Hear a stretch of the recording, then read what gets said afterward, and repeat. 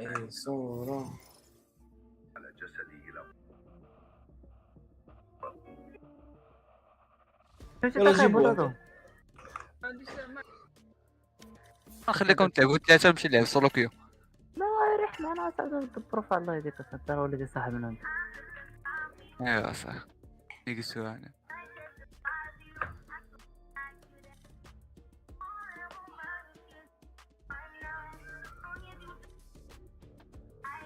اش بيطلب شنو؟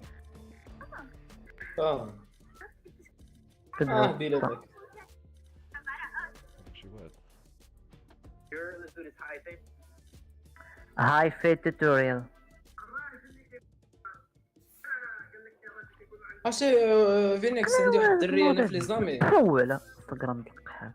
عرفتي عندي واحد الدري هنا في لي زامي بيكات بلات 3 بيكات بلات. يلا طلعت لي شي بلات يلا طلعت لي في جولد وطلعت لي بلات الايام ياك. وهي فهمتي الماتش ديالها ما كديش كاع ماتش ام في بي، ما عندهاش كاع كدير شي 17 كيل 12 كيل 12 17 18 13 وعلى بوست وكتلعب سولو. ما يمكنش ودابا هي حاليا دابا راه لعبه سولو بوحدها دابا. ما يمكنش. والله اش دابا نكتب عليك راه انا شنو نستافد معاك. لا ماشي غتستافد معنا ولا شي حاجه، كيفاش تستافد؟ بوطاطو عندك هي ديسكورد؟ كتلعب فايت ستاك ولكن دابا حاليا هي دابا عندك راه ديسكورد دخلنا شي واحد. لا انا غادي نصيفط لك واحد الدري الا بغا يجاوبني. ايقونه جولد 3 ايقونه؟ الامازيغ الامازيغ. لا لا ما معصب هذا. لا ما انا معصب هذا ايقونه هذا. عندي باقي نعم؟ ستوري. انت ما تعرفوا هادو. انا كاع ما تعرفوهم. شكون هادو؟ ايقونه والامازيغي انا زيك كاين عندنا هنا في الكون. وحشتك روحي ملي رحتي انا زيك هذاك العمر مراني انت. صحيرونو بين هذاك لما كانوا باغيلو علوي توحشك روحي. لا اونو بلانكا سير هذا. روكس هذا ما كانوا باغينو.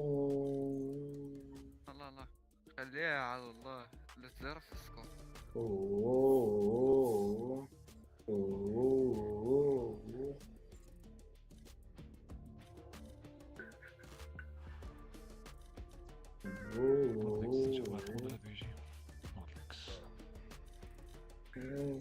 ما كيلقاش اي حاجه ما كيعرفوش.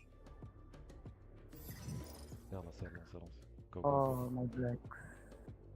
مزيان سير نص مادليك هاوريو ما هاد لك جيت اخويا فوقيتك. هاوريو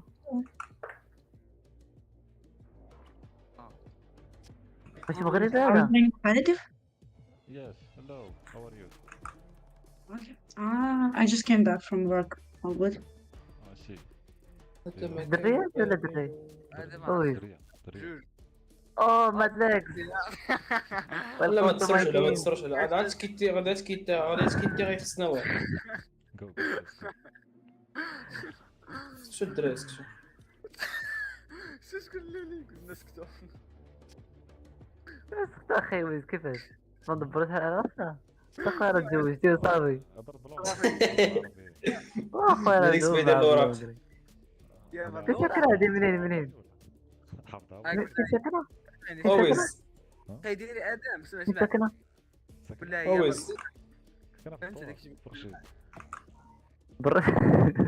اويز اويز هذا راه بيدير الوراق على ظهرك. ما تقول لي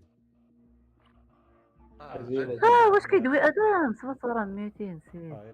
هايري ضرب بلوغي وادم هو هذا بن شقران هذا ميديتو. انا ادم انا هو ادم. نعم خويا.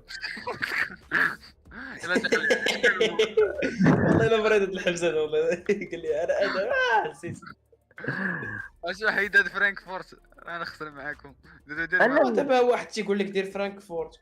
لا ما دريت. فرانكفورت واحد تيقول لي يلا ما دريت صبر نشوف شحال عندك انت بعدا. ما دريت اصحاب. ما عرفتش بقى 83 عندك 83 راه انا عندي 67 وخدت على 100. يلا فرانكفورت ومدريد عندي فيها 200. وراه هذا هو المشكل. انا اللهم دير غنديرو باري صافي دير باري مزيانه. عنده عنده 75 في باريس. صافي مزيانه بارك. هاي فرانكفورت ولكن نطيحهم مع هذوك صافي عندهم شي 10 في البينغ. كيشوفوك اللي من يكون قبل. سميرفات دابا فرنسا فيها سميرفات بزاف. لا بالعكس فرانكفورت اللي فيها. انا فاش كنشوف انا شفت قبيله شي 3 مرات وانا نلعب في باريس سميرف. اما تيكون وفي معايا باري. ضدي. والله الا لعبت في باري لعبت فيها سيلفر كامله حلو وكنربح ديما كنربح ديما. مدريد اللي صعيب باش تربح فيها. مدريد صعيب باش تربح مدريد. في مدريد. الا كان البنادم توكسيك ما تربح. عرفتي فرنسا كندخلها باش نطر لي بيهم. عزيزني على فاش كتعصبوا فيش جيب بيت شدفا واحد النهار بدا كيقول لي المهاجر قال لي يا واه كنت في مروكو. على بلادك ياك. فينيكس عندك دابا ديسكورد باقي مشارجي ياك؟ لا مسحتو علاه مريض انت ولا تبغي تقد معايا التراكر اصاحبي؟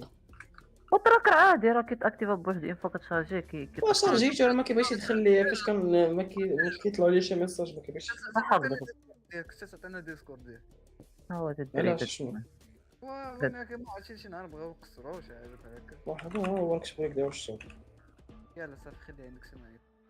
عرفتي هذا بوتيتو حتى الزين خضر لاباس عليهم ما فاحشين الطرا ويلي كبر اللفه وساكن فين ساكن؟ في كاليفورنيا. ساكن صاحبي ساكن في واحد الفيلا في واحد الجبل وعندهم داك الساعه اصطاب اصطاب كيخرج مع الصباح كيركب على الخيل تاعو انا عنده خدامه ساكن في ريد ديد. ساكن في ريد ديد ريديمشن.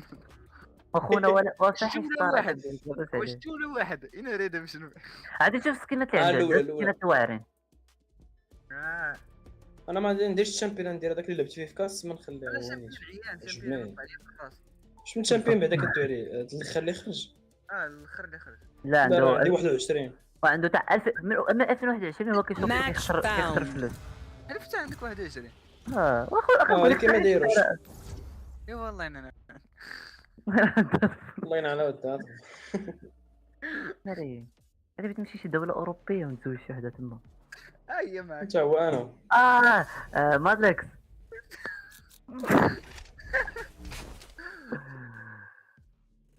تلعبوا دبل انيشيتر. مشكلة. خاصكم الدراري شي ديري سي مزيان الدراري. ما كان زر ديالي انا نلعب لكم سير لعب شي واحد اسمه كرنا نلعب بعزي انا لعبت سموكر كلو. سير لعب كلو كتعرف تسموك اومن مزيان شكون اللي كتعرف ليه اومن جاني احسن. لا ماشي اومن حاجه كلوف انا واخا تنموت نقدر نعاود نسمع. سير اخويا خدي غال. ودي باش انت غتفرقع. انا تنقصر فايس بزاف. عندنا سنتين خاصنا صاحبي. لا خذ كلوف احسن خاصنا سموكر. هذا خير ابوتي تاع سينتا الله لا عمرها دار بالله ظريفه صاحبي انا حاسس بيه تبارك الله عليك. هذا قيم. ثانك يو لكم. الله فين ساكن اخي بوتيتو ما كاش. جارنا انت جارنا هو 20 رويز هذا. رضا وزرا مراكش بيرا دراري واحد لقيت فهمت حتى حاجه اش كيدوي ودابا انا ابغاك عليا ما عنديش صح. احتار الواحد فاش كيكون كيدوي فينيكس. يا. جاوبني شنو قلتي؟ شفت الكابل ايترنت زيد. ولا عندي البيتريت ناقص على الويفي حتى 5 صرت نجي 2100 فاش ما فهمتش. هاد الحماق هذا خارج داكشي كما كان في الاول كنت تلعب اليس دافاليس لا كنت كيفاش 2100 Match found. 2100 فاش؟ البيتريت ستريت ستريم اخويا انت راه والله ما عرفتك دابا صراحه كنت سولتني على شي حاجه تاع فالون نقدر نجاوبك ستريم ما عرفتش ما فهمتش دابا انا ما فهمتش كاع شنو السؤال ديالو. قال لك اودي في ستريم كيطلع لي البيتك ستريم ياس ال1000 البيتريت دابا 2100 2100 شنو هو البيتريت؟ ما عرفتوش. هو كيفاش نقول لك بشحال كتصيفط الباكي شحال كتصيفط مونتليكس دونت بلاي بليز دونت بلاي اون يوشيتر سمعتي because with is best bridge in the world. تطوري لا ما يمكنش تلعب بلاي مادلكس كان بلاي ديال قلت لي دونت وري يلاه زيد دابا سنتينل. مادلكس دراري صافي نلعب لكم فايس مزيانه. او بلاي ستيشن وسموكر وسموكر تكون اسمك خاص شي واحد فيكم مالكم شكون شي واحد شكون واحد ما كيعرف اسمك لا انت اخي لعبه بوتيتو اصلا فويس راه ما بلا ما توزع في هذا الماب بالرجل ياك. والله صراحه مظلم. فايس عيانه. ما كناش نبر. وسموكر دي سموكر واش تهبيل دي سموكر خاص سموكر بريمستون ياك دي اوم دي برينستون مزيان واعر بريمستون ضرب احسن سموكر في باين حيت تقدر تخشى في السموكات توصل نايفي. ولكن ما عندناش شكون يشدنا الفلانك باش تعرف ما عندناش شي حاجه نشدو بها الفلانك انت كتفكرها في فلانك والتسلير صاحبي منين تنموت ديما جيم ساز ديال السيرفر واحد وصافي لا لا لا شي واحد بالك. يدير عطي الكاتيك. ما يعقدك التشامبر اللي كتراب عنده نقدر نسموكي انا ترابي الحمار نسموكي تنقدر نسموكي ندوز منه. هو اللي سموكر Another mission? ورا انا نقدر ندير الوالتاي على الطرف وما Anything to يشدنيش keep me awake? المهم انت غتسموكي Hey guys, it's okay if you give the info in English. سموك على خدنا What do you say, mother? بحداك هكا. It's okay if you give the info in English. I don't understand you. يس I wanna speak English with you. Do you speak English? فاكت انجلش. لا صاحبي ما كتفهمكمش صاحبي زعما مسكينة قعدوا لها فراسه من الاخر مزيانه كنبدا بها فرقات بنص نت الارض داك اللي نهبطها صافي دخلنا كذا دخلتي معانا الله يسر لك الله يستر الامور شو الديريس ديالكم نلعبها ب 48 فيه تقابط ونفرجها باش ها يا Right? Got the spike! Window? Out of charges! Concussing!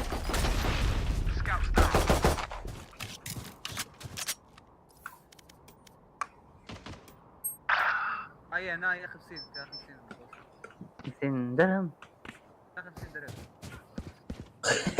50 درهم جزائريه One enemy remaining. good job guys Inside your head. Just swapping in the fusion cells. Okay, أنا my arms are قلتها. good. We can go. ورا ايزي قلت لكم انا احسن وحده فيهم جد ديالهم هادو مغاربة 100% دير في سكين. حتى هو والله شوف هادو مغاربة 100% حيد عليهم فمو دير في هذا شنو تشتري؟ اشتري بعدا باش عندك شري اشتري واش عرفتي بدا هاد الشريف هذا اللي عندك فيزيك والله ما نكذب عليك الا تاع كيحطوه لك واحد مرة في ولا واش هادو هاكا ولدي هاك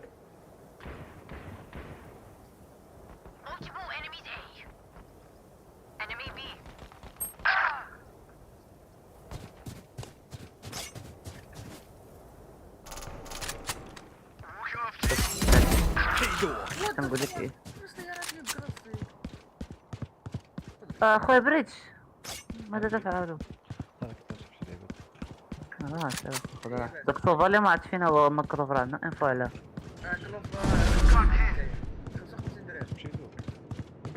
تيبا تيبا تيبا تيبا تيبا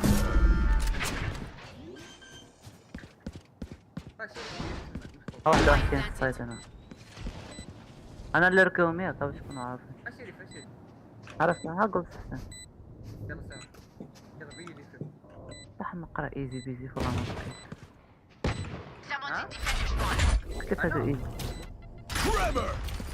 One enemy remaining. تحول My ultimate's ready. Reload him.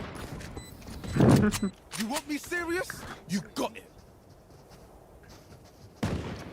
يلا اصحاب كتبقاو سيفين يلا اللي عنده شي فاندر يخرج. يلا اصحاب كاستم يلا راه شوف لا ما يجي عندي شي واحد يقول لي باي لي ولا كتقتلوني انا في كاستم اما دابا كيفاش كديروا هذا ما قتلوش في كاسم كنحقروا عليك في كاسم شوف راه كومب ديما كيبين لك بنادم اللي واعر اللي ما واعر والجيم سنس فهمتي الجيم سنس كتفرق في كومب والله الا واعر عليك انا دابا والله ما واعر عليا حيت انت بوجه ديالك كتبقى تلعب سولو خنز وانا انا على نيتي كيف السولو خمس ورا سولو راه وانا على نيتي كنقلب معاكم شو عطاهم Spike سبايك down B. هذا معقد هذه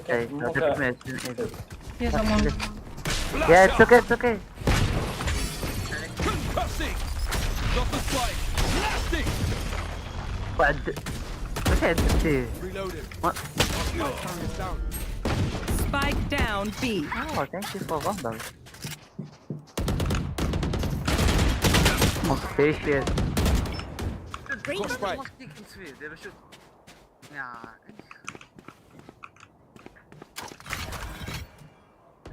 Last player standing. شو Spike down B. لركن نشوفوا من هنا السبايك. لركن شوف راه ايزو 120 ياك Bomb buddy out. ايزو 120 الاخر ضرب 30 هذا One enemy remaining. صافي ايزو Four. I have the spike. ولا ما تكونش هروي يا صاحبي سير فايتي معاه صاحبي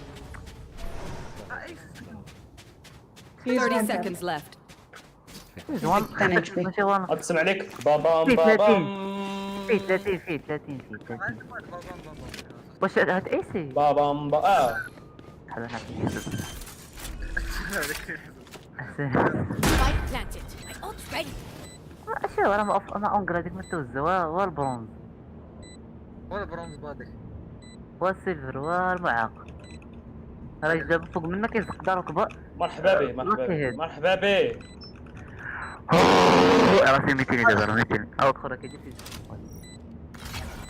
look look my friend is immortal هبط عليه راه طلع رجال نايفي ايه Talk about collateral damage. ما نايفي شنو صح ايه لا لا ما باش لا. عطينا سكين بابام بابام.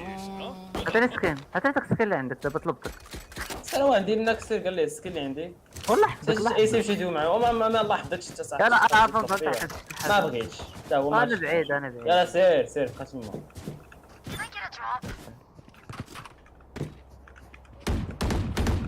وحقو واش انت سفر اعتبرك ما بغيتي ماشي على ود فاندال على ود الافعال اللي كدير اعتبرك ما بغيتي حاخد ما حاخد اللي بغيتي اللي قال لك راسك. Launching smoke. Flash. Careful now. Tremor. Going up. Clearing out. Blinding. Spike planted. Reloading. شوف لام خلي ليت ما ايس بليز يلا شي هو عنده وخليه خطر هذا ما Last فيه. player هو standing. عليكم راه قلت شي تويزلو. خلينا انت ما مشيتو كتفايتي هو خليه خاصكم ترجعوا والله يبقى ايزي ويت He's very low. I wish very low. ويت جاست كام It's you and me. Please don't. One enemy remaining. جو وات ذا اختفى. فيه 80 المشكله داك صوف والله الا 80 اللي فيه يلا هو راه داك الشاش دار اللعيبه ايضا راه فاندر راسك راه بجوج ملو. راه سكين ما يمكنش انت كون الفانتوم ديال البرايم. رنا فاندر Can I get a drop? Thanks. Reload him. يمكنش كيفاش لا لعب كي داير بغيت تسخر صفر في البلاد ود هذاك برلماني Reload him. يدينا رزقنا برمان. Reload him. ريفير Down. Careful now. Stick. Bring them down. Reloading. ام فلاش ويت Bring them down.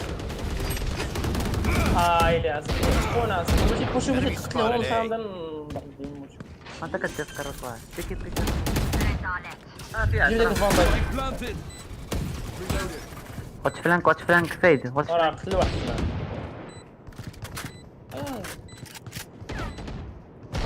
Someone's A. 40 انا مسالي بليش شيفت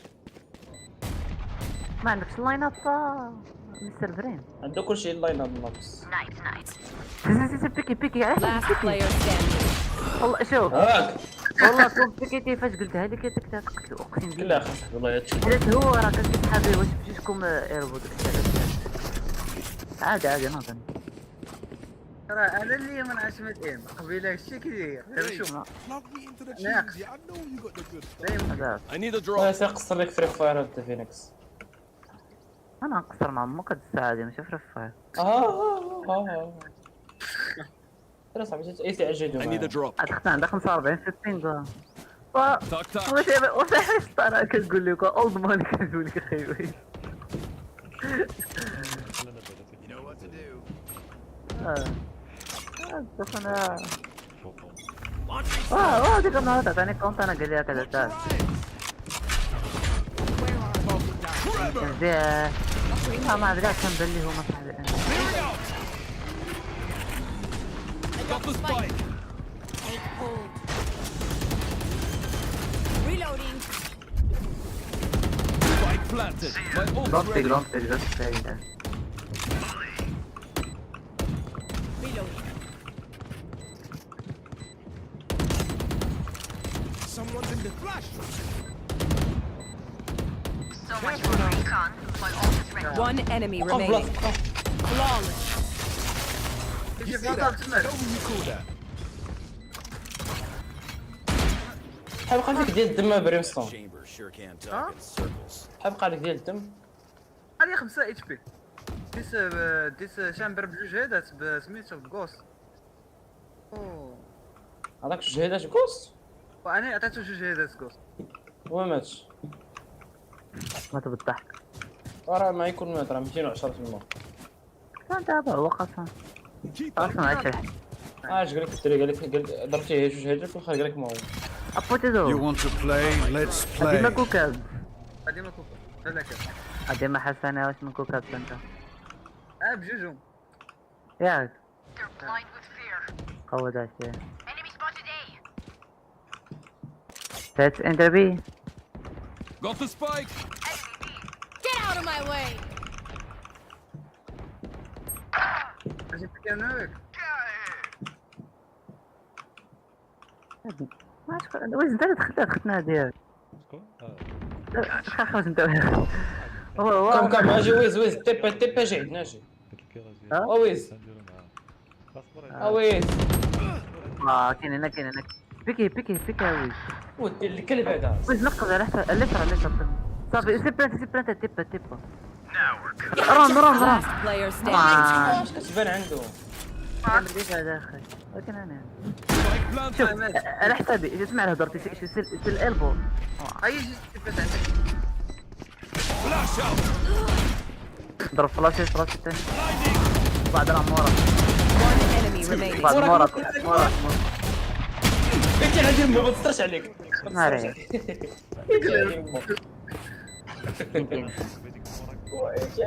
خير نظر يدخل عشان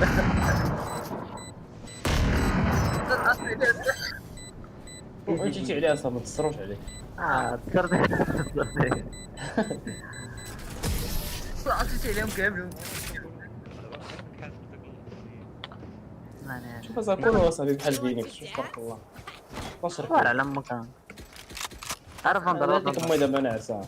عرف انظر تحاول امك عرف انظر ما جبتيش الفاندار بالله.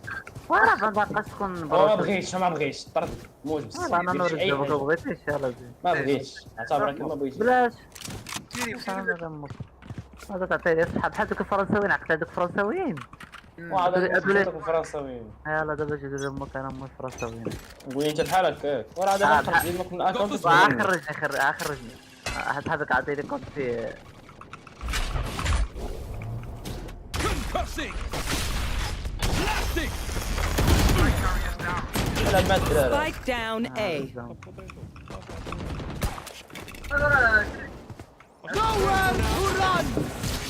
بغيت ناخذ Last player ياك standing. شاد دري الشي ديال ياك. كان طرالي ضرب سكوك ضرب سكوك واش نسلو قولي انت بحال هكاك. هو جوج بحال هكا كنقول لك عطيني سكين اش كيقول لك قال لك مسكين هذاك. سكين تعطيني بزاف يلا عطيني سكين Stay in range of my stim beacon. We'll mow them down.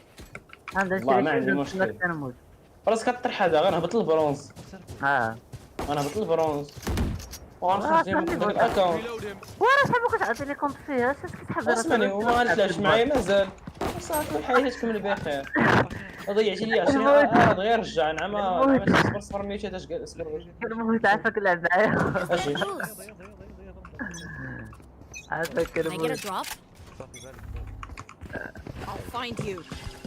هذا هو انا ما ساقيش فيك انا. Marked one. عشري Bring them down. Blind with fear. Bring them down. Plant the spike. Flash out. Spike planted. Gotcha. It's you and me. ذاك الواد One enemy remaining. اجل Kill everyone, and our job gets a whole lot easier. انا راه جاياك انا جاي هذا واحد ناخذ سكين But no one is. Reload him. Anyone feeling generous? بروش انت فينيكس باش تعرف. جوج براه جوج وقيد الجاي قيدو. نقيدو راه عندي ورقه السلاح دايره كنقيد فيها صافي واخا. Phoenix, can you buy? صافي حويت انا موبايلك Anyone feeling generous? هكا زعما راه سيجما انت زعما راه واعر ما كتبغيش. اي سيجما سيجما في الاخر شريتي لها بحال الكريم. انا دابا تناخذ عندك سكيما باش تعطي لها نطرد بامك انا دابا كما راه عندي نخطيش سكين ما عندهمش الشواذ. ما عندهمش شي فلاشر. Where are you? Reload him. Plastic. اذا كيكون Shake them! Reload him. One. واخويا ويز اخويا اعلم Watch your eyes. اعلم اخويا ها هو One enemy remaining. اعلم ابرويز راح منك ويد انا اعلم اخويا شو كيولي كيطلب بحال الكلب ها. تعطيش. Got my. Keep fighting. علاه باش تلعب ويلا تقلبها Reload him. عرفت قال خوارك Reload him. كيف فعلت Reload him. ويز راه بس يربرب. قبل نشرب روتير بحال اخويا ويز قال عندنا ويز اقسم بالله قال انا قلنا الذكر برو قال لكم ويز. والله الا قال الذكر برو واش انت منيش كذا ويز على قد توصل. فتح الباص فتح الباص سيد دابا يربرب. شو ما قاعد يقول هذا. Drop the spike now.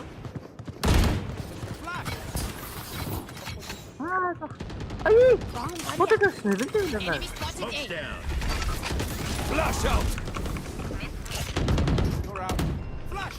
Someone's in defender spawn. Open up the sky. لا تاخذ بوتيت راه كدير شي حركات اخويا راه لا تستعمل Satchel out. اخويا بوتيت احكي عليك One enemy remaining. نايس Flawless. نايس نايس نايس Nothing's اخويا نايس perfect, but that was perfection. عندي موت هذا Last round before the switch. Spend what you got. Reload him.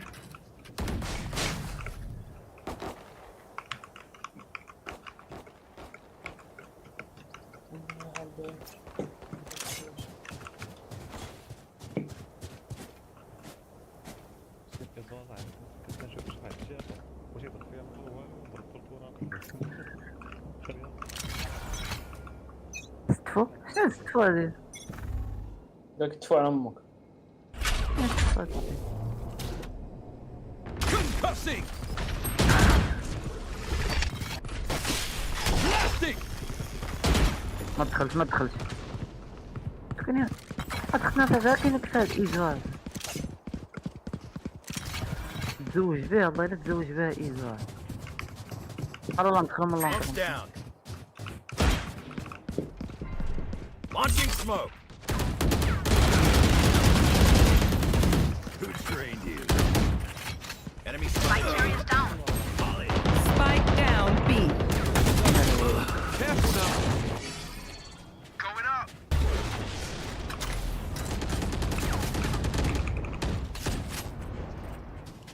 سيسي جبت سباك شد اللور Listen up. Satchel out.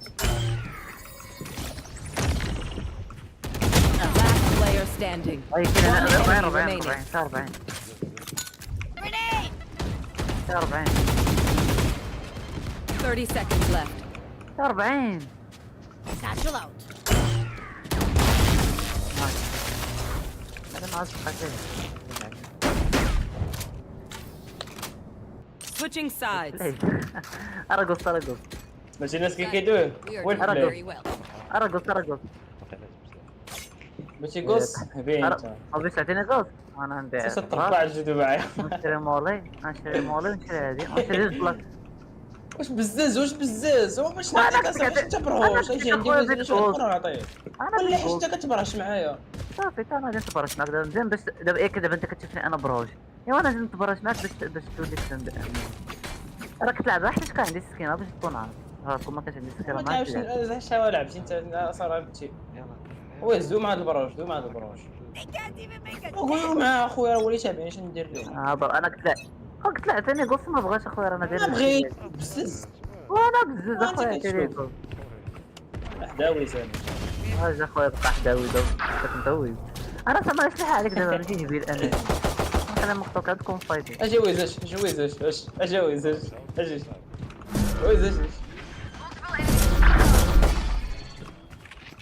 Spike planted.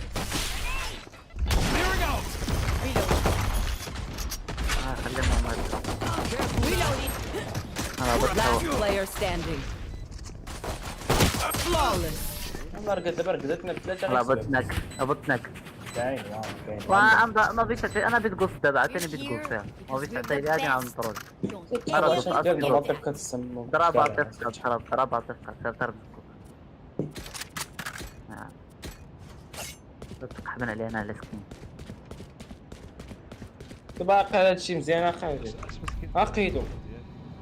راك عطيني سكين غوست كنقول لي نص عطيني سكين فانر قال لك لا. معك انا ما عطيني سكين مشيني تلعب سولو ولا ما عطيني سكين. وسير لعب سولو جري. لا انت طيح هذا معاك تلعب سولو صاحبي انا كنلعب. بقى مريح مع امك هنايا تعطيني داك السكين. عطيت انا ديك 9 عاد كتعطيني ديك 9 سكين عاد والله ما غاديش. ايوا والله ما غادي نلعب بها. Last player standing. هو دوما هو تابعني دوما. عطيني سكينه. ويز اسمعني بقى شويه تعصبوا معنا. قول لي هو قال لك انت تبرجوا معنا قول لي هو انا راه لاعب. انا لاعب اخويا. لاعب فري فاير. طب فراغا. والله الا فرعت لي راه السكينه ديما ما نبقاش كاع نكمل فيهم انا كاع. Spike ساعه planted. واش نعطيك واش بزز واش انت اللي شاريهم ليا. ما شاريهم شوف ولكن انت لعب معايا خاصك تعطيني. ما تخرج من داك الاكونت ما تخرج منه. لا عف. وصافي سير تلعب صور ما تدوش معايا مازال. صافي تلعب صوت انا الصراحه هذا ما نشتري بحال صافي. والله كنت راه جيتي تخف فيا. وصافي دابا كاين دابا اجي دير اش. صافي مرحبا. وصافي والله نحلف لك فمي بالله لا عمري لعبت معاك مازال. ودابا ماشي مشكل دابا غادي دابا عيش. انا عايز دابا صافي دويتي بزاف. كنتقلق فاش كتقول لي غادي تلعب معايا. اجاوز اجاوز اجي واحد اللعيبه ويز يو اش تلعبوا معنا اش تديو مع الخرا هذا معنا. multiple enemies A.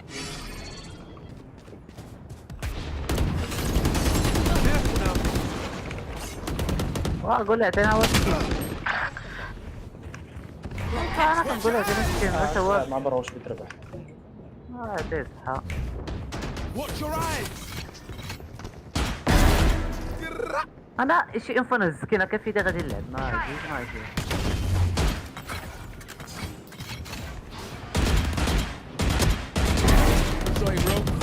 Last player standing. 80 ولا مسال. Sova 18 by the way. Go pick him. Spike planted. اسمع الشامبر عندهم تيضرب الهيدات من الصباح اصاحبي. نايس.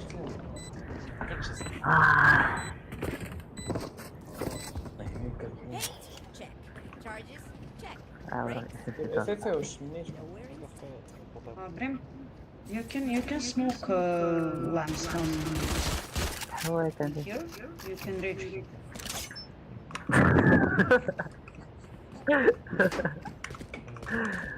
دابا انا عاطيك كونت باش دير لي بحال هكا. هو الدري مشى. Let's make some chaos. احرق لكم فضل النار. راه سكينه غادي نلعب.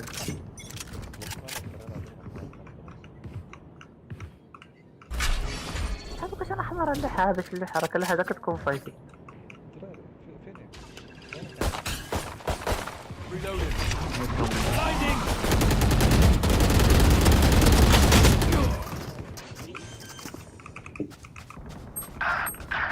ناضت Spike هو planted. بادي بلوك العاني دايره في راسك. جوج بالعانيات.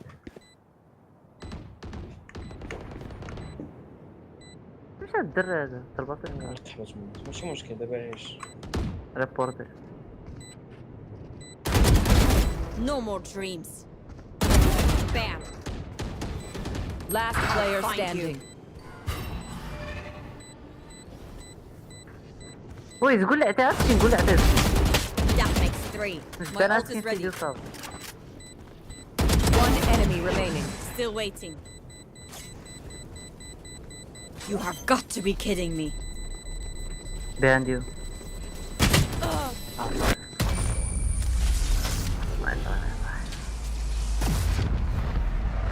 They think they're better than us. I can tell. دابا مزيان. ممتاز قاعد جوج ايستر. Reloading. هاي خرجي دابا بالكورنر تولوا لاعبين جوج بزاف.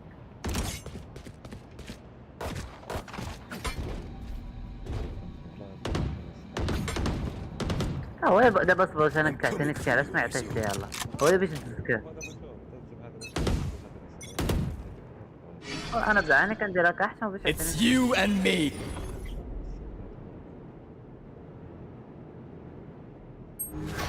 صافي اخذنا منو بعد.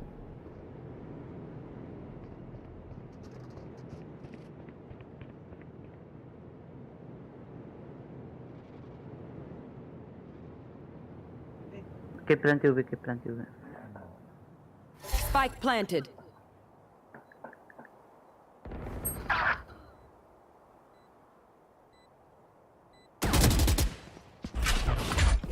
Last player standing. Clearing out. Flash out.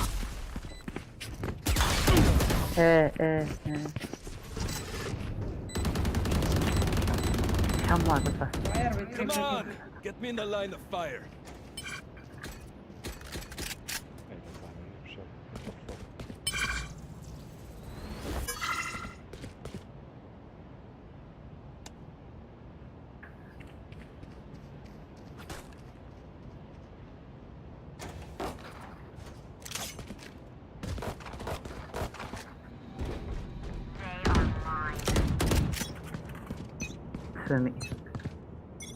فهمي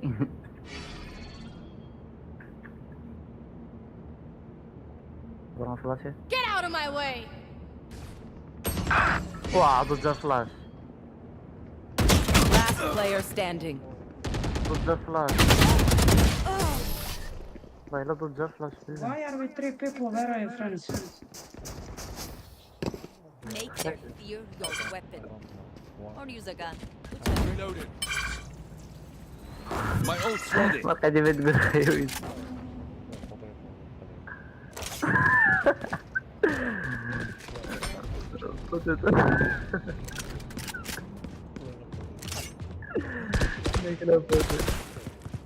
انا لقينا ذا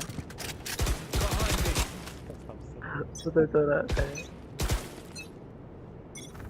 إذا كانوا عندنا إيه توصل إيجيس بطن وفلاش يصبر أنا فلاشي مرة لا تصبر هنا لا Spike down A. Someone's A. Gotcha, fun. My turn. Come on, let's go. Someone's A. Flash. Careful now. One enemy remaining. Last player standing. Last here. Shift. Bro, shift, please. No. There, take them. Bring them down. Here. Where are you? Bring them down. Go please. Go. والله لا جاء. What the fuck. هذا بيخرب. دابا خرجوني دابا خرج. Hesitation is for amateurs. Let's go.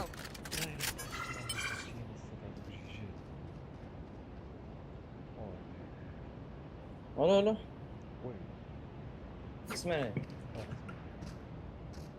بس عارف سامبل. انا اللي بالعين يدخل هذا باش نخرج ديال مو ايوا شنو ندير؟ انا نضرب افكات ندخل بالاخر دابا Okay. باطري No shorty. هادو You مع want داك to play? Let's play.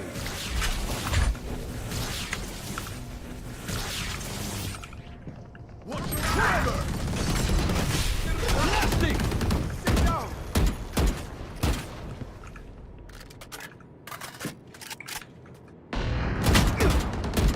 Last player standing. Flash out. One enemy remaining. Spike down A.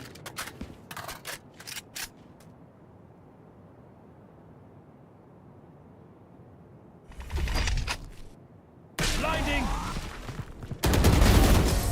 Not one left. Dreams are a funny thing. One little twist, and it all turns dark.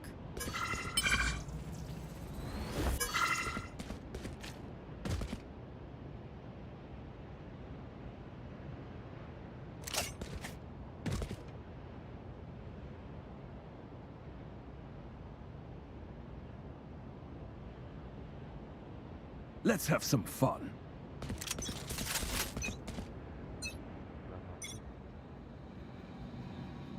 شكون اللي كندخل ويز؟ هو انت اللي خرجت يلاه هاد البرايش غنسعى عليك وين هاد النهار خطيك ما قاريش انا ولد سبان تمو.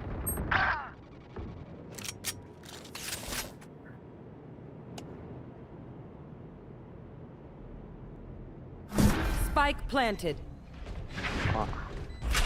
هذا انا ويز Cussing. Clearing out. هذا انا ويز Flash out. Worthless. Last player standing. ايه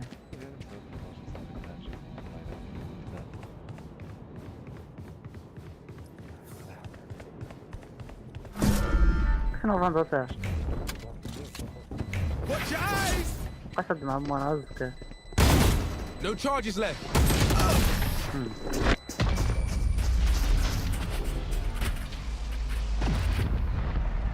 Match point.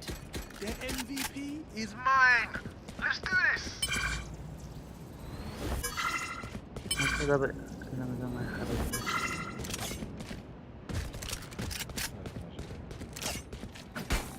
على اسرع ما حقت اخي ويدا صغيرها قلت هادو مع البروش هادو مع البروش اللي معاك انت فمك انت تسكو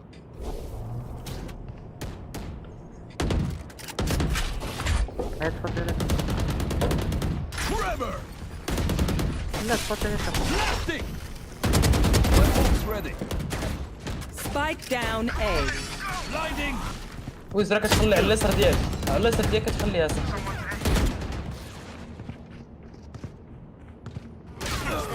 يلا نبدا Find you. No charges left. Going up. Bring them down. Bring them down. We found one. Last player standing. واه بزاف هادشي ماتش فابور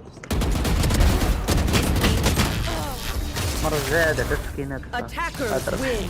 المره الجايه عندك شي كاره ما خرج من الاكونت وسير بحال هادشي بالخير يلا لا تذكركم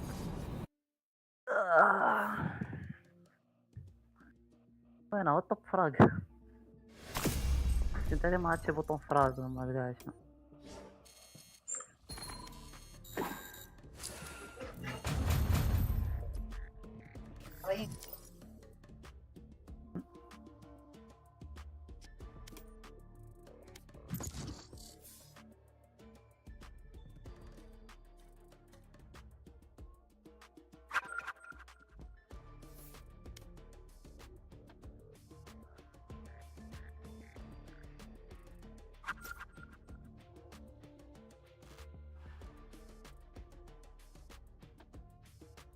Match found.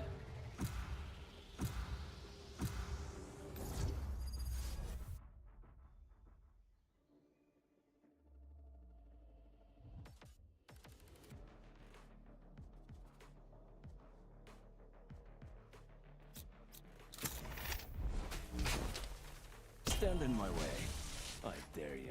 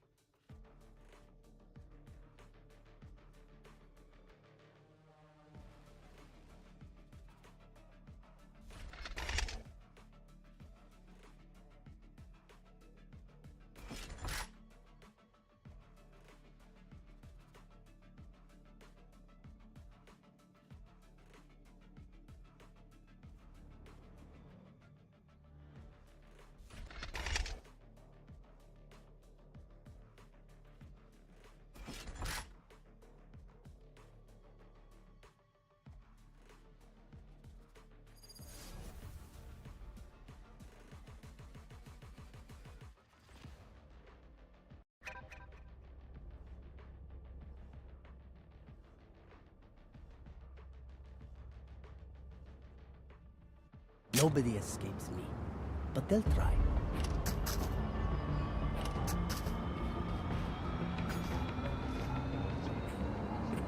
Hello. Hello.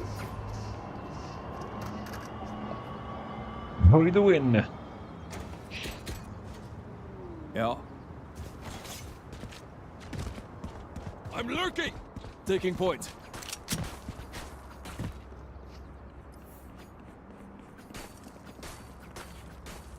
Seems it's like everybody knows what must be done.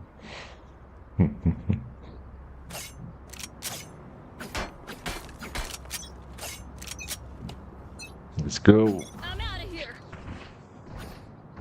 Nobody close. I mean, We said mate need to be.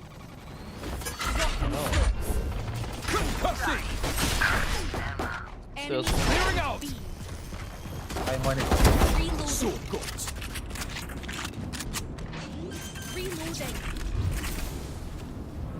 Spike planted.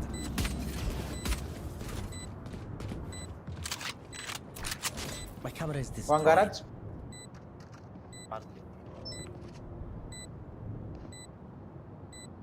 don't push. Don't die, don't die. Last player standing. Flash out! My bad.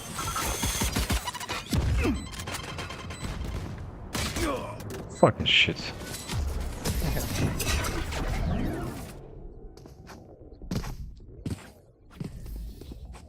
Their sage is a coward hiding behind walls. Grow a spine already!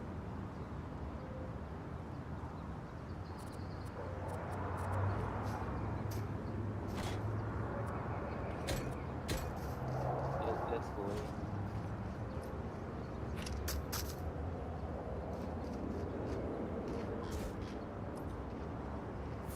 Don't let up!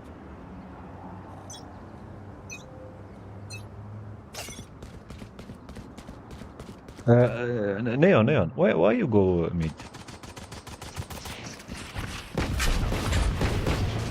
Forever! Blasting! I'm out of here.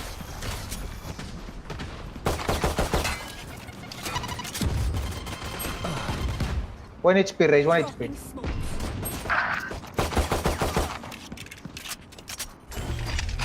Blinding!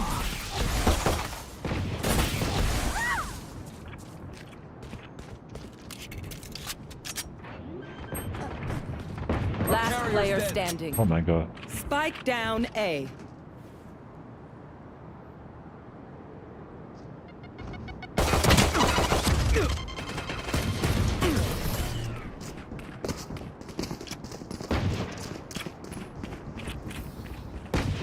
like your toy, Cypher. Don't spy on me.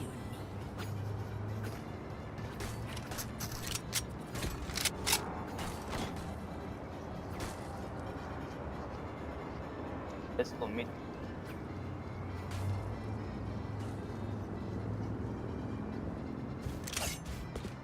Guys, let's look in. You and me, Reyna. No limit. No peeking. Go, go. Concussing! Clearing out!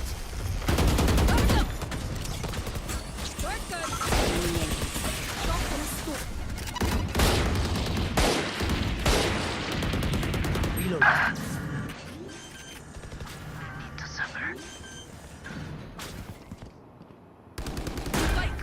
There. Wow, my eyes are down. Buried. One enemy remaining. Reloading.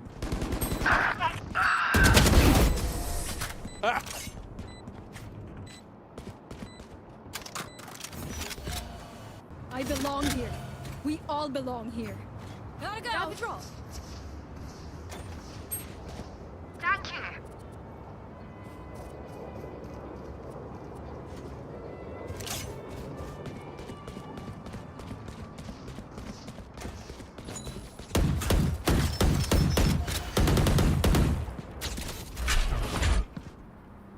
Move.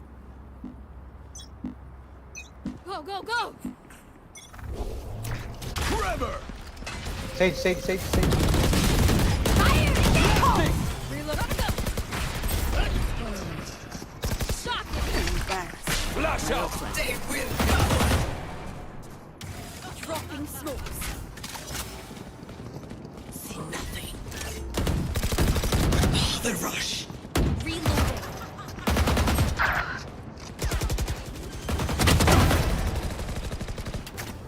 Spike planted.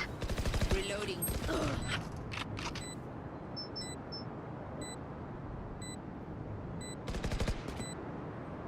Look outside. One enemy remaining. Last player standing. My bad, sorry. Well played.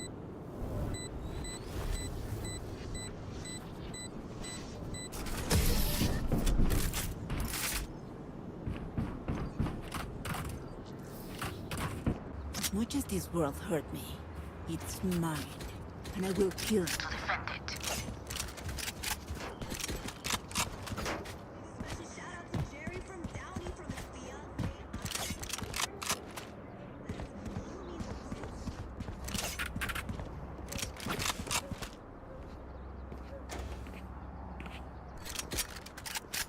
Quick feet, quick trigger. Gotta go. Shortcut. Concussing! Clearing out! Dropping smokes. Sorted. Last player standing. What the fuck? Spike down B. Fix. Fix spike. You disappoint me. Last player standing.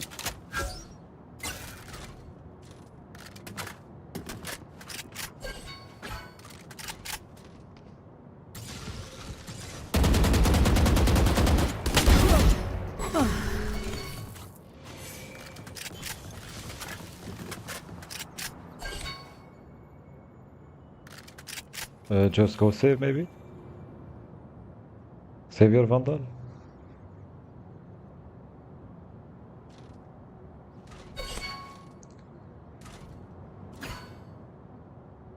I know exactly where you are. 30 seconds left.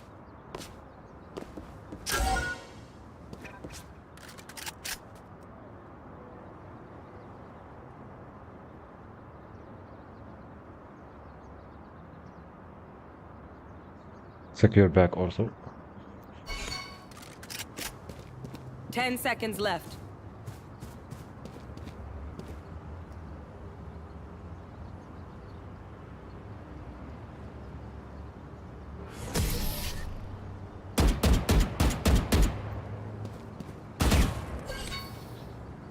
you're not being shot at, you're doing something wrong.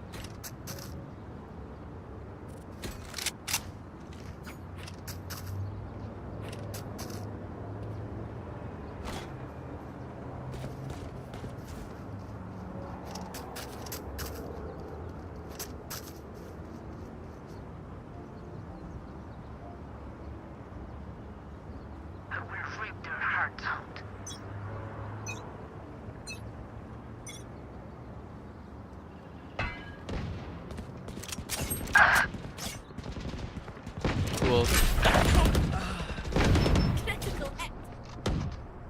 Trevor! Reloading. Loading. Drop in a smoke. Carrying the woo!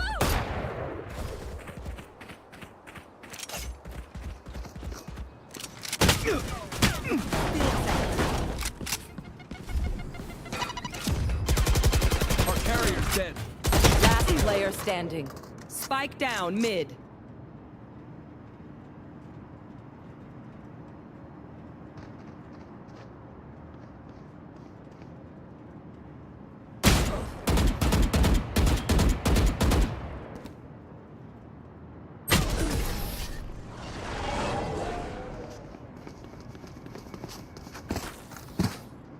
Listen up, you muckers. If I don't get back up, just give me a nudge. I might not be dead, just taking a wee kip.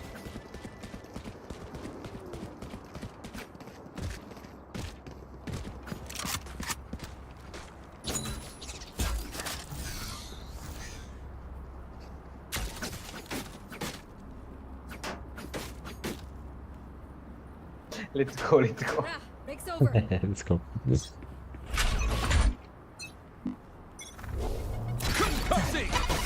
Raise and sage.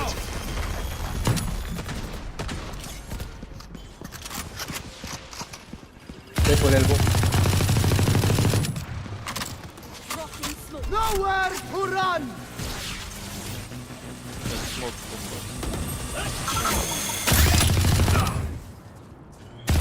Watch me.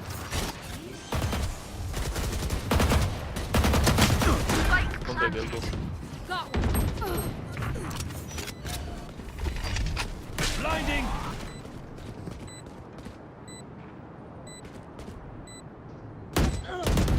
Hi. Last player standing.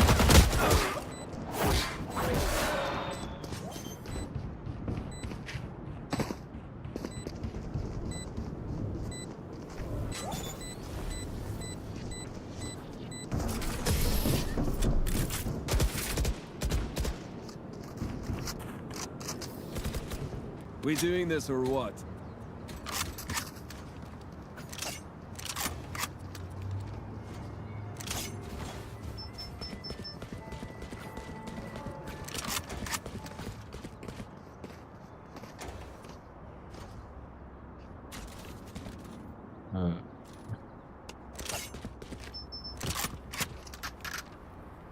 Embarrassing. Reloading.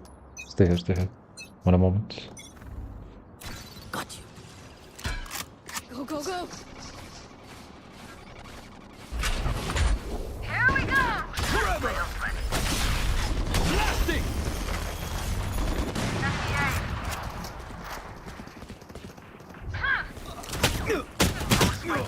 No. Spike down mid. Out of charge. One enemy remaining. Okay, go plant it. I have retrieved the spike. Out of charges. Let's go, guys. Why you push? Come back.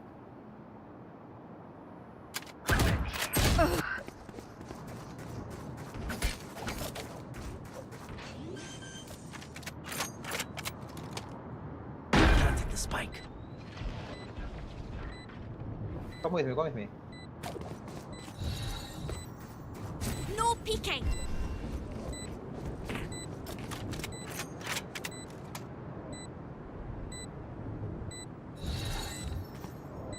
Drop in a smoke.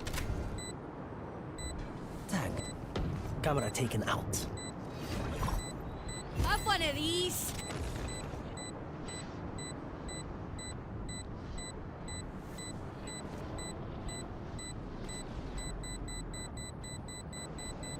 Your left side.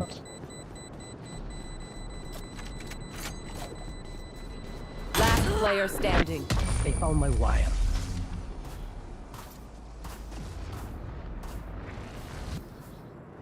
They don't have a single life worth saving.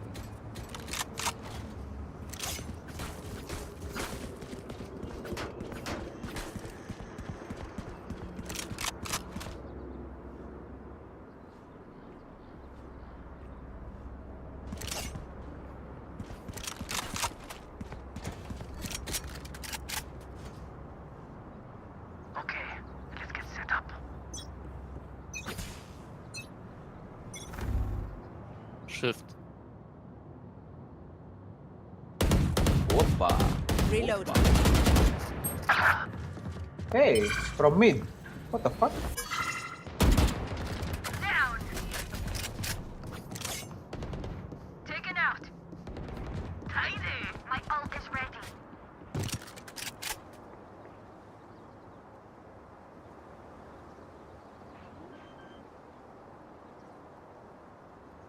Spike planted. One enemy remaining. Ow. I'm out of here. Outside of this gig, immortality doesn't have as many day-to-day benefits as you think.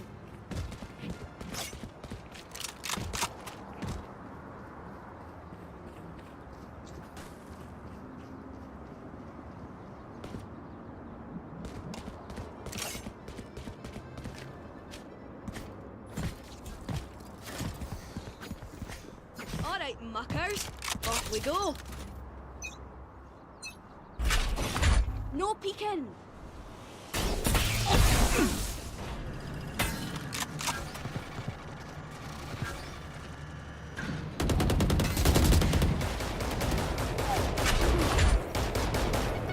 Concussing! Clearing out! You will not kill my ally. And I'm still You inside. guys Go away, go away. get safe. Go away. All mid. Let's drive.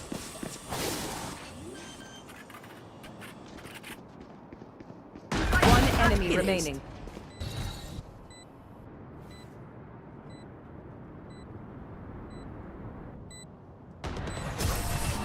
Good shot.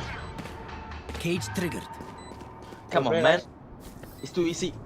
They're just batteries. And I need a recharge.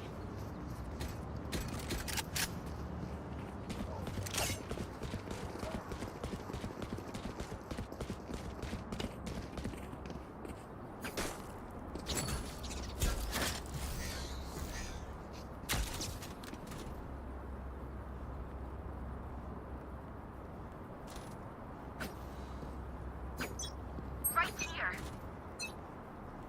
Right here. Nobody close. Sage is on side. From B. Tremor! He wall here. Careful elbow. Blasting! Bro, have. Oh my god. One behind. Have spike on B. My ult's ready.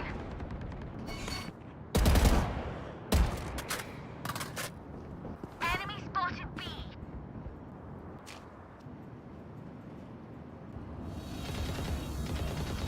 Kill.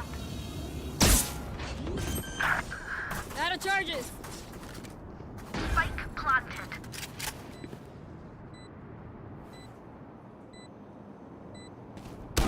Last player standing. No bother.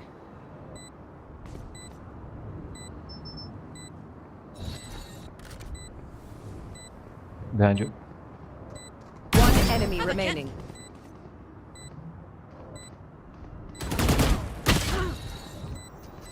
No peeking. To your right. Here, catch. Tight. Back like I never left. No.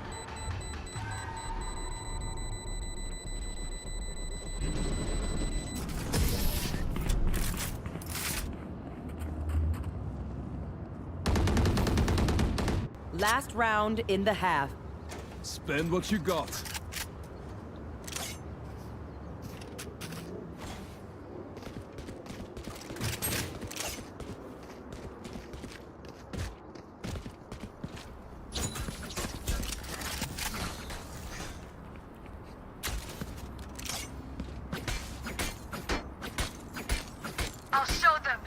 Matik kayo.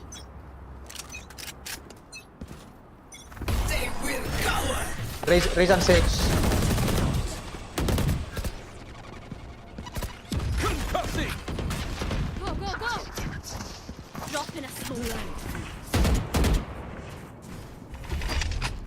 Flash out! Marcus, what the fuck? Oh, that's that's incroyable.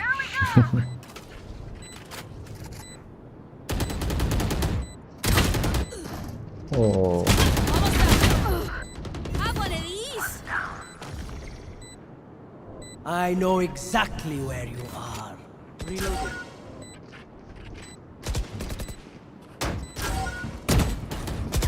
Last player standing.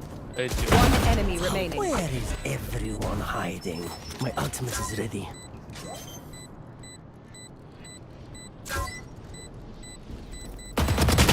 No, Cypher, no, that's... No. ¿Qué lagazo, colega? Why?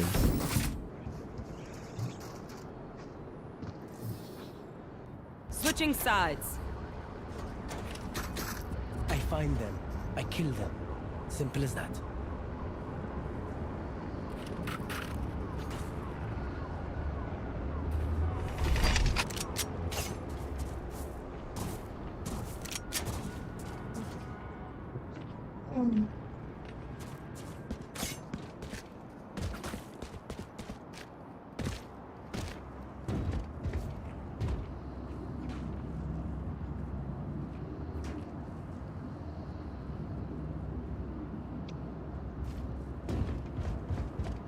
I'll no lose to these bears.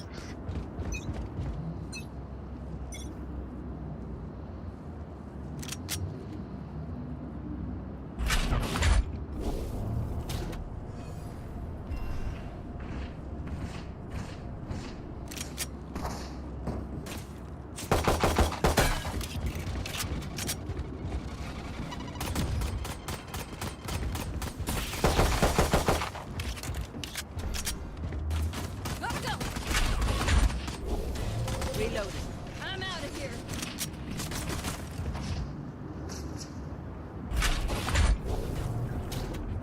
Trevor! Go, go, go. Clearing out! Enemy B.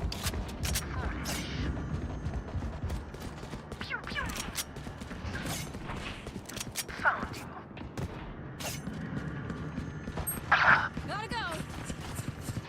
It's A. Planting A. Spike planted. Reloading. Reloading. Blinding! One enemy remaining. Side. 74 Omen, 74. Last player standing. To your left, to your left, to your left! Oh my god.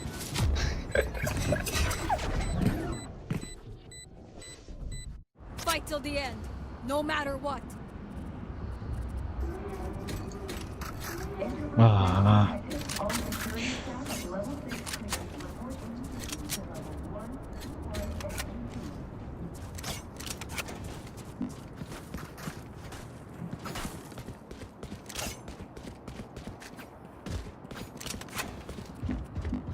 Let's go.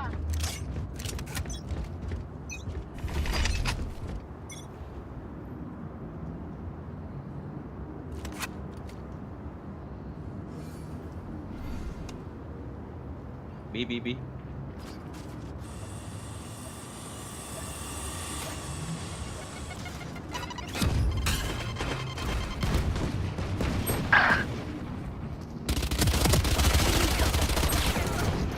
Market. Spike planted. Concussing! Flash out!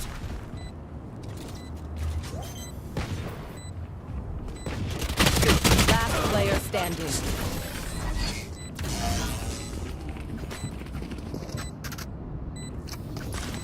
And they try. same old tricks. Go, go, go!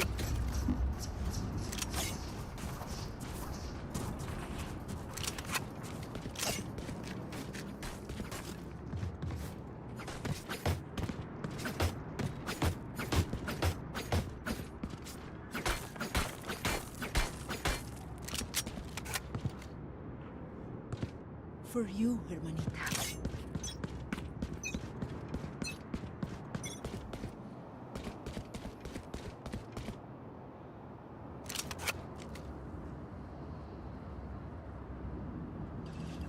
B.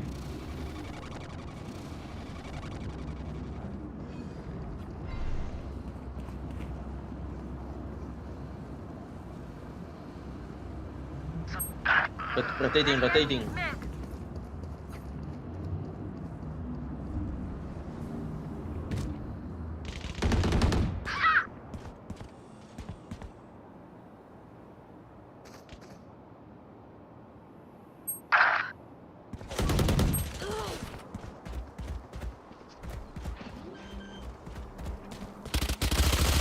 Last player standing.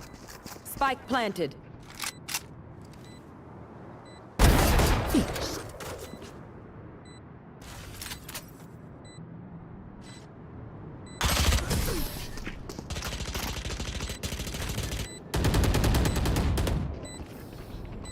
Get ready. I go fast.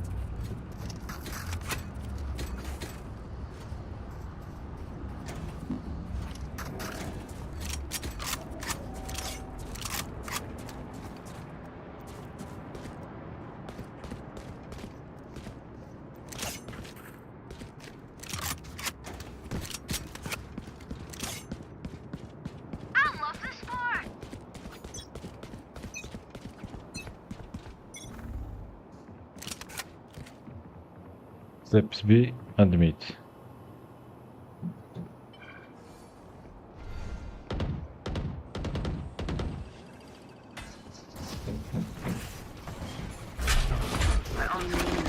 My ult.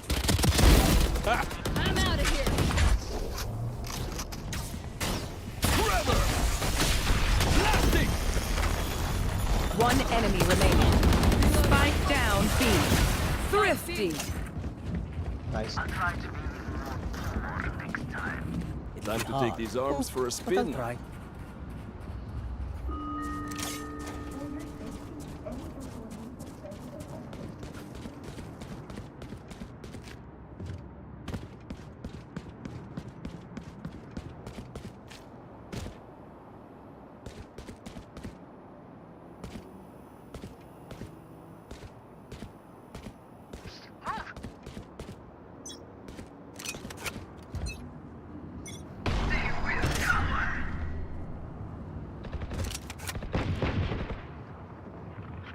B. Go, go, go! Take this!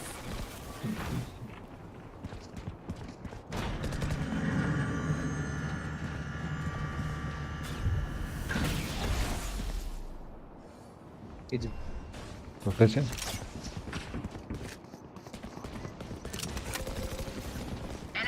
Spike here. Spike down A. I shot something! Reloading! Concussing! One spawn. One enemy remaining. Planting B. Planting B. Spike planted. Blinding! Garage.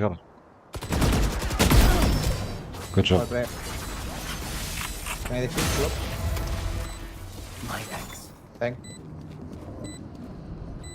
Spike defused. Reload. Reloading. I'll do my job, you do yours. I can buy you a bridge. I need a drop. Yeah, thank you.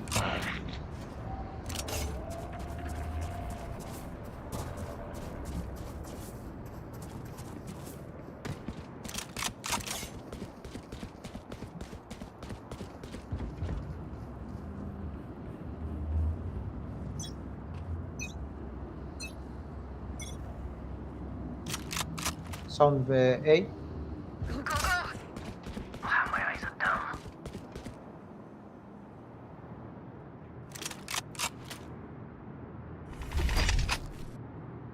They go back. Flash out!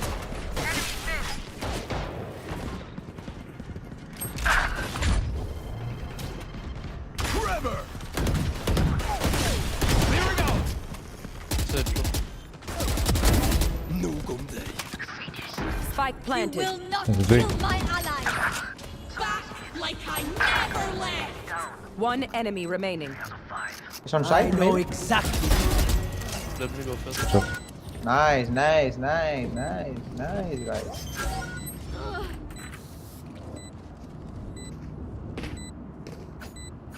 My ult's ready.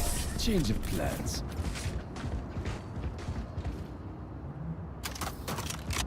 They're usually distracted once I reveal them. Make sure you take advantage.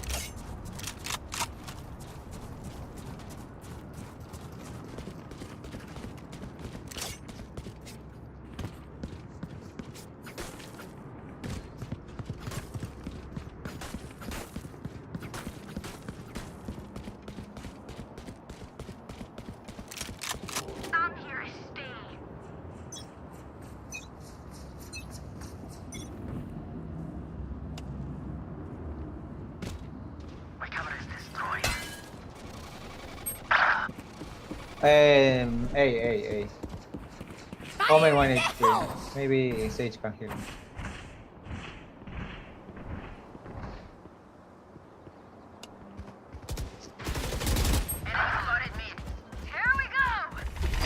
Blinding! Blasting! Spike planted.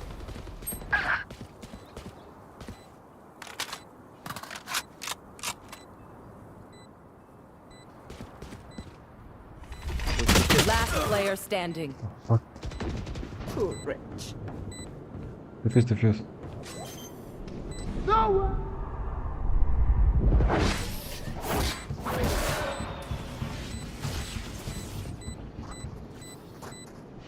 Match point.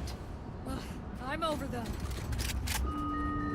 Our employee safety team would like to reiterate that the thematic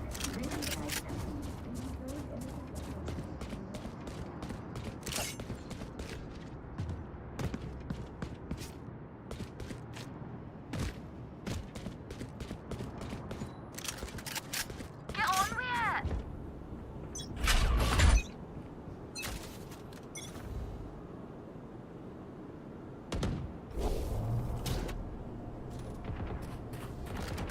Spike down B. Nice. Good job. One enemy remaining. Nice. Last was mid. You play mid, yeah. Ace.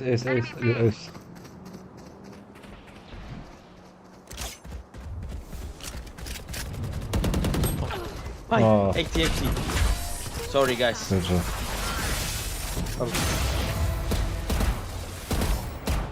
One of my cameras is broken. Oh, wait. Okay, it's fine.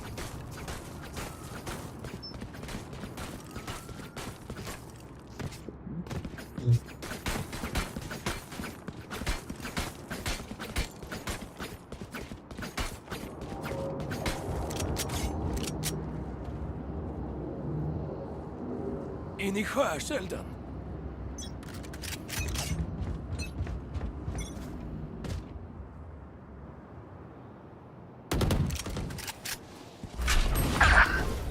Concussing! Que no pillen el arma del mundo.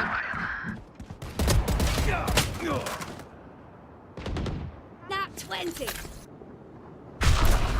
Scatter. Careful now. Cage triggered. Planting B. Spike planted. Last player standing. Oh my god.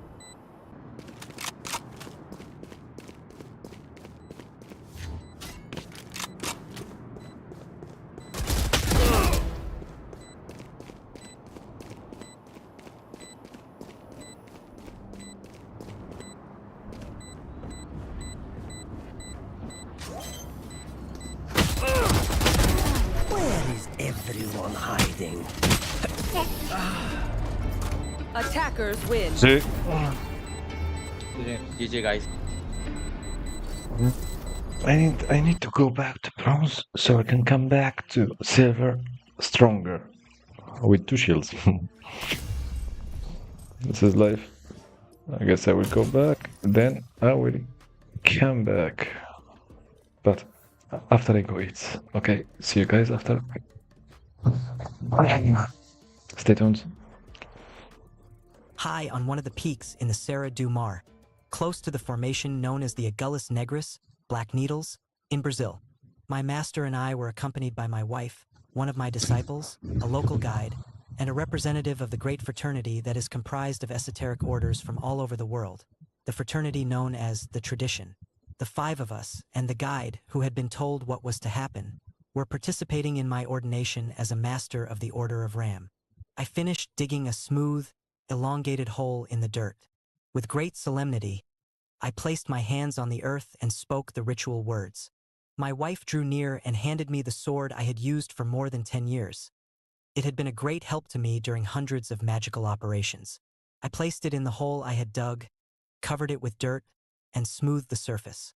As I did so, I thought of the many tests I had endured, of all I had learned, and of the strange phenomena I had been able to invoke simply because I had had that ancient and friendly sword with me. Now it was to be devoured by the earth, the iron of its blade and the wood of its hilt returning to nourish the source from which its power had come. The master approached me and placed my new sword on the earth that now covered the grave of my ancient one. All of us spread our arms wide, and the master, invoking his power, created a strange light that surrounded us. It did not illuminate, but it was clearly visible, and it caused the figures of those who were there to take on a color that was different from the yellowish tinge cast by the fire. Then, drawing his own sword, he touched it to my shoulders and my forehead as he said, "By the power and the love of Ram, I anoint you master and knight of the order, now and for all the days of your life. R for rigor, A for adoration, and M for mercy. R for regnum, A for Agnes, and M for Mundi. Let not your sword remain for long in its scabbard, lest it rust. And when you draw your sword, it must never be replaced without having performed an act of goodness, opened a new path, or tasted the blood of an enemy." With the point of his sword, he lightly cut my forehead. From then on, I was no longer required to remain silent. No longer did I have to hide my capabilities nor maintain secrecy regarding the marvels I had learned to accomplish on the road of the Tradition. From that moment on, I was a magus. I reached out to take my new sword of indestructible steel and wood, with its black and red hilt and black scabbard. But as my hands touched the scabbard and as I prepared to pick it up, the master came forward and stepped on my fingers with all his might. I screamed and let go of the sword. I looked at him, astonished. The strange light had disappeared, and his face had taken on a phantasmagoric appearance, heightened by the flames of the bonfire. He returned my gaze coldly, called to my wife, and gave her the sword, speaking a few words that I could not hear. Turning to me, he said, "Take away your hand. It had deceived you. The road of the Tradition is not for the chosen few. It is everyone's road. And the power that you think you have is worthless, because it is a power that is shared by all. You should have refused the sword. If you had done so, it would have been given to you because you would have shown that your heart was pure. But just as I feared, at the supreme moment you stumbled and fell. Because of your avidity, you will now have to seek again for your sword. And because of your pride, you will have to seek it among simple people. Because of your fascination with miracles, you will have to struggle to recapture what was about to be given to you so generously." The world seemed to fall away from me. I knelt there unable to think about anything. Once I had returned my old sword to the earth, I could not retrieve it. And since the new one had not been given to me, I now had to begin my quest for it all over again, powerless and defenseless. On the day of my celestial ordination, my master's violence had brought me back to earth. The guide smothered the fire, and my wife helped me up. She had my new sword in her hands, but according to the rules of the Tradition, I could not touch it without permission from my master. We descended through the forest in silence, following the guide's lantern, until we reached the narrow dirt road where the cars were parked. Nobody said goodbye. My wife put the sword in the trunk of the car and started the engine. We were quiet for a long time as she carefully navigated around the bumps and holes in the road. "Don't worry," she said, trying to encourage me. "I'm sure you'll get it back." I asked her what the master had said to her. He said 3 things to me. First, that he should have brought along something warm to wear, because it was much colder up there than he had expected. Second, that he wasn't surprised at anything that had happened up there, that this has happened many times before with others who have reached the same point as you. And third, that your sword would be waiting for you at the right time on the right day, at some point on the road that you will have to travel. I don't know either the day or the time. He only told me where I should hide it. And what road was he talking about? I asked nervously. Well, that he didn't explain very well. He just said that you should look on the map of Spain for a medieval route known as the Strange Road to Santiago. The road to Santiago. Arrival. The customs agent spent more time than usual examining the sword that my wife had brought into the country and then asked what we intended to do with it. I said that a friend of ours was going to assess its value so that we could sell it at auction. This lie worked. The agent gave us a declaration stating that we had entered the country with the sword at the Bajadas airport, and he told us that if we had any problems trying to leave the country with it, we need only show the declaration to the customs officials. We went to the car rental agency and confirmed our 2 vehicles. Armed with the rental documents, we had a bite together at the airport restaurant prior to going our separate ways. We had spent a sleepless night on the plane, the result of both a fear of flying and a sense of apprehension about what was going to happen once we arrived. But now we were excited and wide awake. "Not to worry," she said for the 1000th time. "You're supposed to go to France and, at Saint-Jean-Pied-de-Port, seek out Madame Lourdes. She is going to put you in touch with someone who will guide you along the road to Santiago." "And what about you?" I asked also for the 1000th time, knowing what her answer would be. "I'm going where I have to go, and there I'll leave what has been entrusted to me. Afterward, I'll spend a few days in Madrid and then return to Brazil. I can take care of things back there as well as you would." "I know you can," I answered, wanting to avoid the subject. I felt an enormous anxiety about the business matters I had left behind in Brazil. I had learned all I needed to know about the road to Santiago in the 15 days following the incident in the Agulhas Negras, but I had vacillated for another 7 months before deciding to leave everything behind and make the trip.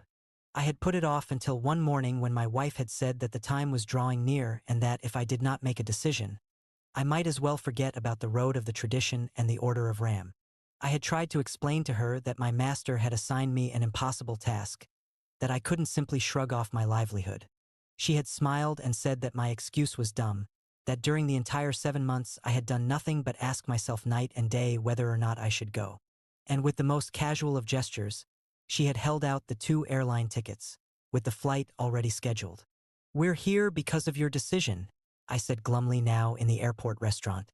"I don't know if this will even work, since I let another person make the decision for me to seek out my sword. My wife said that if we were going to start talking nonsense, we had better say goodbye and go our separate ways. You have never in your life let another person make an important decision for you. Let's go. It's getting late." She rose, picked up her suitcase, and headed for the parking lot. I didn't stop her. I stayed seated, observing the casual way in which she carried my sword. At any moment it seemed that it could slip from under her arm. She stopped suddenly, came back to the table, and kissed me desperately. She looked at me for some time without saying a word. This suddenly made me realize that now I was actually in Spain and that there was no going back. In spite of the knowledge that there were many ways in which I could fail, I had taken the first step. I hugged her passionately, trying to convey all the love I felt for her at that moment. And while she was still in my arms, I prayed to everything and everyone I believed in, imploring that I be given the strength to return to her with the sword. "That was a beautiful sword, wasn't it?" said a woman's voice from the next table, after my wife had left. "Don't worry," a man said. "I'll buy one just like it for you. The tourist shops here in Spain have thousands of them." After I had driven for an hour or so, I began to feel the fatigue accumulated from the night before. The August heat was so powerful that even on the open highway, the car began to overheat. I decided to stop in a small town identified by the road signs as Monumento Nacional. As I climbed the steep road that led to it, I began to review all that I had learned about the road to Santiago. Just as the Muslim tradition requires that all members of the faith, at least once in their life, make the same pilgrimage that Muhammad made from Mecca to Medina, so Christians in the first millennium considered 3 routes to be sacred. Each of them offered a series of blessings and indulgences to those who traveled its length. The first led to the tomb of St. Peter in Rome. Its travelers, who were called wanderers, took the cross as their symbol. The second led to the Holy Sepulchre of Christ in Jerusalem.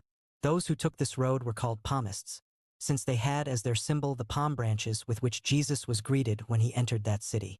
There was a third road, which led to the mortal remains of the apostle, Santiago. Saint James in English, Jacques in French, Giacomo in Italian, Jacob in Latin. He was buried at a place on the Iberian Peninsula where, one night, a shepherd had seen a brilliant star above a field.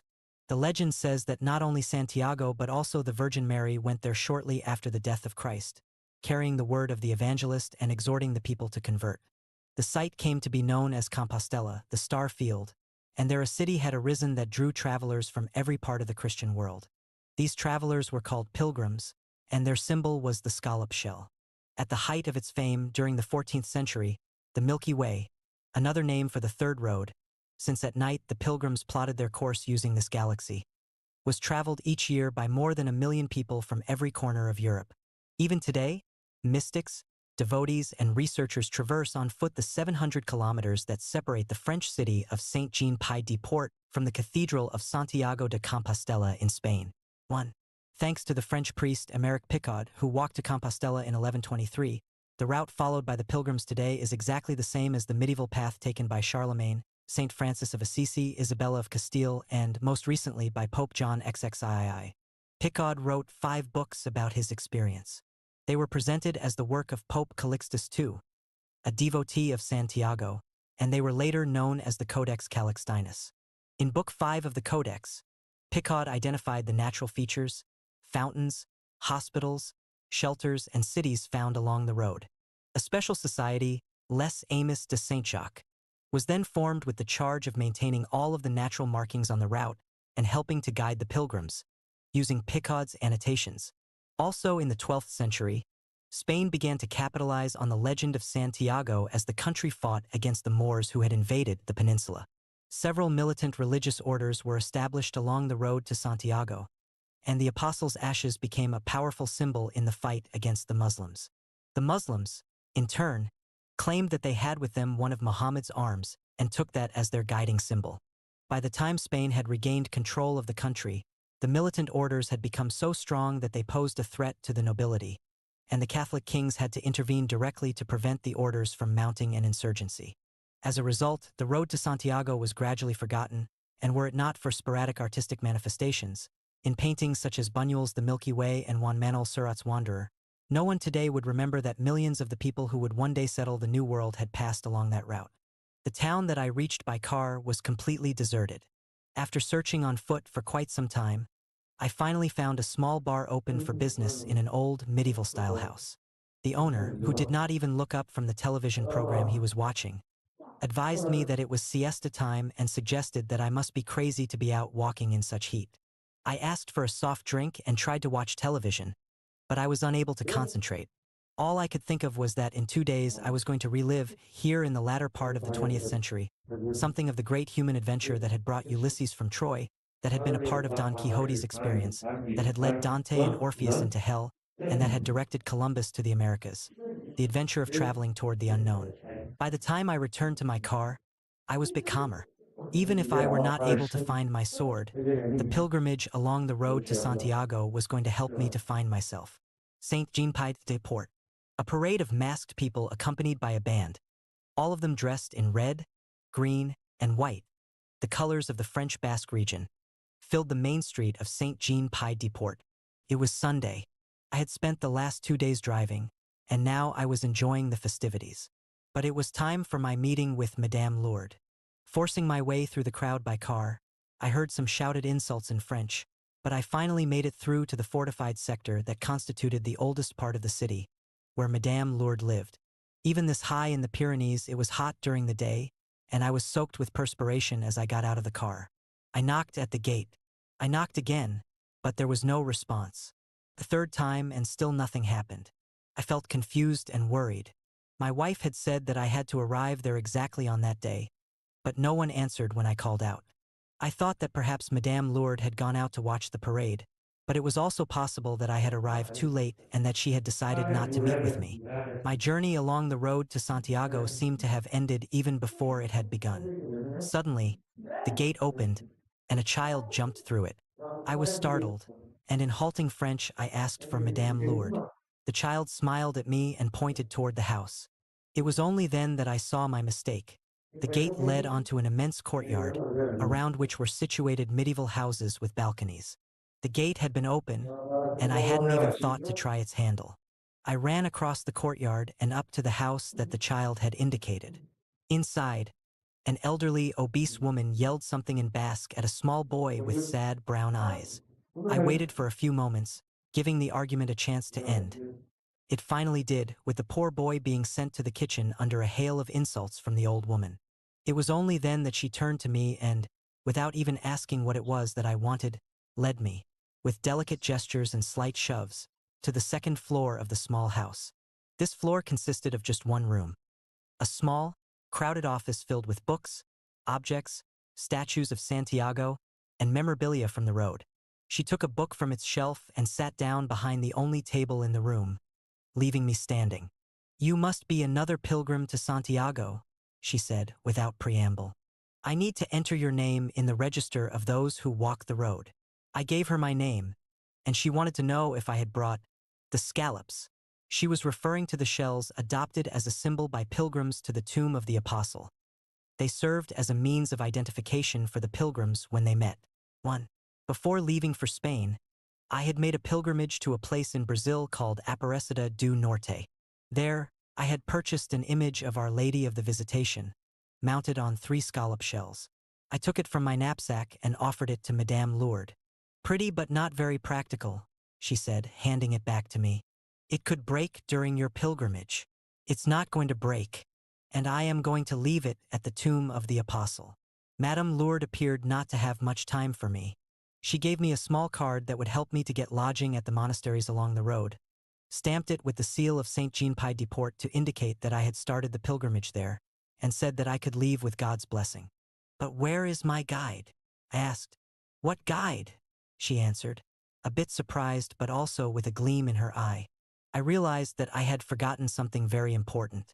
In my eagerness to arrive and be attended to, I had neglected to say the ancient word, a kind of password that identifies those who belong to the orders of the tradition. I immediately corrected my mistake and said the word to her. In response, Madame Lourdes quickly snatched from my hands the card she had given me a few moments earlier. "You won't be needing this," she said, as she moved a pile of old newspapers that were sitting on top of a cardboard box. "Your road and your stopping places will depend on decisions made by your guide." Madame Lourdes took a hat and a cape from the box. They seemed to be very old but well preserved. She asked me to stand in the middle of the room, and she began silently to pray. Then she placed the cape on my shoulders and the hat on my head. I could see that scallop shells had been sewn onto both the hat and the shoulders of the cape. Without interrupting her prayers, the old woman seized a shepherd's crook from the corner of the room and made me take it in my right hand. A small water gourd hung from the crook. There I stood, dressed in Bermuda shorts and a t-shirt that read, "I love New York," covered by the medieval garb of the pilgrims to Compostela. The old woman approached me and stopped only a foot away. Then, in a kind of trance, placing the palms of her hands on my head, she said, "May the Apostle Santiago be with you, and may he show you the only thing that you need to discover. May you walk neither too slowly nor too fast, but always according to the laws and the requirements of the road. May you obey the one who is your guide, even though he may issue an order that is homicidal, blasphemous, or senseless. You must swear total obedience to your guide." I so swore. "The spirit of the ancient pilgrims of the tradition must be with you during your journey. The hat will protect you from the sun and from evil thoughts. The cape will protect you from the rain and from evil words. The gourd will protect you from enemies and from evil deeds. May the blessing of God, of Santiago, and of the Virgin Mary be with you through all of your nights and days. Amen." Having said this, she returned to her normal manner. Hurriedly and with a bit of irritation, she took back the articles of clothing, placed them in the box, and returned the crook with the gourd to the corner of the room. Then, after teaching me the password, she asked me to leave, since my guide was waiting for me 2 kilometers outside of St. Jean-Pied-de-Port. He hates band music, she said. But even 2 kilometers away, he must have been able to hear it. The Pyrenees are an excellent echo chamber. Before I left, I asked what I should do with the car, and she said I should leave the keys with her. Someone would come to pick it up. Then, without another word, she descended the stairs and went to the kitchen to inflict more torment on the boy with the sad eyes. I opened the trunk of the car, took out my small blue knapsack with my sleeping bag tied to it, and placed the image of Our Lady of the Visitation in its most protected corner. I put the knapsack on my back and went back to give the keys to Madame Lourdes. Leave Pied-de-Port by following this street to the city gates at the end of the wall, she told me. And when you get to Santiago de Compostela, say a Hail Mary for me. I have walked the road so many times that now I content myself with reading in other pilgrims' eyes the excitement that I still feel. I just can't put it into practice anymore because of my age. Tell that to Santiago. And tell him also that any time now I will join him, following a different road that's more direct and less exhausting. I left the small city, passing through the wall at the Spanish Gate. In the past, the city had been on the preferred route for the Roman invaders, and through that gate had also passed the armies of Charlemagne and Napoleon. I walked along, hearing the band music in the distance, and suddenly, in the ruins of a village not far from the city, I was overwhelmed by emotion, and my eyes filled with tears. There in the ruins, the full impact of the fact that I was walking the strange road to Santiago finally hit me. The view of the Pyrenees surrounding the valley, lit by the morning sun and intensified by the sound of the music, gave me the sensation that I was returning to something primitive, something that had been forgotten by most other human beings, something that I was unable to identify. But it was a strange and powerful feeling, and I decided to quicken my pace and arrive as soon as possible at the place where Madame Lourdes had said my guide would be waiting for me. Without stopping, I took off my shirt and put it in my knapsack. The straps cut into my bare shoulders a bit, but at least my old sneakers were broken in enough that they caused me no discomfort. After almost 40 minutes, at a curve in the road that circled around a gigantic rock, I came upon an old abandoned well. There, sitting on the ground, was a man of about 50. He had black hair and the look of a gypsy, and he was searching for something in his knapsack. "Hola," I said in Spanish, with the same timidity that I show whenever I meet anyone new. "You must be waiting for me. My name is Paulo." The man interrupted his search through the knapsack and looked me up and down. His gaze was cold, and he seemed not at all surprised by my arrival. I also had the vague impression that I knew him. "Yes, I was waiting for you, but I didn't know that I was going to meet you so soon. What do you want?" I was a little disconcerted by his question and answered that it was I whom he was to guide along the Milky Way in search of my sword. "That's not necessary," said the man. "If you want me to, I can find it for you, but you have to decide right now whether you want me to." This conversation with the stranger seemed increasingly weird to me, but since I had sworn complete obedience, I tried to respond. If he could find my sword for me, it would save an enormous amount of time, and I could return immediately to my friends and my business in Brazil. They were always on my mind. This could also be a trick, but there was no harm in giving him an answer. As I was about to say yes, I heard a voice behind me say, in heavily accented Spanish, "You don't have to climb a mountain to find out whether or not it's high." It was the password. I turned and saw a man of about 40, in khaki Bermudas and a white, sweaty t-shirt, staring at the gypsy. He was gray-haired, and his skin was darkened by the sun. In my haste, I had forgotten the most elementary rules of self-protection and had thrown myself body and soul into the arms of the first stranger I had met. "The ship is safest when it's in port, but that's not what ships were built for," I said as the correct response. Meanwhile, the man looked directly at the gypsy and the gypsy stared at the man. Both confronted each other with no sign of fear or challenge for some time. Then the gypsy left the knapsack on the ground, smiled disdainfully, and walked off in the direction of St. Jean-Pied-de-Port. "My name is Petrus," said the new arrival as soon as the gypsy had disappeared behind the huge stone that I had circled a few minutes earlier. "Next time, be more cautious." I heard a sympathetic tone in his voice. It was different from the tone of the gypsy and of Madame Lourdes.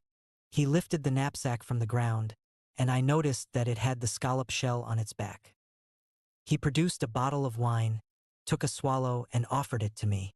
After I had taken a drink, I asked him who the gypsy was. This is a frontier route often used by smugglers and terrorist refugees from the Spanish Basque Country, said Petrus. The police hardly ever come near here. But you're not answering me. You two looked at each other like old acquaintances. And I had the feeling that I knew him, too. That's why I was so much at ease. Petrus smiled and said that we should move along. I picked up my things and we began to walk in silence. From Petrus's smile, I knew that he was thinking the same thing I was. We had met with a devil. We walked along without talking for a while, and I could see that Madame Lourdes had been right. From almost 3 kilometers away, we could still hear the sound of the band. I wanted to ask some questions of Petrus about his life, his work, and what had brought him here. I knew, though, that we still had 700 kilometers to cover together, and that the appropriate moment would come for having all of my questions answered. But I could not get the gypsy out of my mind, and finally I broke the silence. Petrus, I think that the gypsy was the devil. Yes, he was the devil. When he confirmed this, I felt a mixture of terror and relief.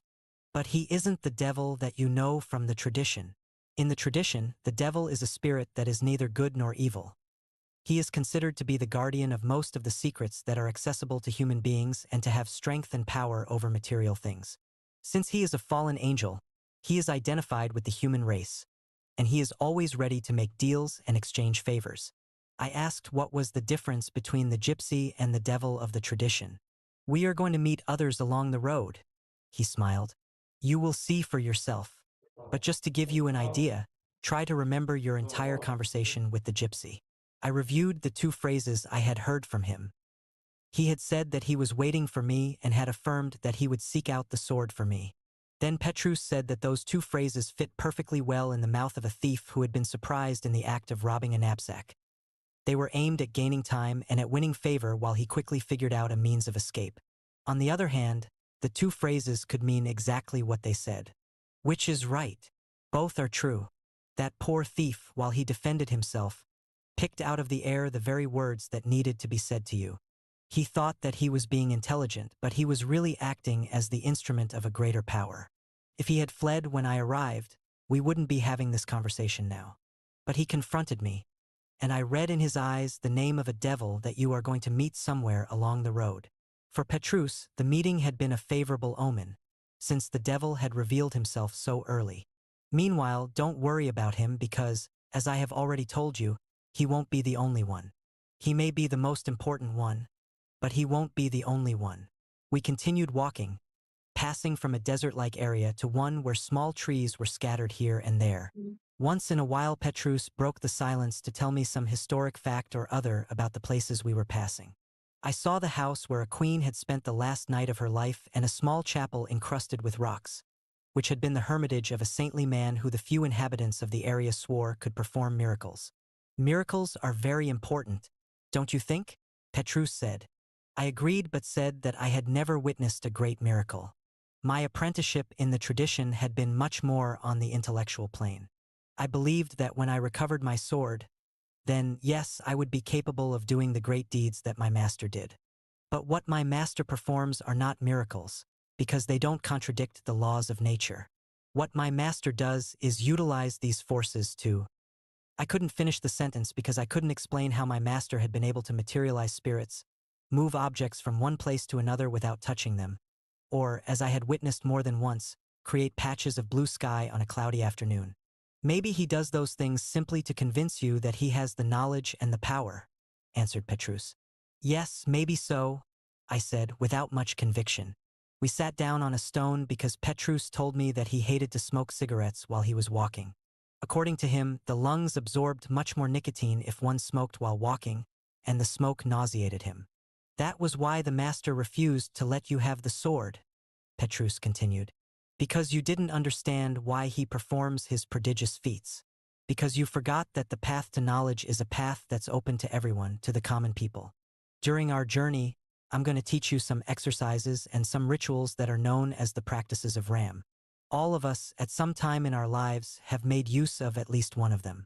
Every one of these practices, without exception, can be discovered by anyone who is willing to seek them out, with patience and perspicacity, among the lessons that life itself teaches us. The RAM practices are so simple that people like you, who are used to making life too complicated, ascribe little value to them.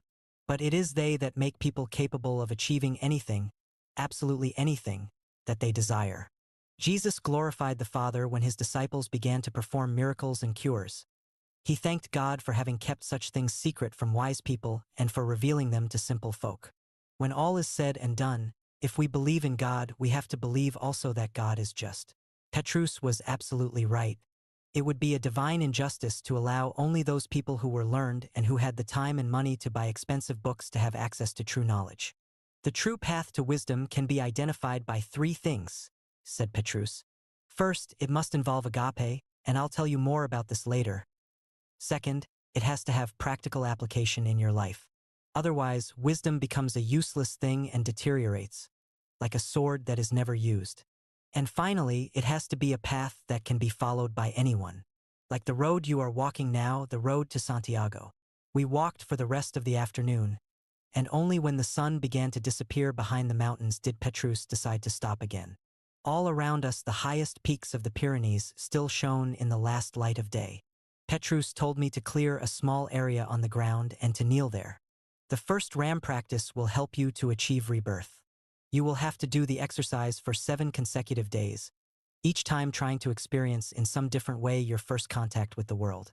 You know how difficult it was for you to make the decision to drop everything and come here to walk the road to Santiago in search of a sword. But this was difficult only because you were a prisoner of the past. You had been defeated before, and you were afraid that it could happen again. You had already achieved things, and you were afraid you might lose them. But at the same time, something stronger than any of that prevailed. The desire to find your sword. So you decided to take the risk. I said that he was right, but that I still had the worries he described. That doesn't matter. The exercise, little by little, will free you from the burdens that you have created in your life. And Petrus taught me the first RAM practice, the seed exercise. Do it now for the first time, he said. I lowered my head between my knees, breathed deeply, and began to relax. My body obeyed without question, perhaps because we had walked so far during the day and I was exhausted. I began to listen to the sound of the earth, muffled and harsh, and bit by bit I transformed myself into a seed. I didn't think. Everything was dark, and I was asleep at the center of the earth. Suddenly, something moved. It was a part of me, a minuscule part of me that wanted to awaken, that said that I had to leave this place because there was something else up there. I wanted to sleep, but this part insisted. I began to move my fingers, and my fingers began to move my arms, but they were neither fingers nor arms. They were a small shoot that was fighting to overcome the force of the earth and to move in the direction of that something up there. I felt my body begin to follow the movement of my arms. Each second seemed like an eternity, but the seed needed to be born. It needed to know what that something up there was. With immense difficulty, my head, then my body began to rise. Everything was too slow, and I had to fight against the force that was pushing me down toward the center of the earth where before I had been tranquil, dreaming an eternal dream. But I was winning, and finally I broke through something and was upright. The force that had been pressing down on me suddenly ceased. I had broken through the earth and was surrounded by that something up there.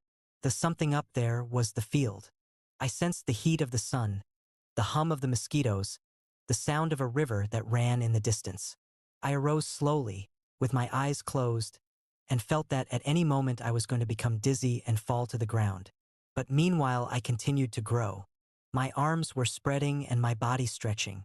There I was, being reborn, wanting to be bathed both inside and out by the immense sun that was shining and that was asking me to continue to grow more, stretch more, and embrace it with all of my branches. I was stretching my arms more and more, and the muscles throughout my body began to hurt. I felt that I was 1,000 meters tall and that I could embrace mountains.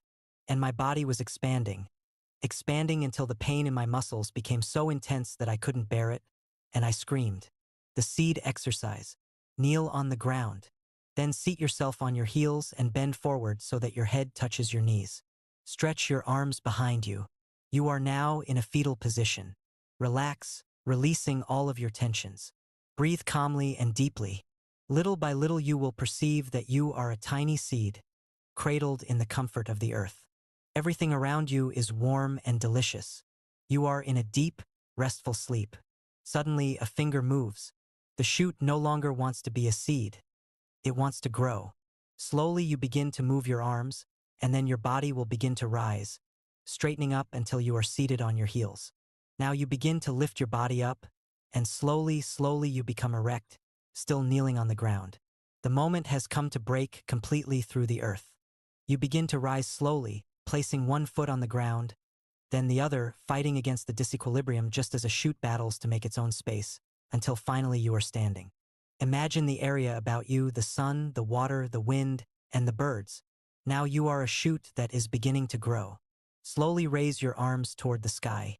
Then stretch yourself more and more, as if you want to grasp the enormous sun that shines above you, giving you strength and attracting you. Your body begins to become more and more rigid, all of your muscles strain, and you feel yourself to be growing. You become huge. The tension increases more and more until it becomes painful, unbearable. When you can no longer stand it, scream and open your eyes. Repeat this exercise for 7 consecutive days, always at the same time. I opened my eyes, and Petrus was there in front of me, smiling and smoking a cigarette. The light of day had not yet disappeared, but I was surprised to see that the sun was not as bright as I had imagined. I asked if he wanted me to describe the sensations, and he said no. This is a very personal thing, and you should keep it to yourself. How can I judge it? The sensations are yours, not mine. Petrus said that we were going to sleep right there. We built a small fire, drank what was left of his wine, and I made some sandwiches with a foie gras that I had bought before I reached Suncheon. Petrus went to the stream that ran nearby and caught some fish, which he fried over the fire. And then we crawled into our sleeping bags. Among the greatest sensations that I have experienced in my life were those I felt on that unforgettable first night on the road to Santiago. It was cold, despite its being summer, but I could still taste the warmth of the wine that Petrus had brought. I looked up at the sky. The Milky Way spread. Across it, reflecting the immensity of the road we would have to travel. This immensity of the road we would have to travel. This immensity made me very anxious. It created a terrible fear that I would not be able to succeed, that I was too small for this task. Yet today I had been a seed and had been reborn. I had discovered that although the earth and my sleep were full of comfort, the life up there was much more beautiful. And I could always be reborn, as many times as I wanted, until my arms were long enough to embrace the earth from which I had come. The Creator and the created. For 7 days we continued walking through the Pyrenees, climbing and descending the mountains, and each evening, as the rays of the sun reflected from the tallest peaks, Petrus had me perform the seed exercise.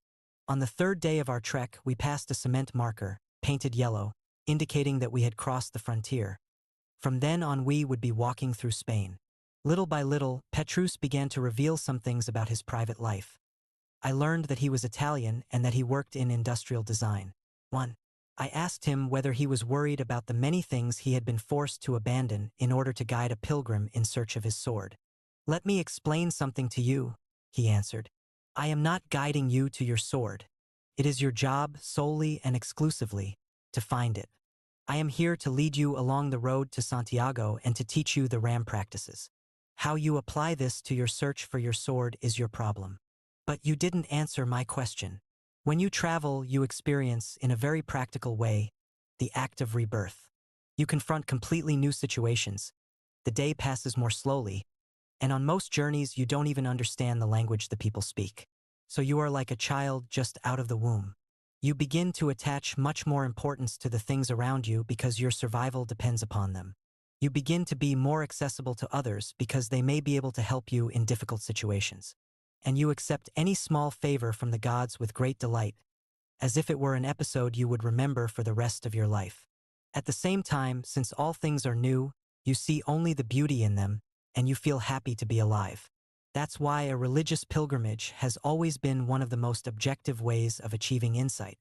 The word peccadillo, which means a small sin, comes from pecus, which means defective foot, a foot that is incapable of walking a road.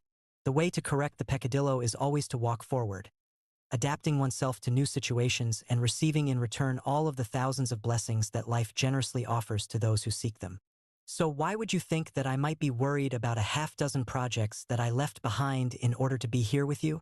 Petrus looked around him and I followed his eyes. On the uplands of one of the peaks, some goats were grazing. One of them, more daring than the others, stood on an outcropping of a high boulder, and I could not figure out how he had reached that spot or how he would get down. But as I was thinking this, the goat leapt and, alighting in a place I couldn't even see, rejoined his companions. Everything in our surroundings reflected an uneasy peace, the peace of a world that was still in the process of growing and being created. A world that seemed to know that, in order to grow, it had to continue moving along, always moving along. Great earthquakes and killer storms might make nature seem cruel, but I could see that these were just the vicissitudes of being on the road. Nature itself journeyed, seeking illumination. I am very glad to be here, said Petrus, because the work I did not finish is not important and the work I will be able to do after I get back will be so much better. When I had read the works of Carlos Castaneda, I had wanted very much to meet the old medicine man, Don Juan. Watching Petrus look at the mountains, I felt that I was with someone very much like him. On the afternoon of the 7th day, after having passed through some pine woods, we reached the top of a mountain. There, Charlemagne had said his prayers for the first time on Spanish soil, and now an ancient monument urged in Latin that all who passed by should say a Salve Regina. We both did as the monument asked. Then Petrus had me do the seed exercise for the last time. There was a strong wind, and it was cold. I argued that it was still early. At the latest, it was only 3 in the afternoon, but he told me not to talk about it, just do exactly as he ordered. I knelt on the ground and began to perform the exercise. Everything went as usual until the moment when I extended my arms and began to imagine the sun. When I reached that point, with the gigantic sun shining there in front of me, I felt myself entering into a state of ecstasy. My memories of human life began slowly to dim, and I was no longer doing an exercise. I had become a tree. I was happy about this. The sun shone and revolved, which had never happened before. I remained there, my branches extended, my leaves trembling in the wind, not wanting ever to change my position, until something touched me, and everything went dark for a fraction of a second. I immediately opened my eyes. Petrus had slapped me across the face and was holding me by the shoulders. "Don't lose sight of your objective," he said, enraged. "Don't forget that you still have a great deal to learn before you find your sword." I sat down on the ground, shivering in the cold wind. "Does that always happen?" I asked. "Almost always," he said. "Mainly with people like you, who are fascinated by details and forget what they are after." Petrus took a sweater from his knapsack and put it on. I put my overshirt on, covering my I Love New York t-shirt.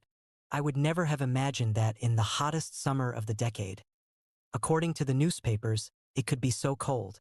The 2 shirts helped to cut the wind, but I asked Petrus if we couldn't move along more quickly so that I could warm up. The road now made for an easy descent. I thought that the extreme cold I had experienced was due to the fact that we had eaten very frugally, just fish and the fruits of the forest. 2. Petrus said that it wasn't the lack of food and explained that it was cold because we had reached the highest point in that range of mountains. We had not gone more than 500 meters when, at a curve in the road, the scene changed completely. A tremendous, rolling plain extended into the distance.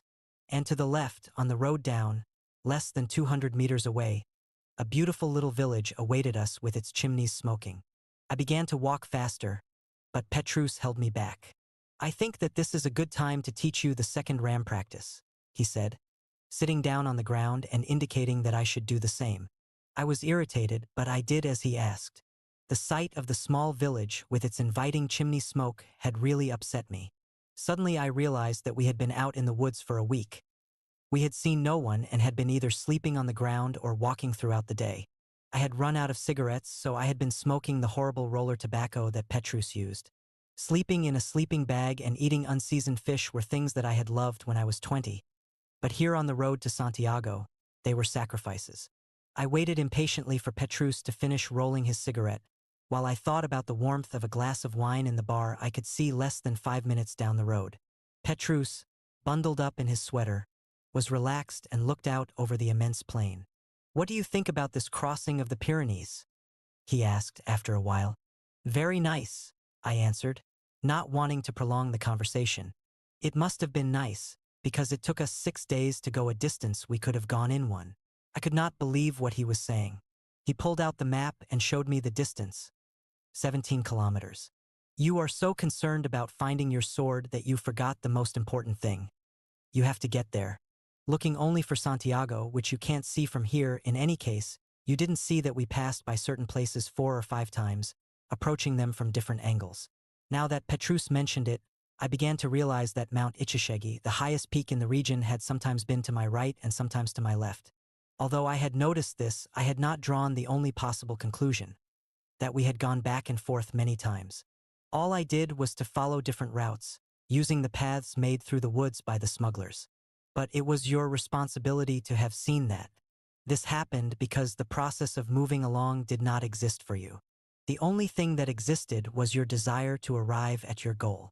Well, what if I had noticed? We would have taken 7 days anyway because that is what the RAM practices call for. But at least you would have approached the Pyrenees in a different way. I was so surprised that I forgot about the village and the temperature. When you are moving toward an objective, said Petrus, it is very important to pay attention to the road. It is the road that teaches us the best way to get there, and the road enriches us as we walk its length. You can compare it to a sexual relationship. The caresses of foreplay determine the intensity of the orgasm. Everyone knows that. And it is the same thing when you have an objective in your life. It will turn out to be better or worse depending on the route you choose to reach it and the way you negotiate that route. That's why the second RAM practice is so important. It extracts from what we are used to seeing every day the secrets that because of our routine we never see. And then Petrus taught me the speed exercise. In the city, amid all the things we have to do every day, this exercise should be done for 20 minutes. But since we are on the strange road to Santiago, we should wait an hour before getting to the village. The speed exercise. Walk for 20 minutes at half the speed at which you normally walk. Pay attention to the details, people, and surroundings. The best time to do this is after lunch. Repeat the exercise for 7 days. The cold, about which I had already forgotten, returned, and I looked at Petrus with desperation. But he paid no attention. He got up, grabbed his knapsack, and began to walk the 200 meters to the village with an exasperating slowness. At first, I looked only in the direction of the tavern, a small, ancient, 2-story building with a wooden sign hanging above the door. We were so close that I could even read the year when the tavern had been built. 1652. We were moving, but it seemed as if we had not left our original spot. Petrus placed one foot in front of the other very slowly, and I did the same. I took my watch from my knapsack and strapped it on my wrist. It's going to be worse that way, he said, because time isn't something that always proceeds at the same pace. It is we who determine how quickly time passes. I began to look at my watch every minute and found that he was right. The more I looked at it, the more slowly the minutes passed. I decided to take his advice, and I put the watch back in my knapsack. I tried to pay more attention to the road, the plain, and the stones I stepped on, but I kept looking ahead to the tavern, and I was convinced that we hadn't moved at all. I thought about telling myself some stories, but the exercise was making me anxious, and I couldn't concentrate. When I couldn't resist any longer and took my watch out again, only 11 minutes had passed. Don't make a torture out of this exercise, because it wasn't meant to be that, said Petrus. Try to find pleasure in a speed that you're not used to. Changing the way you do routine things allows a new person to grow inside of you. But when all is said and done, you're the one who must decide how you handle it. The kindness expressed in his final phrase calmed me down a bit. If it was I who decided what I would do, then it was better to take advantage of the situation. I breathed deeply and tried not to think. I put myself into a strange state, one in which time was something distant and of no interest to me. I calmed myself more and more and began to perceive the things that surrounded me through new eyes. My imagination, which was unavailable when I was tense, began to work to my advantage. I looked at the small village there in front of me and began to create a story about it. How it had been built, the pilgrims that had passed through it, the delight in finding people and lodging after the cold wind of the Pyrenees. At one point, I sensed that there was in the village a strong, mysterious, and all-knowing presence. My imagination peopled the plain with knights and battles. I could see their swords shining in the sun and hear the cries of war. The village was no longer just a place where I could warm my soul with wine and my body with a blanket. It was a historic monument, the work of heroic people who had left everything behind to become a part of that solitary place. The world was there around me, and I realized that seldom had I paid attention to it. When I regained my everyday awareness, we were at the door of the tavern, and Petrus was inviting me to enter. "I'll buy the wine," he said, "and let's get to sleep early, because tomorrow I have to introduce you to a great sorcerer."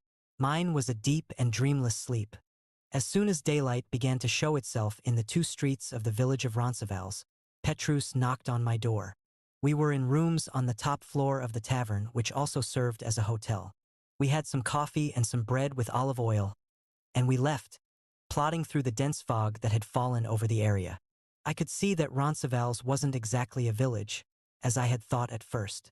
At the time of the great pilgrimages along the road, it had been the most powerful monastery in the region, with direct influence over the territory that extended all the way to the Navarra border. And it still retained some of its original character.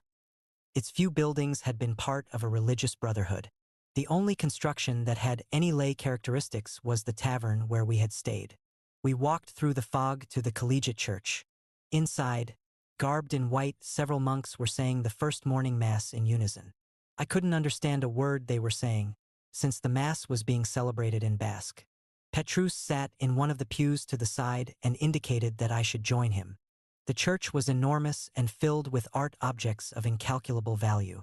Petrus explained to me in a whisper that it had been built through donations from the kings and queens of Portugal, Spain, France, and Germany, on a site selected by the Emperor Charlemagne. On the high altar, the Virgin of Roncesvalles, sculpted in massive silver with a face of precious stone, held in her hands a branch of flowers made of jewels. The smell of incense, the Gothic construction, and the chanting monks in white began to induce in me a state similar to the trances I had experienced during the rituals of the tradition. "And the sorcerer?" I asked, remembering what he had said on the previous afternoon. Petrus indicated with a nod of his head a monk who was middle-aged, thin, and bespectacled, sitting with the other brothers on the narrow benches beside the high altar. A sorcerer and at the same time a monk. I was eager for the mass to be over, but as Petrus had said to me the day before, it is we who determine the pace of time. My anxiety caused the religious ceremony to last for more than an hour. When the mass was over, Petrus left me alone in the pew and went out through the door that the monks had used as an exit.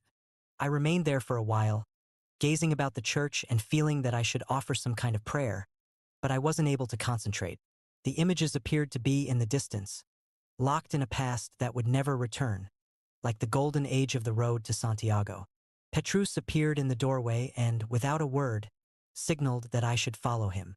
We came to an inside garden of the monastery, surrounded by a stone veranda. At the center of the garden there was a fountain, and seated at its edge, waiting for us, was the bespectacled monk. "Father Jordi, this is the pilgrim," said Petrus, introducing me. The monk held out his hand, and I shook it. No one said anything else. I was waiting for something to happen, but I heard only the crowing of roosters in the distance and the cries of the hawks taking off for their daily hunt. The monk looked at me expressionlessly, in a way that reminded me of Madame Lourdes' manner after I had spoken the ancient word. Finally, after a long and uncomfortable silence, Father Jordi spoke. "It looks to me like you rose through the levels of the tradition a bit early, my friend." I answered that I was 38 and had been quite successful in all of the trials. 3. Except for one, the last and most important, he said, continuing to look at me without expression. "And without that one, nothing you have learned has any significance. That is why I am walking the road to Santiago, which guarantees nothing. Come with me." Petrus stayed in the garden and I followed Father Jordi. We crossed the cloisters, passed the place where a king was buried, Sancho the Strong, and went to a small chapel set among the group of main buildings that made up the monastery of Roncesvalles. There was almost nothing inside. Only a table, a book, and a sword that wasn't mine. Father Jordi sat at the table, leaving me standing. He took some herbs and lit them, filling the place with their perfume. More and more, the situation reminded me of my encounter with Madame Lourdes. "First, I want to tell you something," said Father Jordi. "The Jacobean route is only one of 4 roads. It is the road of the spades, and it may give you power, but that is not enough. What are the other three? You know at least two others, the road to Jerusalem, which is the road of the hearts or of the Grail, and which endows you with the ability to perform miracles, and the road to Rome, which is the road of the clubs. It allows you to communicate with other worlds.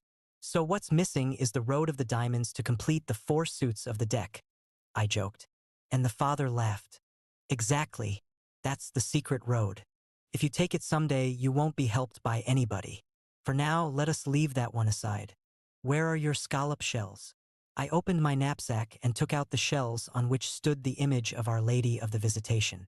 He put the figure on the table. He held his hands over it and began to concentrate. He told me to do the same. The perfume in the air was growing stronger. Both the monk and I had our eyes open, and suddenly I could sense that the same phenomenon was occurring as had taken place at Atashiea. The shells glowed with a light that did not illuminate. The brightness grew and grew, and I heard a mysterious voice emanating from Father Geordie's throat, saying, "Wherever your treasure is, there will be your heart." It was a phrase from the Bible, but the voice continued, "And wherever your heart is, there will be the cradle of the second coming of Christ." Like these shells, the pilgrim is only an outer layer. When that layer, which is a stratum of life, is broken, life appears, and that life is comprised of a gape. He drew back his hands, and the shells lost their glow. Then he wrote my name in the book that was on the table. Along the road to Santiago, I saw only 3 books where my name was written. Madame Lourdes, Father Geordie's, and the Book of Power, where later I was to write my own name. "That's all," he said.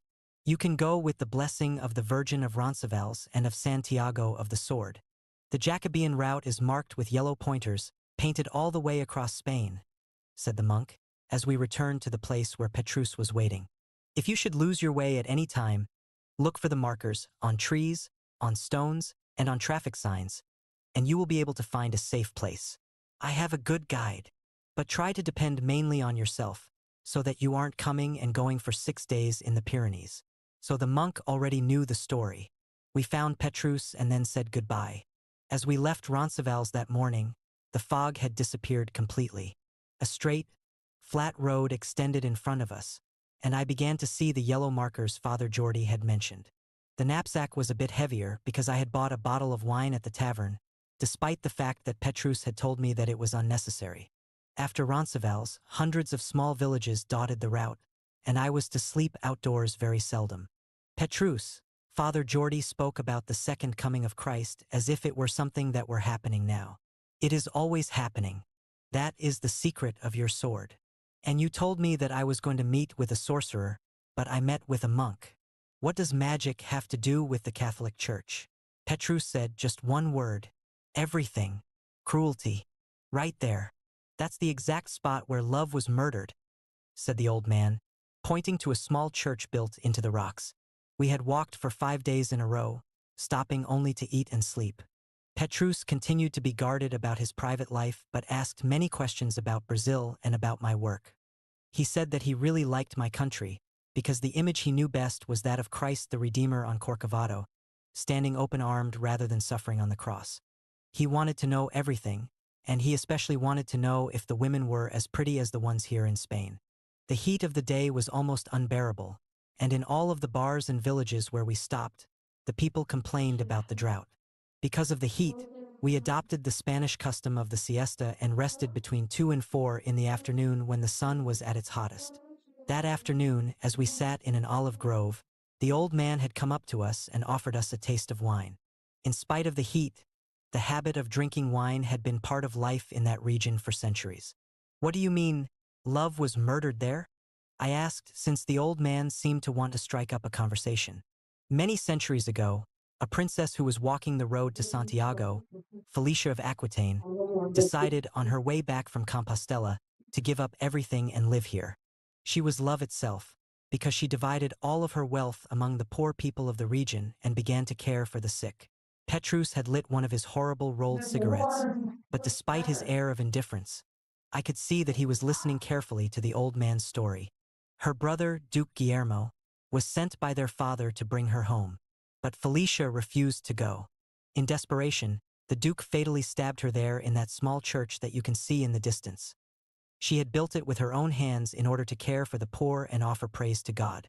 When he came to his senses and realized what he had done, the Duke went to Rome to ask the Pope's forgiveness. As penitence, the Pope ordered him to walk to Compostela. Then a curious thing happened. On his way back, when he arrived here, he had the same impulse as his sister, and he stayed on, living in that little church that his sister had built, caring for the poor until the last days of his long life. That's the law of retribution at work, Petrus laughed. The old man did not understand, but I knew what Petrus was saying. His concept of the law of retribution was similar to that of karma, or of the concept that as one sows, so shall they reap. As we had been walking, we had gotten involved in some long theological discussions about the relationship between God and humanity. I had argued that, in the tradition, there was always an involvement with God, but that it was a complex one. The path to God, for me, was quite different from the one we were following on the road to Santiago, with its priests who were sorcerers, its gypsies who were devils, and its saints who performed miracles. All of these things seemed to me to be primitive and too much connected with Christianity. They lacked the fascination, the elegance, and the ecstasy that the rituals of the tradition evoked in me. Petrus, on the other hand, argued that the guiding concept along the road to Santiago was its simplicity, that the road was one along which any person could walk, that its significance could be understood by even the least sophisticated person, and that, in fact, only such a road as that could lead to God. So Petrus thought my relationship to God was based too much on concept, on intellect, and on reasoning. I felt that his was too simplistic and intuitive. You believe that God exists, and so do I, Petrus had said at one point. So God exists for both of us. But if someone doesn't believe in him, that doesn't mean God ceases to exist. Nor does it mean that the non-believer is wrong. Does that mean that the existence of God depends on a person's desire and power? I had a friend once who was drunk all the time but who said 3 Hail Marys every night. His mother had conditioned him to do so ever since he was a child.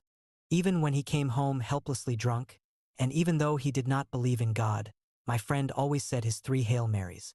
After he died, I was at a ritual of the tradition, and I asked the spirit of the ancients where my friend was. The spirit answered that he was fine and that he was surrounded by light. Without ever having had the faith during his life, the 3 prayers he had said ritualistically every day had brought him salvation. God was manifest in the caves and in the thunderstorms of prehistory.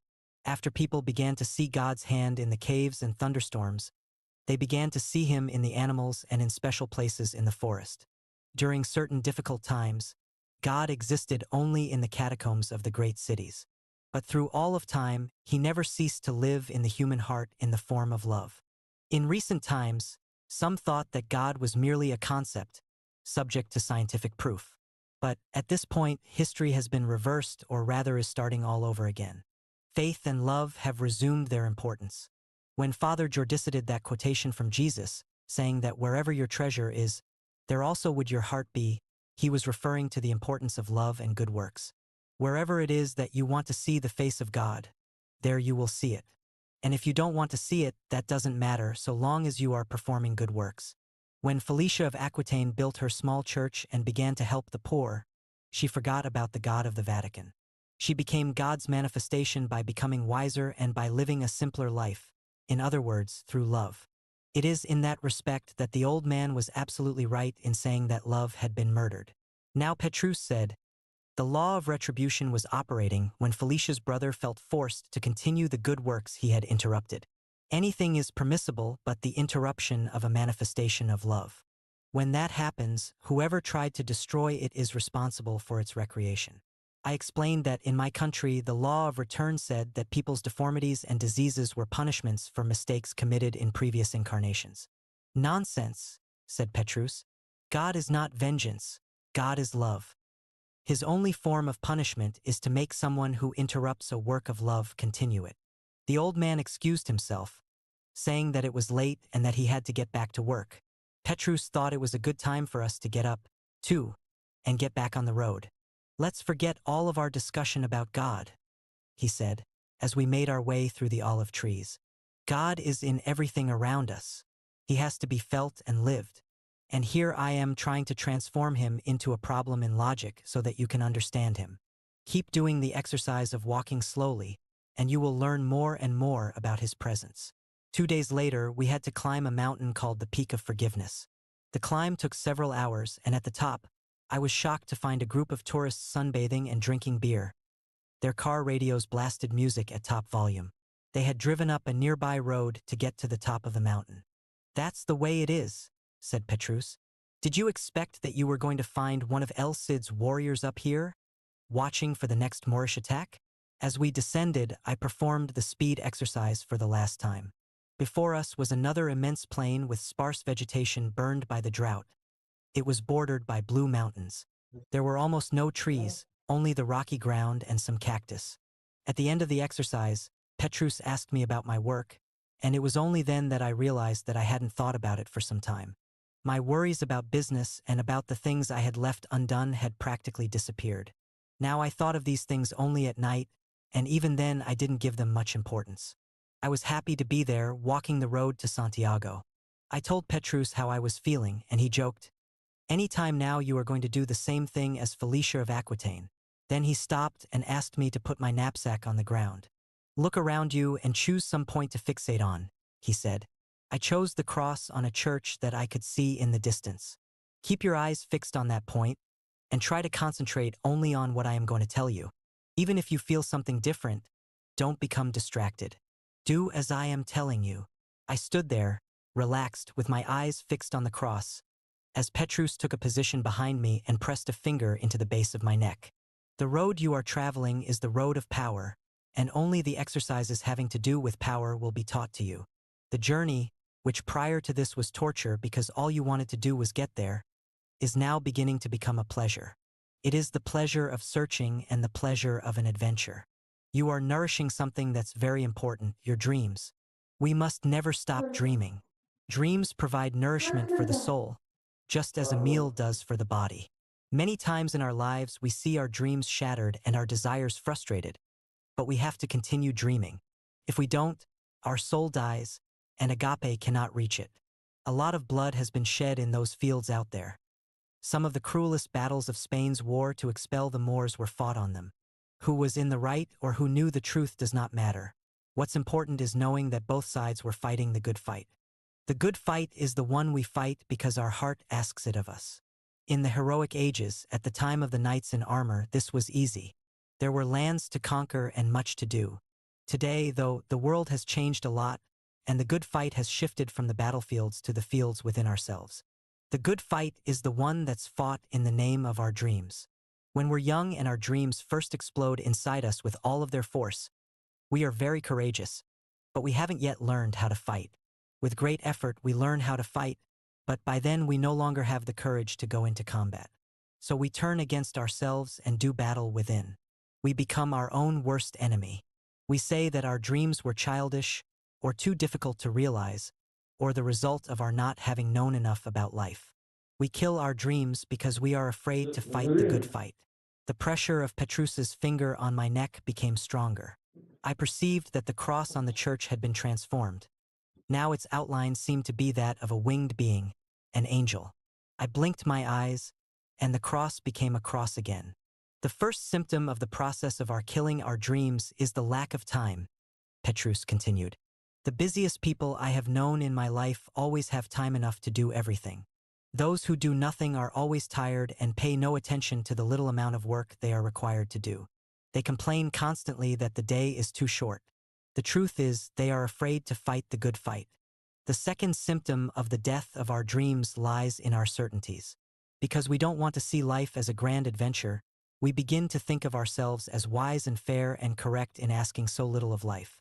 We look beyond the walls of our day-to-day existence, and we hear the sound of lances breaking, we smell the dust and the sweat, and we see the great defeats and the fire in the eyes of the warriors. But we never see the delight, the immense delight in the hearts of those who are engaged in the battle.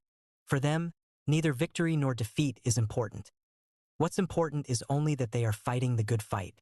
And finally, the third symptom of the passing of our dreams is peace. Life becomes a Sunday afternoon. We ask for nothing grand, and we cease to demand anything more than we are willing to give. In that state, we think of ourselves as being mature. We put aside the fantasies of our youth, and we seek personal and professional achievement. We are surprised when people our age say that they still want this or that out of life. But really, deep in our hearts, we know that what has happened is that we have renounced the battle for our dreams.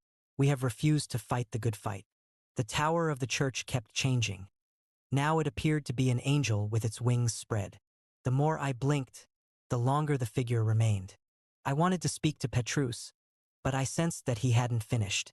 When we renounce our dreams and find peace, he said after a while, we go through a short period of tranquility, but the dead dreams begin to rot within us and to infect our entire being. We become cruel to those around us, and then we begin to direct this cruelty against ourselves.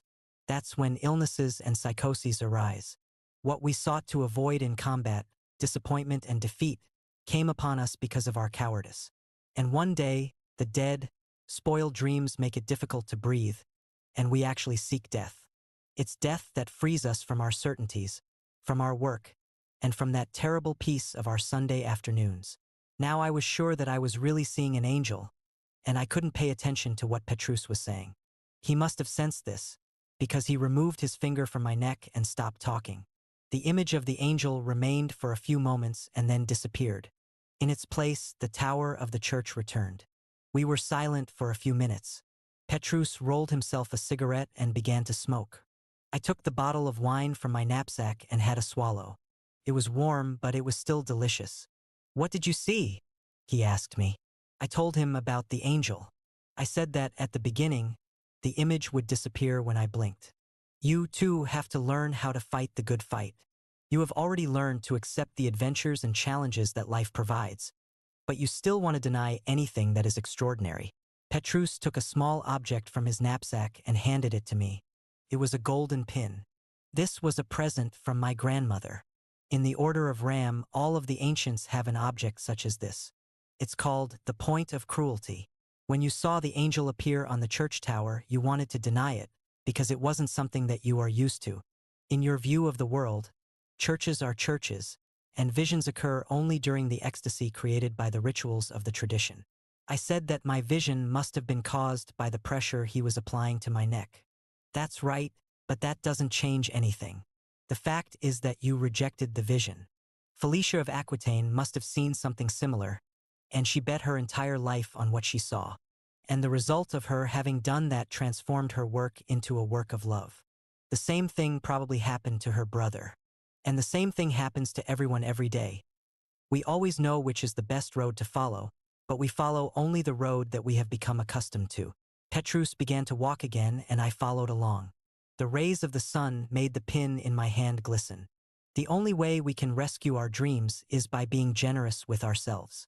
Any attempt to inflict self-punishment, no matter how subtle it may be, should be dealt with rigorously.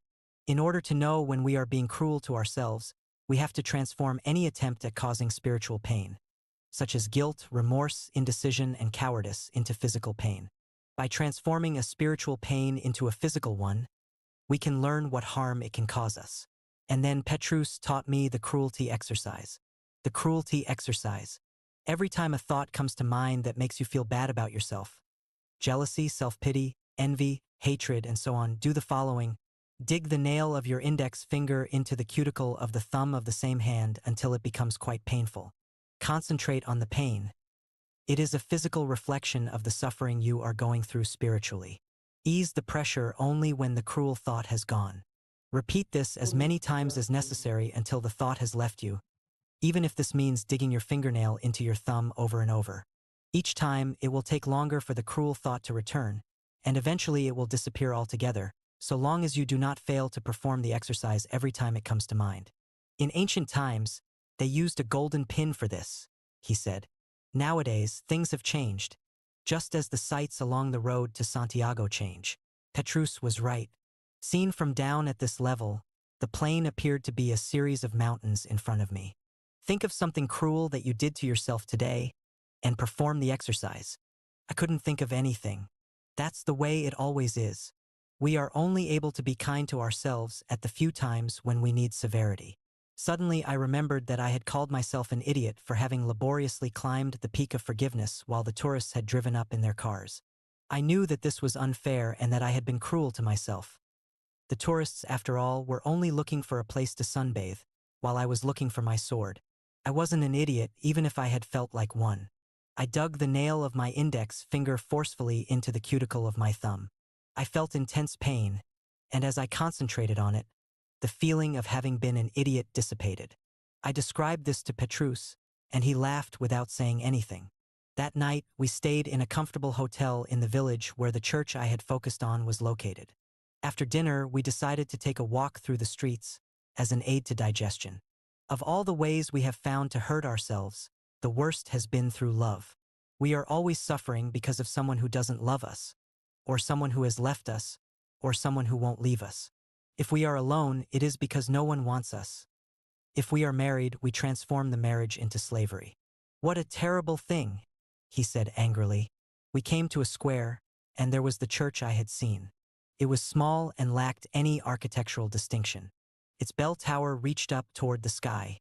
I tried to see the angel again, but I couldn't. When the Son of God descended to earth, he brought love to us.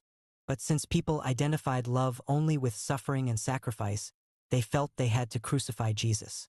Had they not done so, no one would have believed in the love that Jesus brought, since people were so used to suffering every day with their own problems. We sat on the curb and stared at the church. Once again, it was Petrus who broke the silence. Do you know what Barabbas means, Paolo? Bar means son, and Abba means father. He gazed at the cross on the bell tower. His eyes shone, and I sensed that he was moved by something. Perhaps by the love he had spoken so much about, but I couldn't be certain. The intentions of the divine glory were so wise, he said, his voice echoing in the empty square. When Pontius Pilate made the people choose, he actually gave them no choice at all. He presented them with one man who had been whipped and was falling apart, and he presented them with another man who held his head high, Barabbas the revolutionary. God knew that the people would put the weaker one to death so that he could prove his love. He concluded, and regardless of which choice they made, it was the Son of God who was going to be crucified, the messenger. And here all roads to Santiago become one. It was early in the morning when we reached Puente de la Reyna, where the name of the village was etched into the base of a statue of a pilgrim in medieval garb. Three-cornered hat, cape, scallop shells, and in his hand a shepherd's crook with a gourd, a memorial to the epic journey, now almost forgotten, that Petrus and I were reliving. We had spent the previous night at one of the many monasteries along the road. The brother of the gate who had greeted us had warned us that we were not to speak a word within the walls of the abbey. A young monk had led each of us to an alcove, furnished only with the bare necessities: a hard bed, old but clean sheets, a pitcher of water, and a basin for personal hygiene. There was no plumbing or hot water, and the schedule for meals was posted behind the door. At the time indicated, we had come down to the dining hall. Because of the vow of silence, the monks communicated only with their glances, and I had the impression that their eyes gleamed with more intensity than those of other people. The supper was served early at narrow tables where we sat with the monks in their brown habits. From his seat, Petrus had given me a signal, and I had understood perfectly what he meant. He was dying to light a cigarette, but it looked like he was going to have to go through the entire night without one. The same was true for me, and I dug a nail into the cuticle of my thumb, which was already like raw meat. The moment was too beautiful for me to commit any kind of cruelty toward myself. The meal was served: vegetable soup, bread, fish, and wine. Everyone prayed, and we recited the invocation with them. Afterward, as we ate, a monk read from an epistle of St. Paul. But God hath chosen the foolish things of the world to put to shame the wise, and God hath chosen the weak things of the world to put to shame the things which are mighty. Read the monk in a thin, tuneless voice. We are fools for Christ's sake. We are made as the filth of the world, and are the offscouring of all things unto this day. But the kingdom of God is not in word but in power. The admonitions of Paul to the Corinthians echoed off the bare walls of the dining hall throughout the meal. As we entered Puente de la Reyna, we had been talking about the monks of the previous night. I confessed to Petrus that I had smoked in my room, in mortal fear that someone would smell my cigarette burning. He laughed, and I could tell that he had probably done the same thing. St. John the Baptist went into the desert, but Jesus went among the sinners, and he traveled endlessly, Petrus said. That's my preference, too. In fact, aside from the time he had spent in the desert, Jesus had spent all of his life among people. Actually, his first miracle was not the saving of someone's soul nor the curing of a disease, and it wasn't an expulsion of the devil. It was the transformation of water into an excellent wine at a wedding because the wine supply of the owner of the house had run out. After Petrus said this, he suddenly stopped walking. It was so abrupt that I became alarmed and stopped, too. We were at the bridge that gave its name to the village. Petrus, though, wasn't looking at the road in front of us. His eyes were fastened on two boys who were playing with a rubber ball at the edge of the river. They were 8 or 10 years old and seemed not to have noticed us.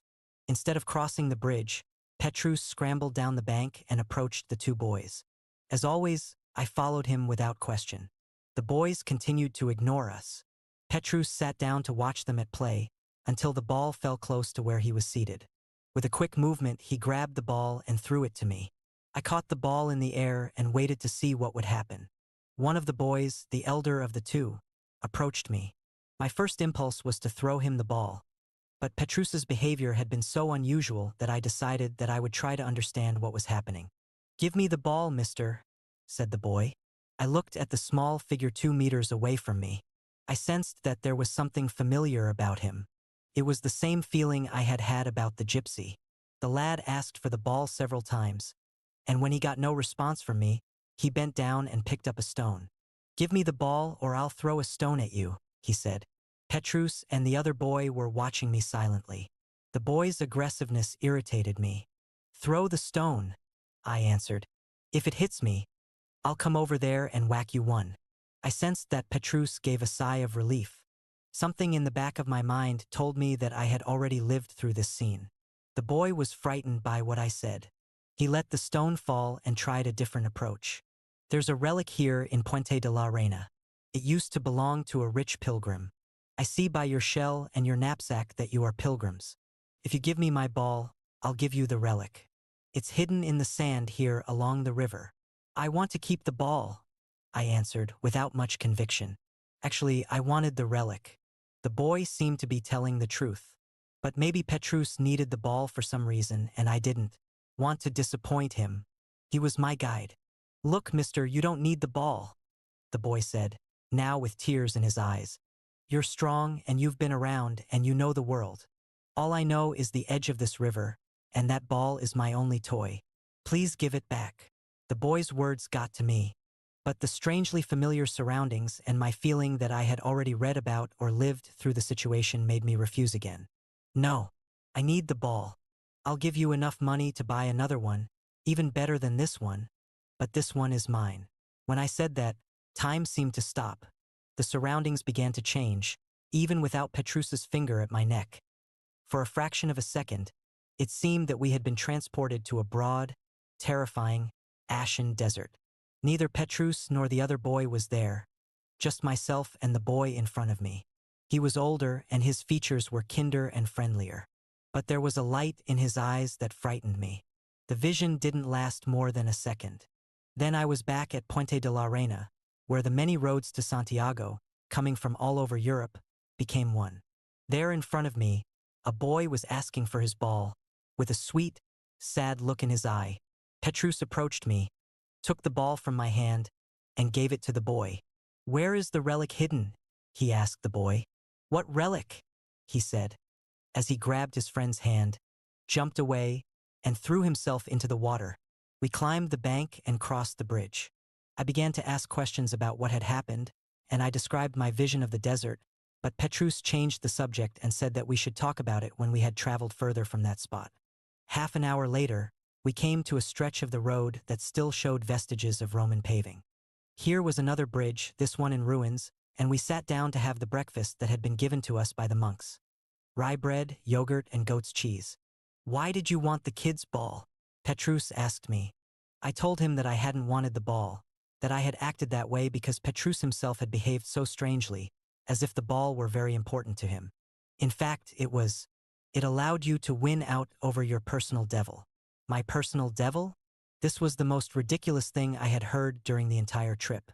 I had spent 6 days coming and going in the Pyrenees. I had met a sorcerer priest who had performed no sorcery, and my finger was raw meat because every time I had a cruel thought about myself, from hypochondria to feelings of guilt to an inferiority complex, I had to dig my fingernail into my wounded thumb. But about one thing Petrus was right. My negative thinking had diminished considerably. Still, this story about having a personal devil was something I had never heard, and I wasn't going to swallow it easily.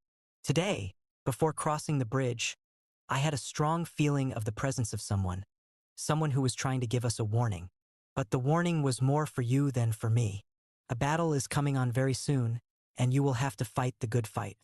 When you do not know your personal devil, he usually manifests himself in the nearest person. I looked around and I saw those boys playing, and I figured that it was there that he would probably give his warning. But I was only following a hunch. I became sure that it was your personal devil when you refused to give the ball back. I repeated that I had done so because I thought it was what Petrus wanted. Why me? I never said a word. I began to feel a little dizzy. Maybe it was the food, which I was devouring voraciously after almost an hour of walking and feeling hungry. Still, I could not escape the feeling that the boy had seemed familiar. Your personal devil tried 3 classical approaches: a threat, a promise, and an attack on your weak side. Congratulations. You resisted bravely. Now I remembered that Petrus had asked the boy about the relic. At the time, I had thought that the boy's response showed that he had tried to fool me. But he must really have had a relic hidden there. A devil never makes false promises. When the boy could not remember about the relic, your personal devil had gone away. Then he added without blinking, "It is time to call him back. You are going to need him." We were sitting on the ruins of the old bridge. Petrus carefully gathered the remains of the meal and put them into the paper bag that the monks had given us. In the fields in front of us, the workers began to arrive for the day's plowing. But they were so far away that I couldn't hear what they were saying. It was rolling land, and the cultivated patches created unusual designs across the landscape. Under our feet, the watercourse, almost non-existent due to the drought, made very little noise. Before he went out into the world, Christ went into the desert to talk with his personal devil. Petrus began. He learned what he needed to know about people, but he did not let the devil dictate the rules of the game. That is how he won. Once, a poet said that no man is an island. In order to fight the good fight, we need help. We need friends, and when the friends aren't nearby, we have to turn solitude into our main weapon. We need the help of everything around us in order to take the necessary steps toward our goal. Everything has to be a personal manifestation of our will to win the good fight. If we don't understand that, then we don't recognize that we need everything and everybody, and we become arrogant warriors. And our arrogance will defeat us in the end, because we will be so sure of ourselves that we won't see the pitfalls there on the field of battle. His comments about warriors and battles reminded me again of Carlos Castaneda's Don Juan. I asked myself whether the old medicine man would have given lessons early in the morning, before his disciple had even been able to digest his breakfast. But Petrus continued, over and above the physical forces that surround us and help us, there are basically 2 spiritual forces on our side, an angel and a devil. The angel always protects us and is a divine gift. You do not have to invoke him.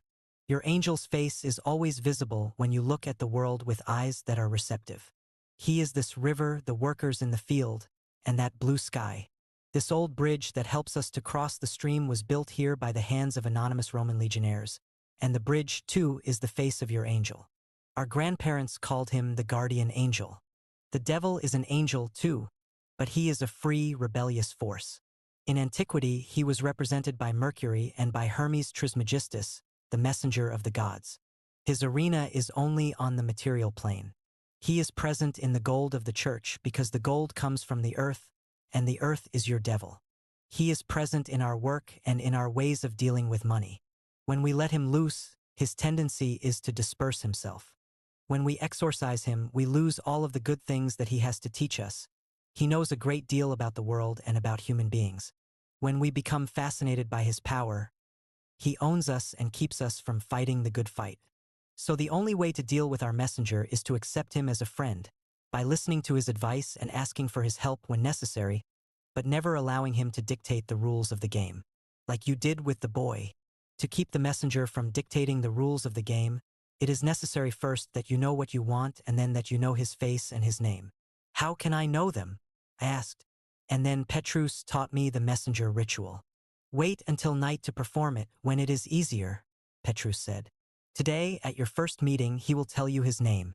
This name is secret and should never be told to anyone. Not even me. Whoever knows the name of your messenger can destroy you. Petrus got up and we began to walk. Shortly, we reached the field where the farmers were working.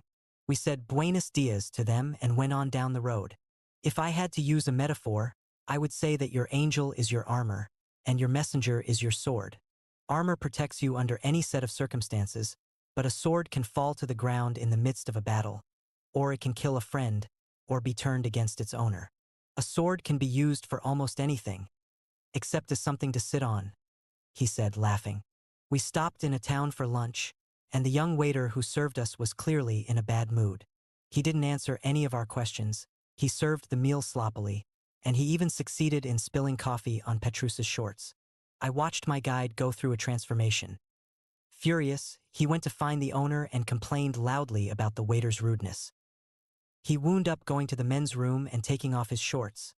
The owner cleaned them and spread them out to dry. As we waited for the 2 o'clock sun to dry Petrus's shorts, I was thinking about everything we had talked about that morning. It was true that most of what Petrus had said about the boy by the river made sense. After all, I had had a vision of the desert and of a face. But that story about the messenger seemed a little primitive to me.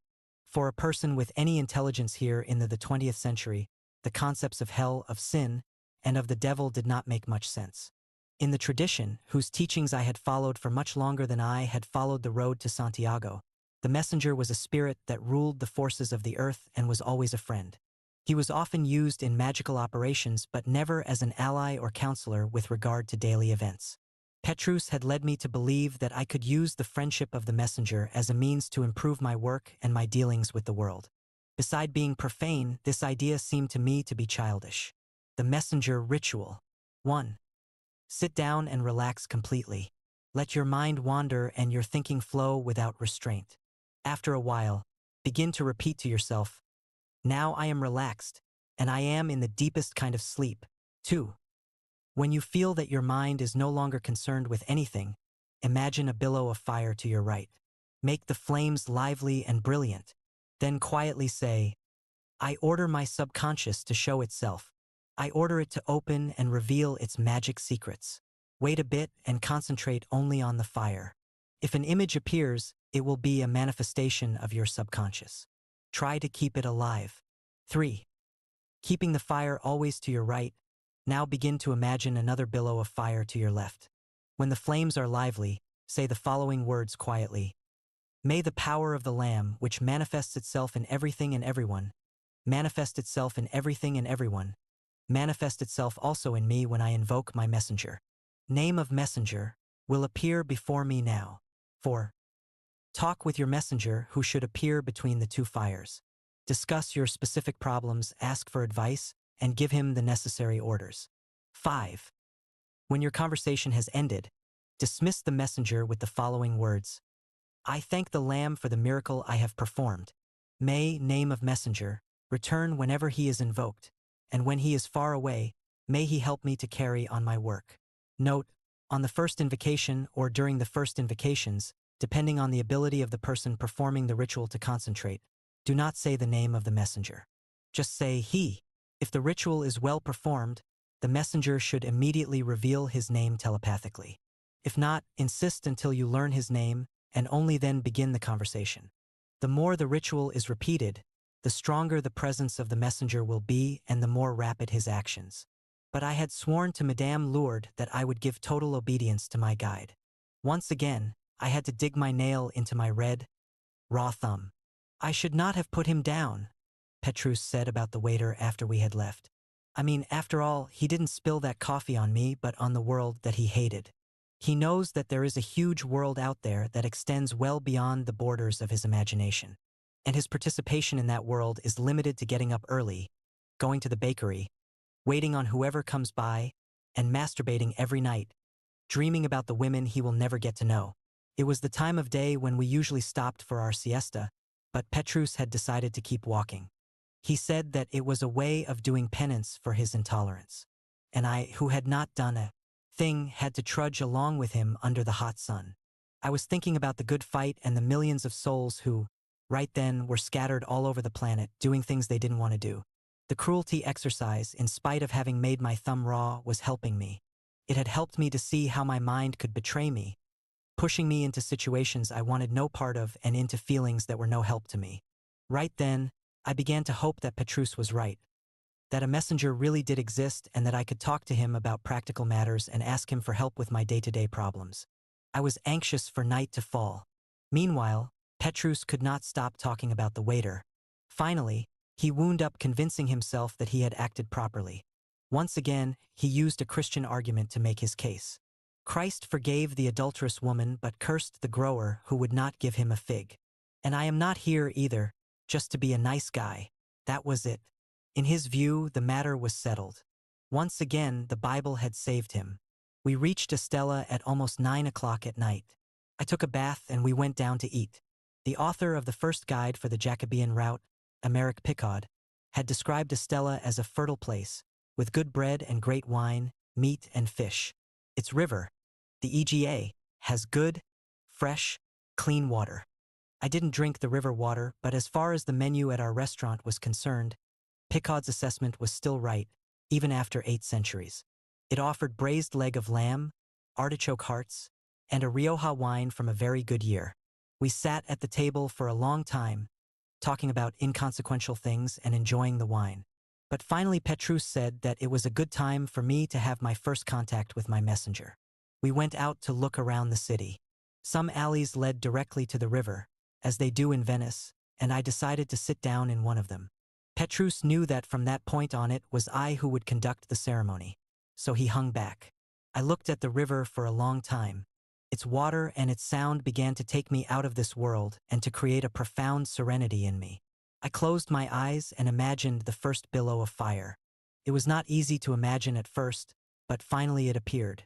I pronounced the ritual words, and another billow of fire appeared to my left. The space between the two billows, illuminated by the fires, was completely empty. I kept looking at that space for a while, trying not to think, so that the messenger would manifest himself. But instead of his appearing, various exotic scenes began to appear. The entrance to a pyramid, a woman dressed in pure gold, some black men dancing around a fire. The images came and went in rapid succession, and I let them flow uncontrolled. There also appeared some stretches of the road that I had traversed with Petrus. Byways, restaurants, forests, until, with no warning, the ashen desert that I had seen that morning appeared between the two fires. And there, looking at me, was the friendly man with the traitorous look in his eyes. He laughed, and I smiled in my trance. He showed me a closed bag, then opened it and looked inside, but in such a way that I could not see into it. Then a name came to my mind, Astrain. I began to envision the name and make it dance between the two fires, and the messenger gave a nod of approval. I had learned his name. It was time to end the exercise. I said the ritual words and extinguished the fires, first on the left and then on the right. I opened my eyes, and there was the river EGA in front of me. It was much less difficult than I had imagined, I said to Petrus, after I had told him about everything that had occurred between the two fires. This was your first contact, a meeting to establish mutual recognition and mutual friendship. Your conversations with the messenger will be productive if you invoke him every day and discuss your problems with him. But you have to know how to distinguish between what is real assistance and what is a trap. Keep your sword ready every time you meet with him. But I don't have my sword yet, I answered. Right, so he can't cause you much damage. But even so, don't make it easy for him. The ritual having ended, I left Petrus and went back to the hotel. In bed, I thought about the poor young waiter who had served us lunch. I felt like going back there and teaching him the messenger ritual, telling him that he could change everything if he wanted to.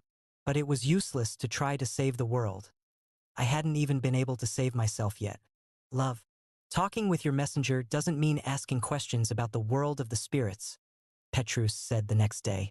The messenger performs only one function for you. He helps you with regard to the material world. And he will give you this help only if you know exactly what it is that you want.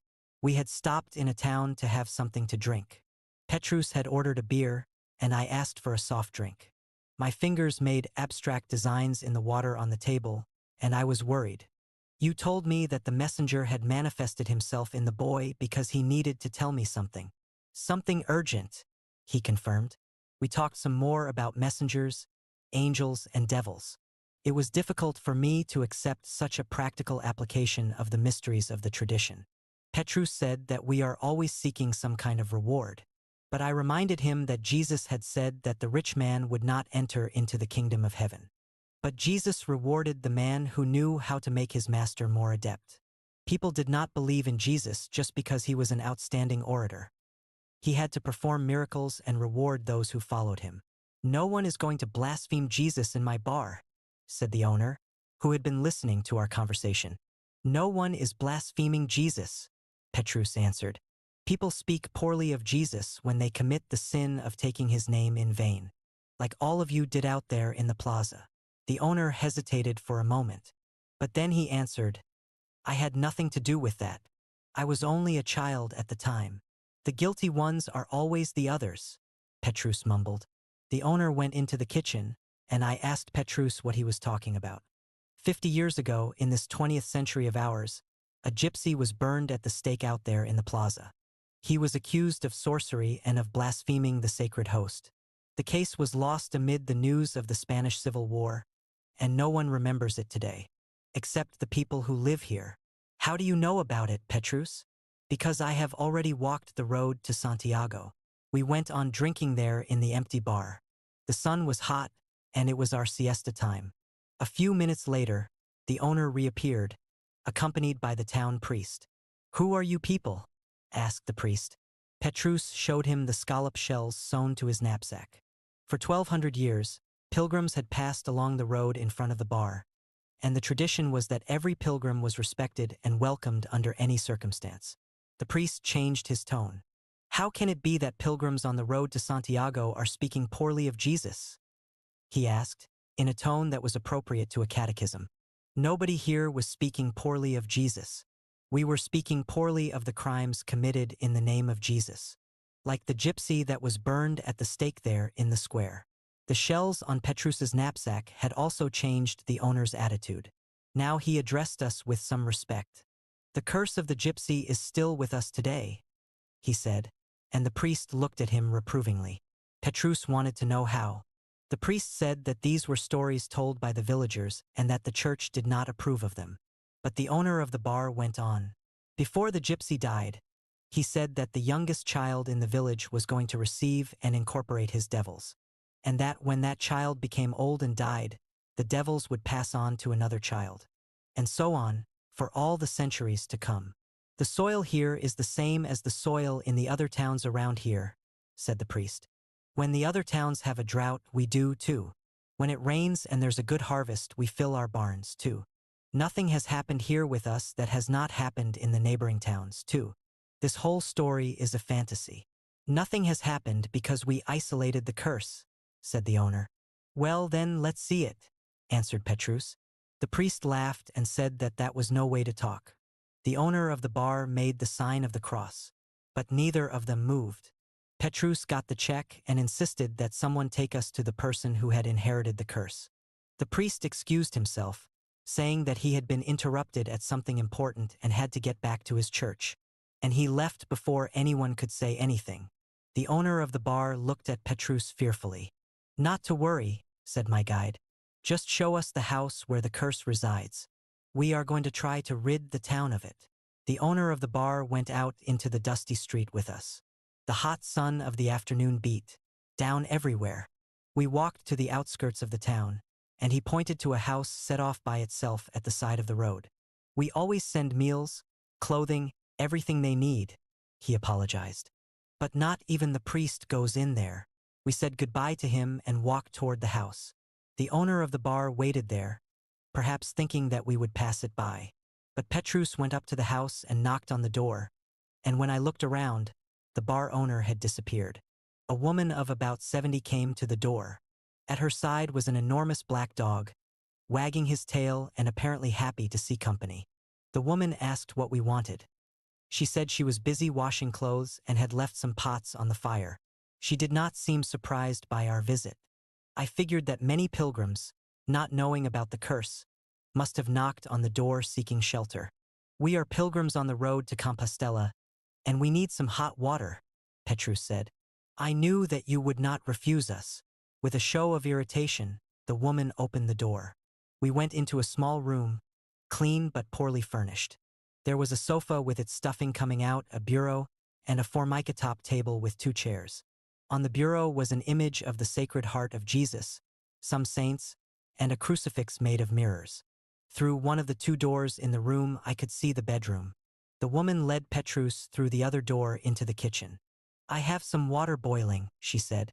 Let me get you a container, and you can both get going. I was there in the living room, alone with the huge dog. He wagged his tail, docile and contented. The woman came back with an old can, filled it with water, and held it out to Petrus. There, go with God's blessing. But Petrus did not move.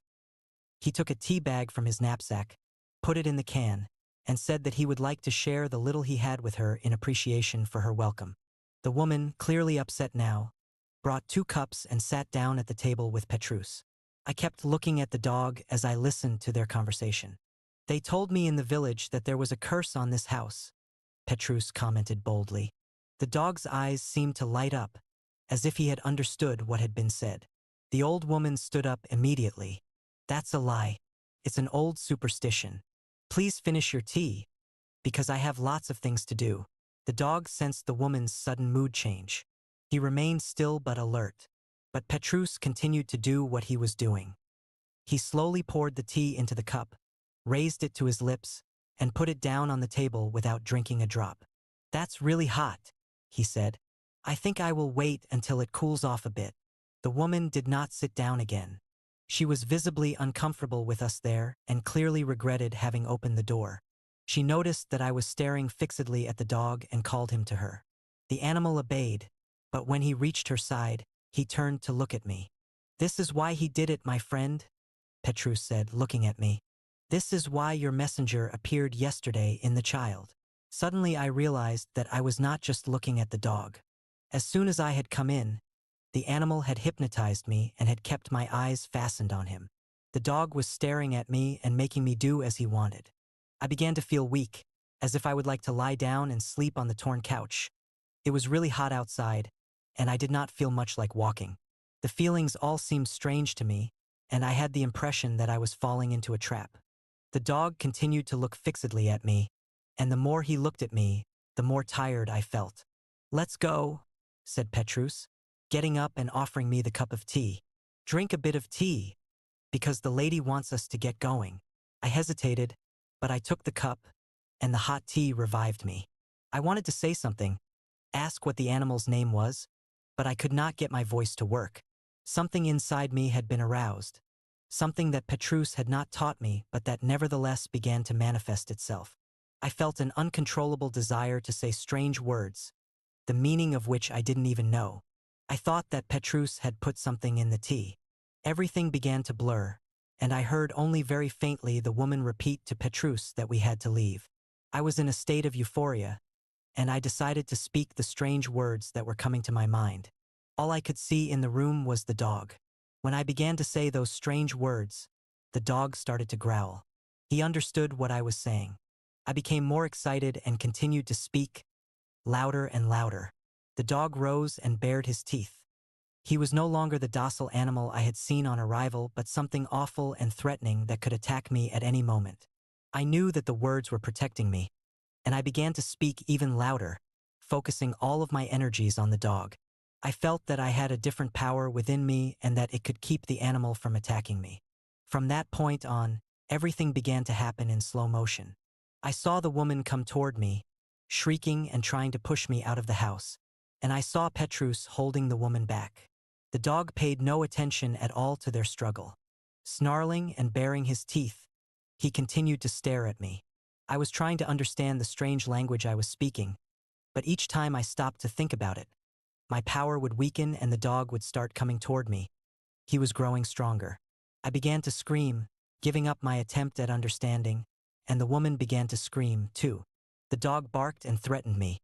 But so long as I continued speaking, I was safe. I heard raucous laughter, but I did not know if it was really occurring or if it was in my imagination. Suddenly, a strong wind swept through the house, and the dog howled and leapt on me. I raised my arm to protect my face, shouted something, and waited to see what the impact would be. The dog had thrown himself upon me with all his strength, and I fell to the couch. For a few moments, our eyes were locked on each other's. In the next second, he ran from the house. I began to cry hysterically. I thought of my family, my wife, and my friends. I experienced an enormous feeling of love and, at the same time, an absurd happiness because all of a sudden I understood everything about the dog. Petrus took me by the arm and led me outside, as the woman pushed us both from behind. I looked around, and there was no sign of the dog. I hugged Petrus and continued to cry as we walked along in the sunlight. The next part of the journey is a blank. I only came to my senses later at a fountain, where Petrus was throwing water in my face and on the back of my neck. I asked for some to drink, and he said that if I drank anything then, I would vomit. I was a little nauseated, but I felt good. An immense love for everything and everybody had invaded my being. I looked around me and sensed the trees along the edge of the road, the small fountain where we had stopped, the fresh breeze, and the bird song from the forest. I was seeing the face of my angel, as Petrus had told me I would. I asked how far we were from the woman's house, and he said we had been walking for about 15 minutes. You probably want to know what happened, he said. Actually, that was not important to me at all. I was just happy about the feelings of love that permeated me. The dog, the woman, the owner of the bar. Everything was a distant memory that seemed to have nothing to do with what I was feeling now. I told Petrus that I would like to go on walking because I was feeling so well. I got up, and we returned to the road to Santiago. Throughout the rest of the afternoon, I said almost nothing, delighting in the agreeable feeling that seemed to fill me. I still thought that perhaps Petrus had put something in the tea, but this was no longer important. We arrived at a hotel at 8 o'clock that night, and I was still in this state of beatitude, although it had diminished somewhat. The owner asked me for my passport so that I could register, and I gave it to him. You're from Brazil? I've been there. I stayed at a hotel on Ipanema Beach. That absurd message brought me back to reality. There, along the Jacobean route, in a town that had been built centuries ago, was a hotel keeper who had been to Ipanema Beach. I'm ready to talk, I told Petrus. I have to know what happened today. The sense of beatitude had passed. Reason took its place, and my fear of the unknown, along with an urgent need to get my feet back on the ground, had returned. After we eat, said Petrus. Petrus asked the hotel owner to turn on the television but to leave the sound off. He said that this was the best way for me to hear everything he said without asking a lot of questions, because part of me would be watching the television screen. He asked me how much I remembered of what had happened. I answered that I remembered everything except the part where we had walked to the fountain. That part is not important to the story, he answered. On the television screen, a film having something to do with coal mines began. The actors were dressed in turn-of-the-century clothing. Yesterday, when I sensed the urgency in your messenger, I knew that a battle along the road to Santiago was about to begin. You are here to find your sword and learn the ram practices. But every time a guide leads a pilgrim, there is at least one situation that goes beyond the control of both of them. It represents a kind of practical test of what is being taught. In your case, this was the encounter with the dog. The details of the battle and the explanation for the many devils that can be present in an animal I will explain later. What is important now is that you understand that the woman was already used to the curse. She had accepted it as normal, and the attitudes of the world were fine with her. She had learned to be satisfied with very little. When you exorcised the poor old woman's demons, you also unbalanced her universe. The other day we talked about the cruelty that people are capable of inflicting on themselves. Often, when we try to demonstrate that life is good and generous, such people reject the idea as if it came from the devil. People don't like to ask too much of life because they are afraid they will be defeated. But if someone wants to fight the good fight, that person must view the world as if it were a marvelous treasure waiting to be discovered and won. Petrus asked me if I knew what I was doing there on the road to Santiago. I am searching for my sword, I answered. And what do you want your sword for? I want it because it will bring me the power and the wisdom of the tradition. I felt that he was not too happy with my response. But he continued, You are here, searching for a reward. You are daring to dream, and you are doing everything possible to make your dream come true. You need to have a better idea of what it is that you are going to do with your sword. This has to be clearer to you before we can find it. But there is one thing in your favor. You are looking for a reward. You are walking the road to Santiago only because you want to be rewarded for your effort. I have noticed that you have applied everything I have taught you. You have been looking for a practical outcome. That is very positive. The only thing missing is your learning how to combine the RAM practices with your own intuition. The language of your heart is what is going to determine the best way to find and use your sword.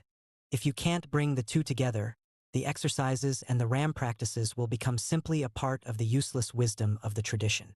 Petrus had told me this before in a different way, and although I agreed with him, it wasn't what I wanted to hear about. There were two aspects of the experience that I could not understand: the strange language I had spoken and my feeling of love and happiness after having evicted the dog. The sensation of happiness occurred because your action was suffused with agape. You talk a lot about agape, but you haven't really explained to me what it is. I have a feeling we are dealing with something that relates to a higher form of love. That's exactly right.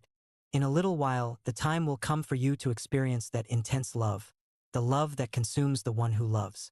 Meanwhile, be happy knowing that this love has manifested itself freely in you. I have had this sensation before, but it was brief, and it was different somehow. It always happened after a professional triumph, a win, or when I felt that Lady Luck was being generous with me. But when the feeling arose, I always pulled back. I felt frightened of experiencing it too intensely, as if the happiness could cause envy in others or as if I were unworthy of it. All of us, before we learn about agape, act that way, he said, with his gaze on the television screen. I asked him about the strange language I had spoken. That was a surprise to me. That is not a practice of the road to Santiago. It is a divine grace, and it is one of the RAM practices for the road to Rome. I had already heard some things about the divine graces, but I asked Petrus to explain them to me. They are gifts from the Holy Ghost that manifest themselves in people. There are a number of different kinds: the gift of curing, the gift of miracles, the gift of prophecy, among others. You experienced the gift of tongues, which is what the apostles experienced at Pentecost. The gift of tongues is related to direct communication with the Holy Ghost. It is used in powerful oratory, in exorcisms, as was your case, and in wisdom. Your days on the road and the RAM practices not only led to the danger that the dog represented for you, but also by chance gave rise to the gift of tongues. It won't happen again, unless you find your sword and decide to walk the road to Rome. In any case, it was a good omen. I watched the silent television screen. The story of the coal mines had been transformed into a succession of men and women talking and arguing. Every so often, an actor and an actress would kiss. One other thing, said Petrus. It may be that you are going to meet up with that dog again. Next time, don't try to invoke the gift of tongues, because it won't come back. Trust in what your intuition is going to tell you. I am going to teach you another RAM practice that will enhance your intuition. With it, you will begin to learn the secret language of your mind, and that language will be very useful to you for the rest of your life. Petrus turned the television off, just as I was beginning to get involved in the story. He went to the bar and asked for a bottle of mineral water. We each drank a little, and he took what was left outdoors. We felt the fresh air, and for a few moments neither of us said anything. The night was quiet, and the Milky Way overhead reminded me again that my goal was to find my sword. After some time, Petrus taught me the water exercise. I'm tired. I'm going to bed, he said. But do this exercise now. Call up your intuition again, your secret side. Don't be concerned about logic, because water is a fluid element, and it does not allow itself to be controlled easily. But water, little by little and in a non-violent way, is going to build a new relationship between you and your universe. And before he went through the door of the hotel, he added, "It is not often that someone gets help from a dog." I continued to enjoy the freshness and the silence of the night. The hotel was out in the country, and there was no one there with me. I remembered the owner, who had been to Ipanema. He must find it absurd to see me there in that arid place, burned by the sun that shone down with such ferocity day after day. The arousal of intuition, the water exercise. Make a puddle of water on a smooth, non-absorbent surface. Look into the puddle for a while. Then begin to play with it without any particular commitment or objective. Make designs that mean absolutely nothing. Do this exercise for a week, allowing at least 10 minutes each time. Don't look for practical results from this exercise. It is simply calling up your intuition, little by little. When this intuition begins to manifest itself at other times of the day, always trust in it. I was getting sleepy, so I decided to do the exercise right away. I emptied the remaining water onto the cement and a small puddle formed. I did not have any image or shape in mind, and I wasn't seeking one. I swirled my fingers through the cold water, and I experienced the same kind of hypnosis that one feels when staring into the flames of a fire. I thought about nothing.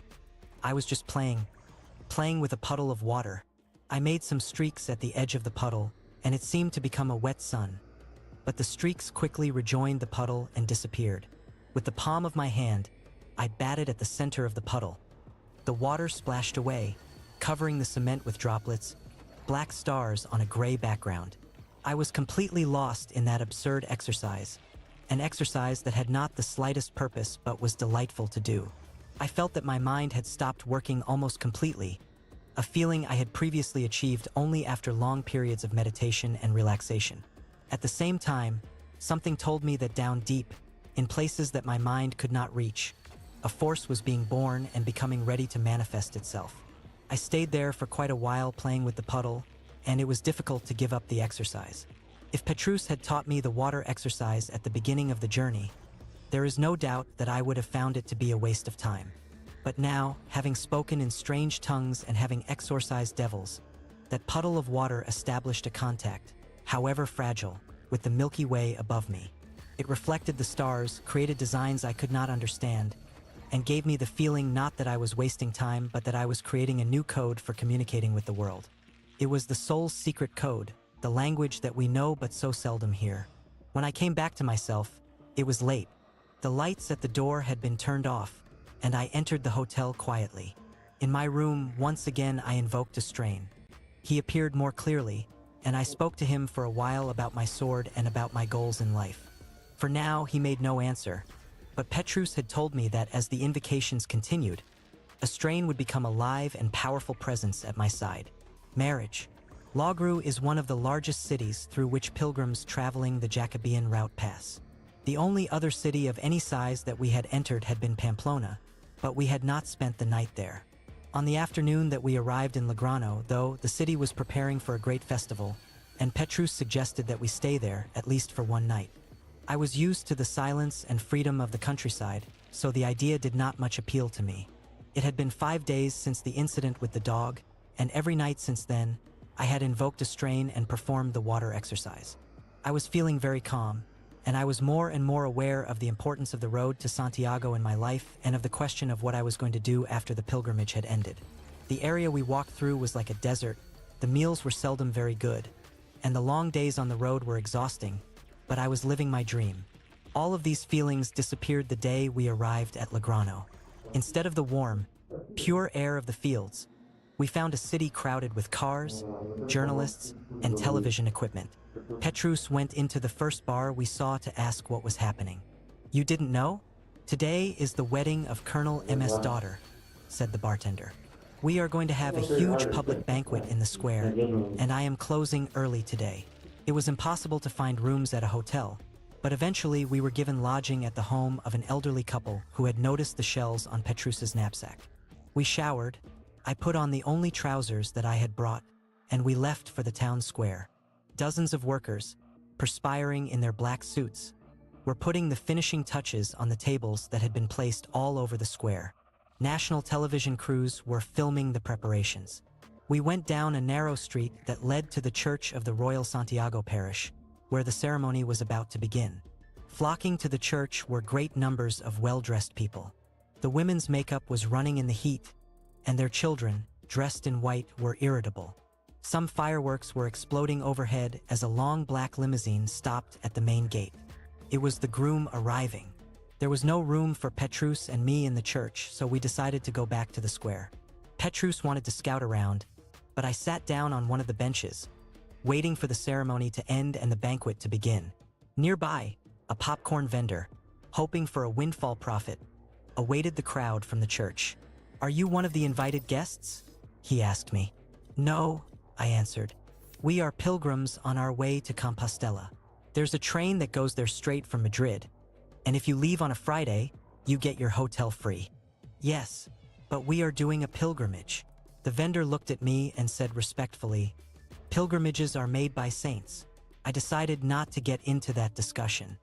He said that his daughter had already been married, but was now separated from her husband. "In Franco's time, there was more respect," he said. "Nowadays, no one cares about the family." Despite my being in a strange country, where it is never advisable to talk politics, I could not let this pass without a response. I said that Franco had been a dictator and that nothing during his time could have been better than now. The vendor's face turned red. "Who do you think you are, talking like that? I know this country's history. I know the war the people fought for their freedom. I have read about the crimes of the Franco forces during the Spanish Civil War. Well, I fought in that war. I was there when my family's blood was spilled. Whatever stories you have read don't interest me. What I'm concerned about is what happens to my family. I fought against Franco, but when he won the war, life was better for me. I'm not a beggar, and I have my little popcorn stand.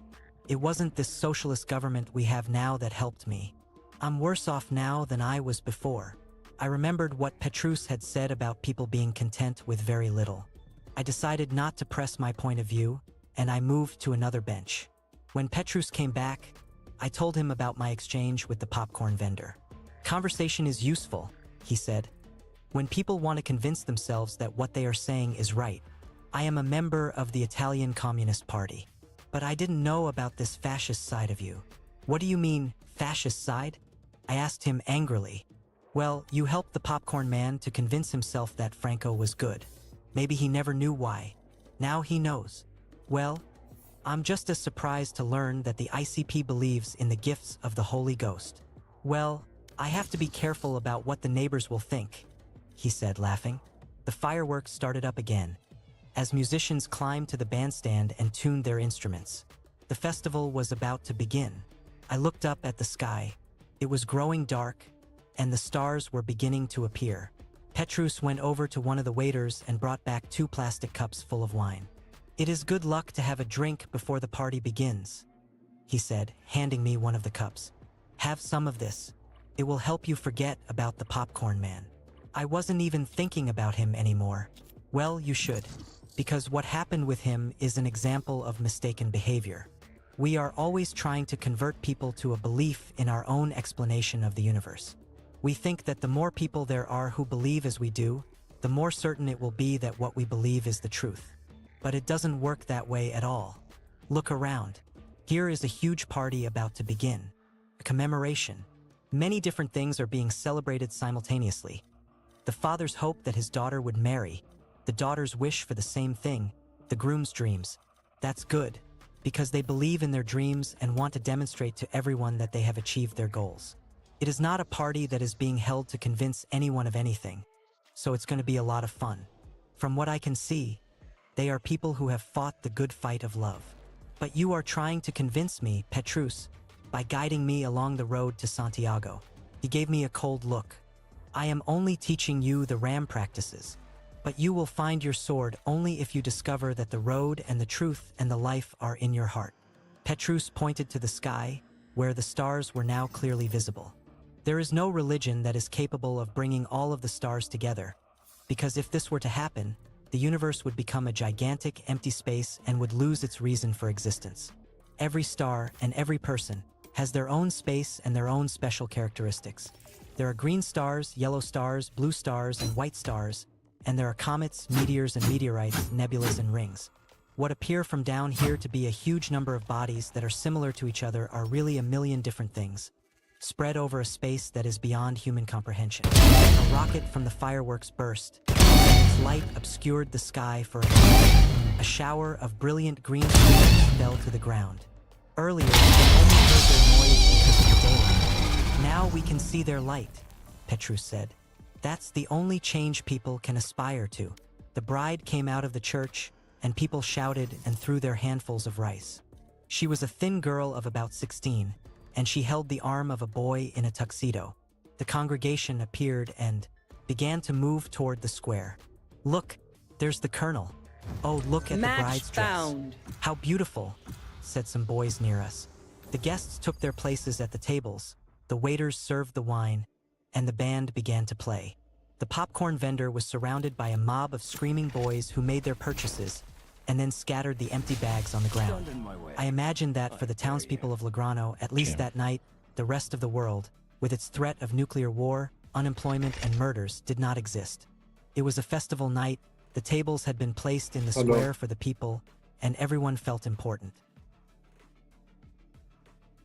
What are we doing, guys?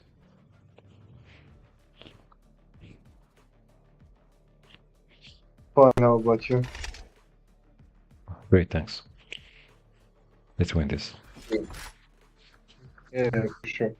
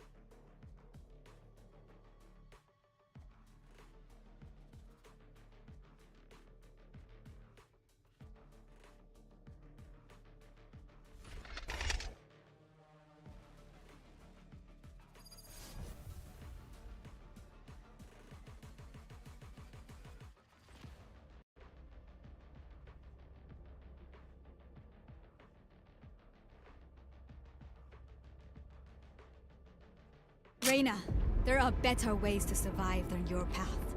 I'm so ashamed. Pardon me. How will I live with myself? Need a drop.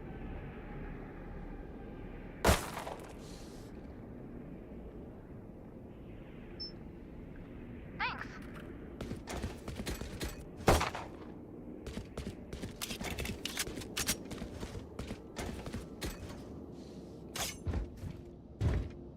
Let's go, guys. Sage. Yeah, she's here.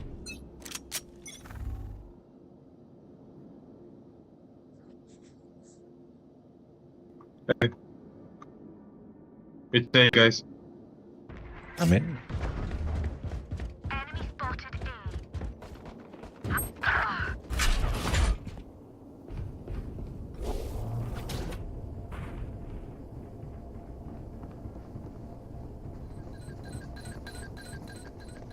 Trevor!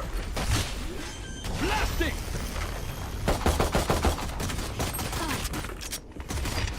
Flash out!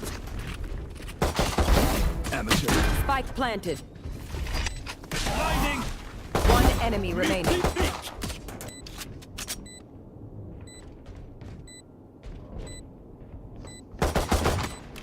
Here. Diffuse. Don't worry, don't worry.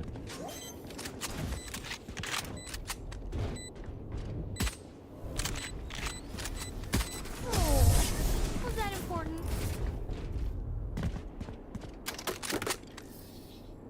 I reckon I'll take a kip after this. I've earned it.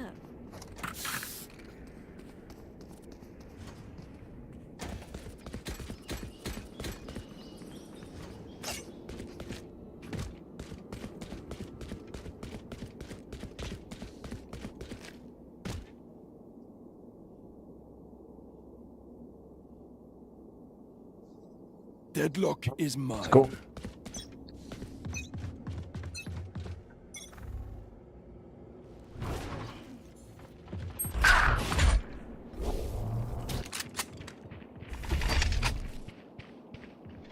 Flash out!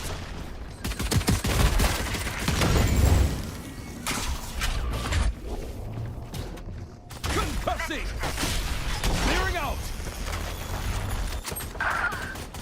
Be at peace. Enemy spot. Last player standing.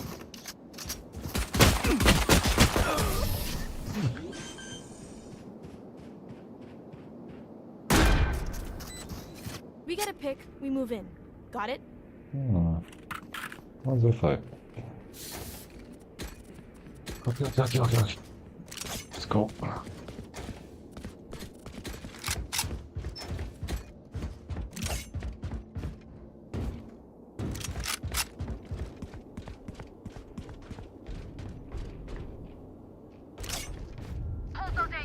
Someone pick mid or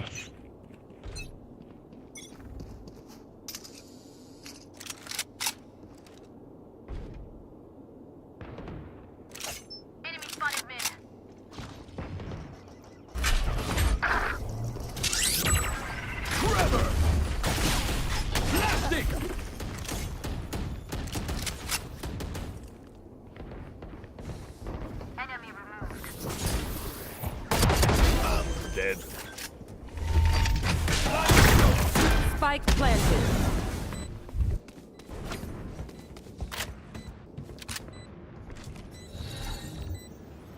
Drop in a smoke.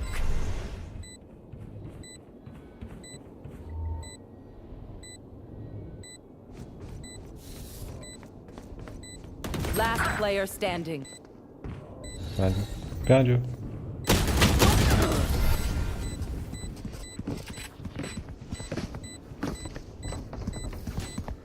Time to take these arms for a spin.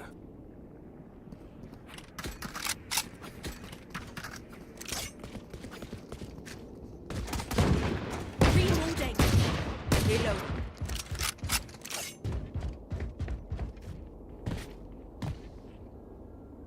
Gun here.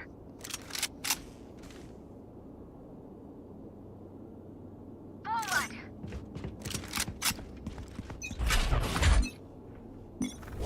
Drop in a smoke. Concussing!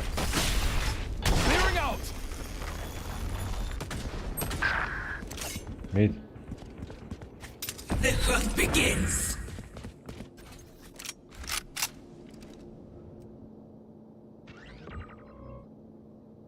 Enemy spotted mid. Be faster. Last player standing.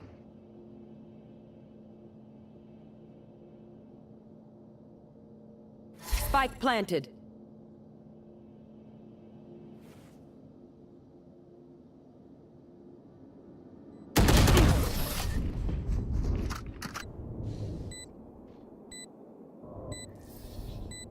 I know what must be done.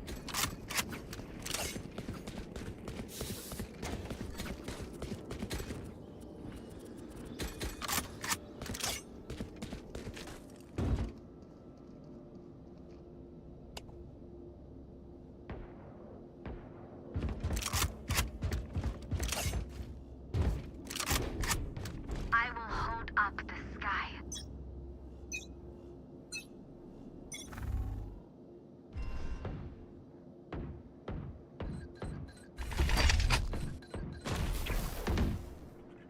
Flash out! Joke's over! You're dead!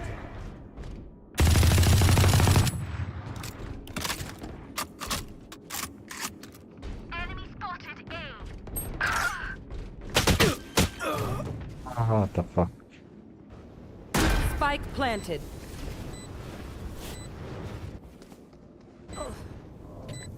Cutting their vision.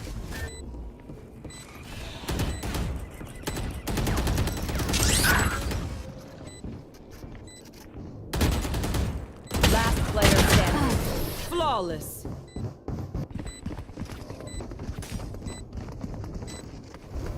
Sage, you are the perfect pair to give life. I take it. Come on, guys, are you surrendering?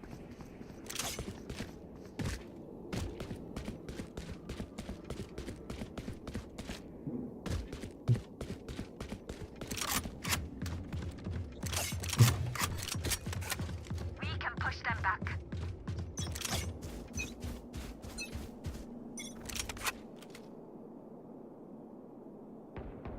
Nailed them. My ultimate Spike down A. Spike spotted it.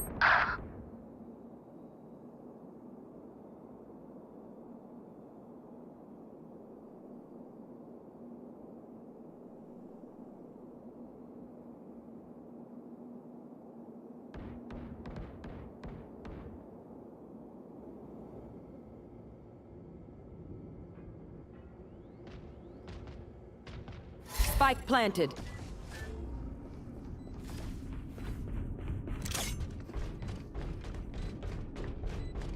Where go, Reyna? Reyna! So stupid.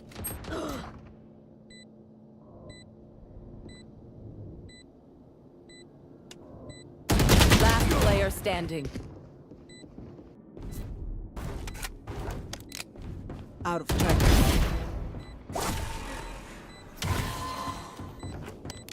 One enemy remaining.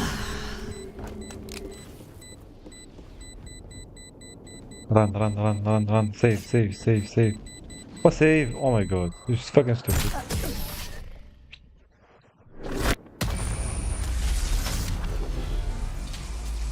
If you're not being shot at, you're doing something wrong.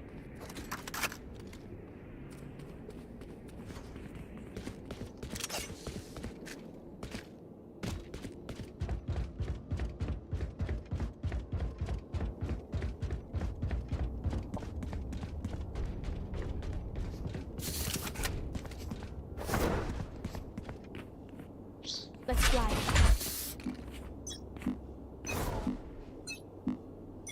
What's this? Forever! Plastic!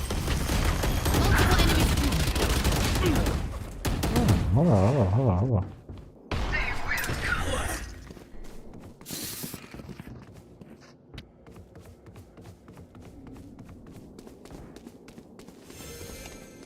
Healing. Enemy spotted A. Can't use that.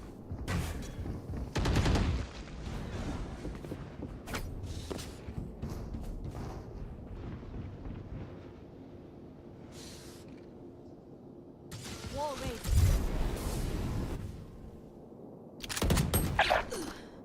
Careful.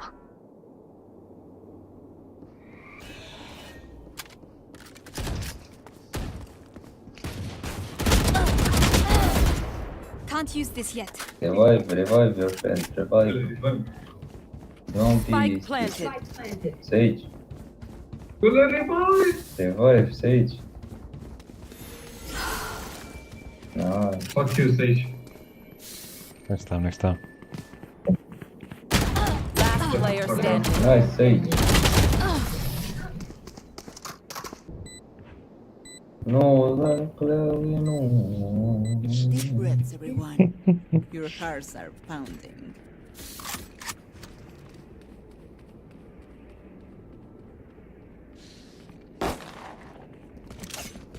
Need a drop.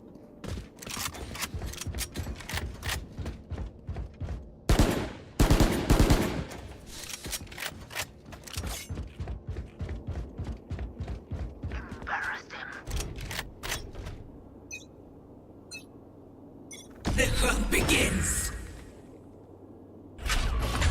Still in sight. Hey. My territory, my rules!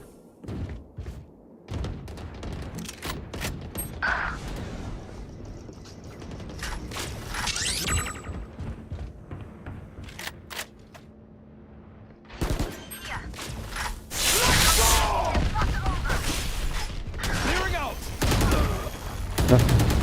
Die. Spike down A. Spike is safe. One enemy remaining. Results. You were beautiful. Did you see Reyna? Still alive. Oh. I want their life, not yours. Oh.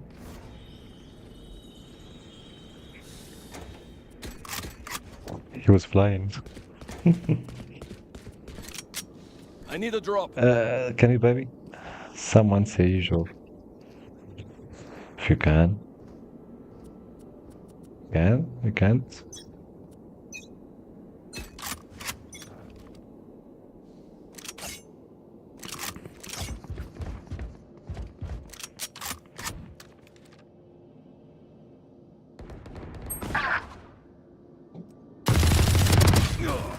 wow.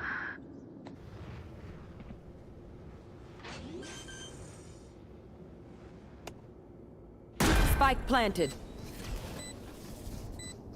Last player standing.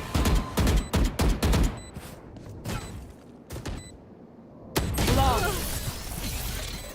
300 ping. What the fuck? My ult is ready. Alright, lucky socks. Don't fail me now. Glove. Come down, give me Vandal. You have 300 ping. Go.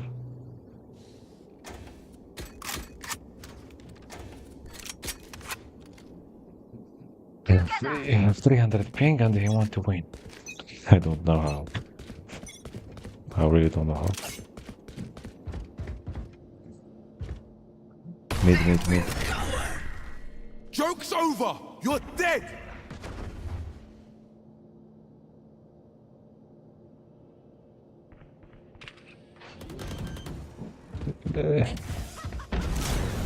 Spike planted. Trevor! Plastic!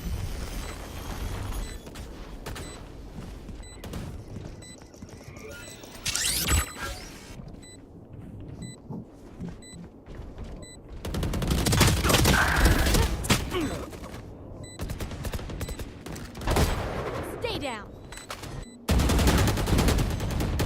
That's a kill. One enemy remaining. Good job. Defuse, someone defuse. This is nothing. Last player standing. Clutch.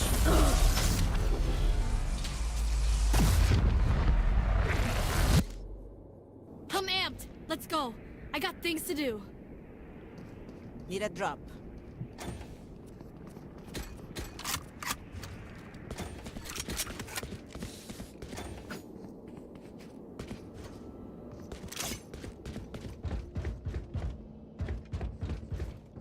Here. We go.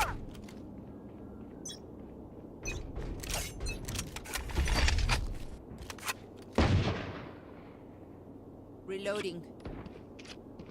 Enemy soldier met.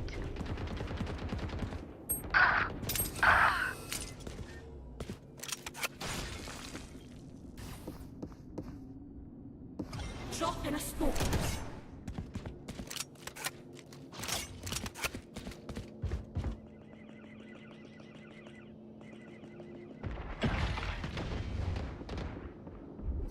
Last player standing. I need a Vandal.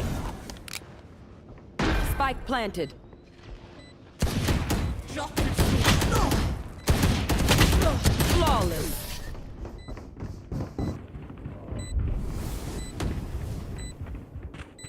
Last round in the half. We cannot keep our goods after this. Spend all.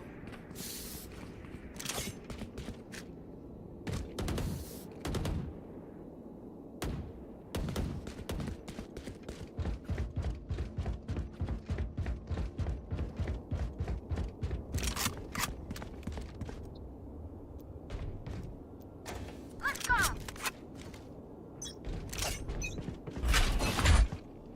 The hunt begins.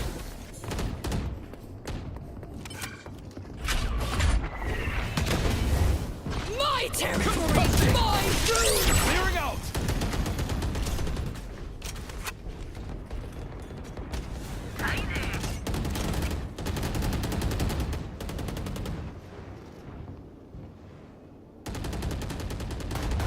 You fought well.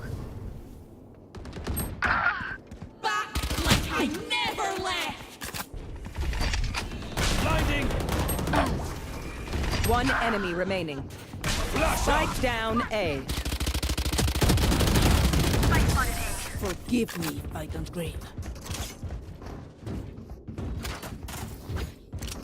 Switching sides.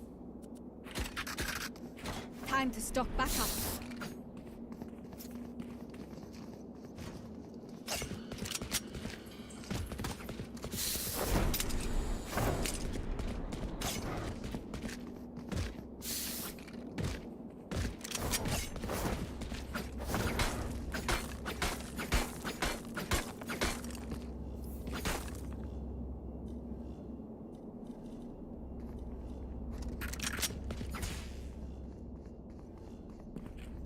Here. Reloading. Here. Reloading. This is gonna be fun.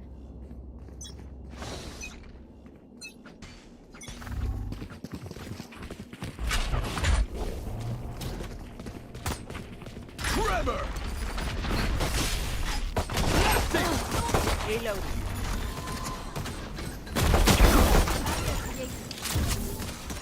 Reloading. Spike down B. Full threat! I got the spike. Enemy spotted. No bother. One enemy remaining. Last spike.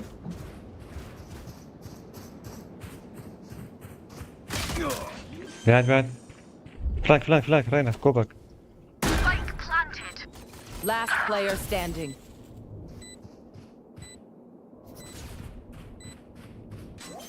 Go. No peeking.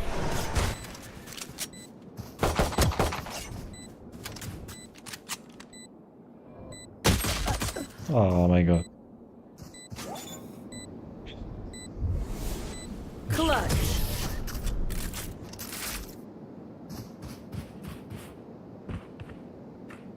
Find the weakest link and kick him in the shin.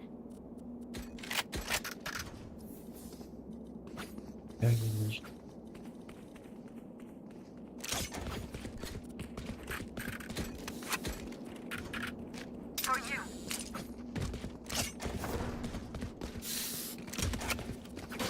Saving.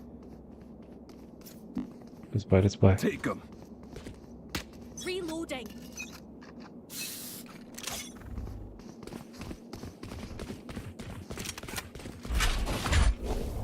Concussing! Clearing out! Enemy spotted. Spike down B. Got the spike! Enemy spotted me.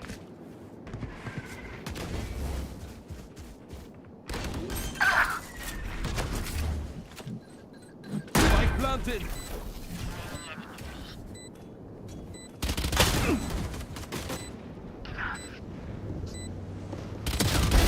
No gum day. One enemy remaining. Blinding!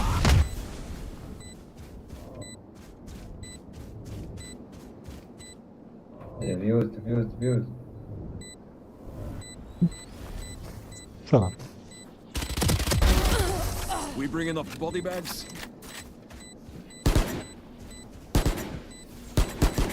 They don't have a single life worth saving.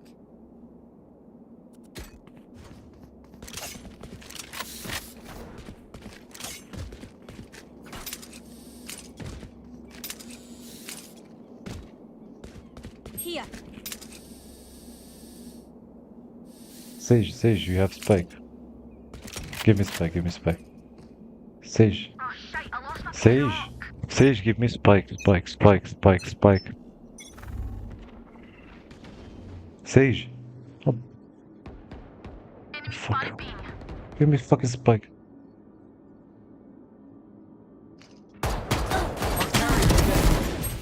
Spike Got the down mid. spike! My ult's ready.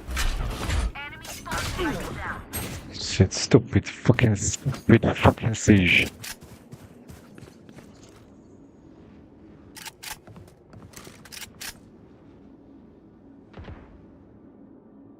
One enemy remaining.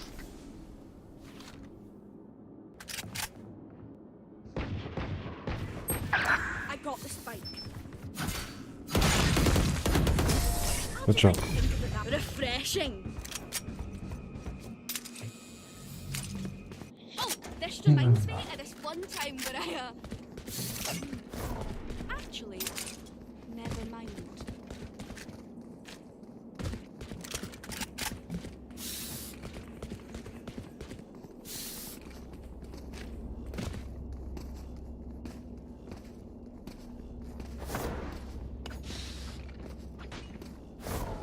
I get what I want.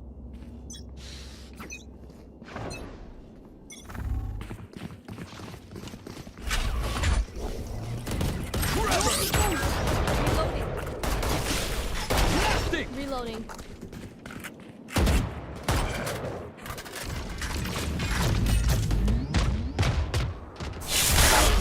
Enemy spotted B. Spike down. What the hell? What the hell was that? What was I that? have the spike. Many enemies B. Last Spike player carrier. standing. Spike down B. What the heck was that? My ult is ready. We are Valorant. We are fighters.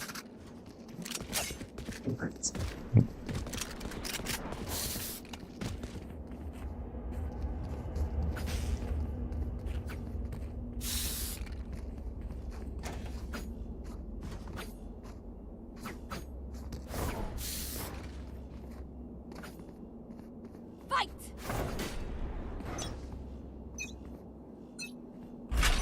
They will cower. Like I never left!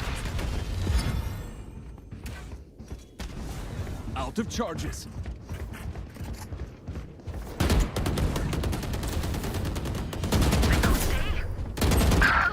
My territory! My rules! Joke's over. You're dead. Flash out. Blinding. Hello Enemy guys, do spotted you hear me? A. Reloading. صح حالا. نيجا.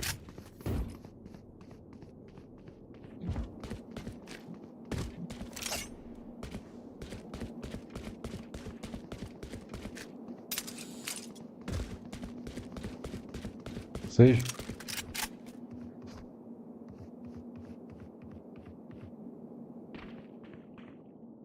Here.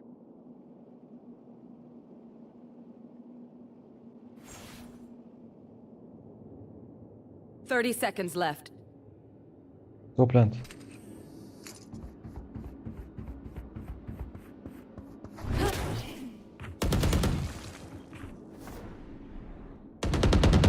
One down.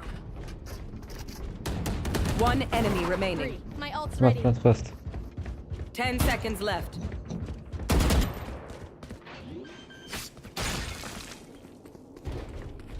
Planted. For you. Here.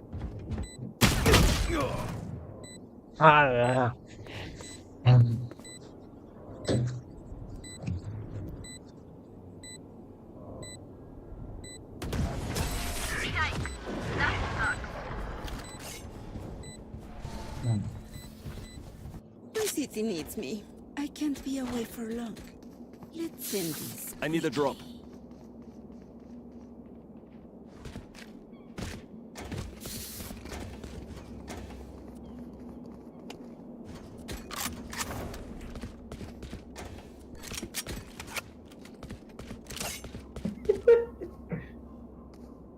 We survive. The hunt begins. Sage, Sage. Sage, don't go alone. Trevor. Clearing out. Reloading.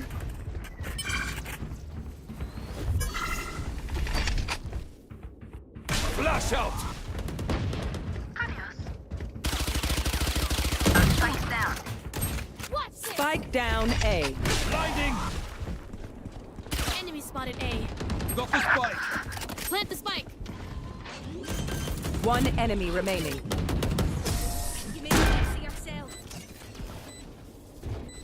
Refreshing. Just swapping in fusion cells. Okay, my arms are good. We can go.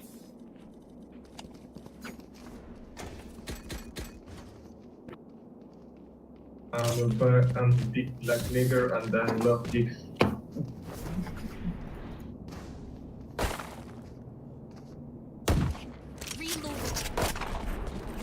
Reloading.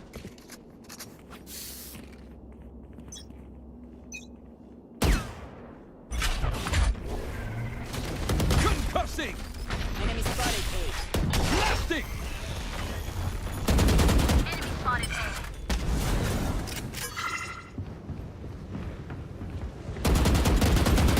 You're fine.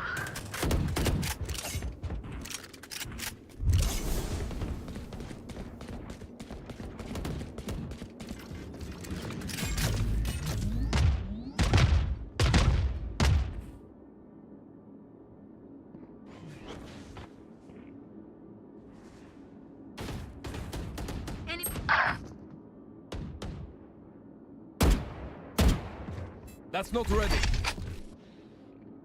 Flash out!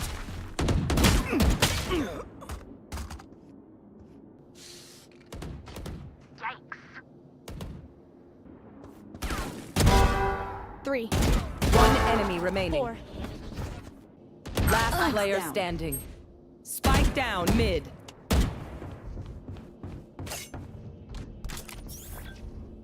Thirty seconds left.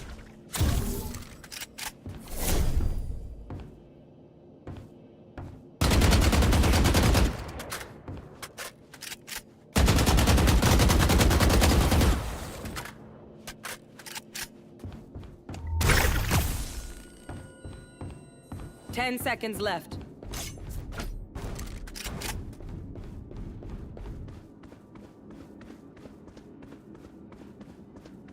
Clutch. Stupid Reyna, stupid Reyna. Match point. One downside to being immortal. I can't play dead. Spike's here. Stupid. Reyna, go play Tetris or maybe Pac-Man. Shut the fuck up, nigga. Shut your fucking mouth, I'm not talking to you. I'm not slow. She's Reyna. She's with me. تخسخرك. Huh? It's cold. Tremor! Enemy spotted A. Clearing out! Reloading. My ult's ready. They will cover! That's you, pal. Blinding!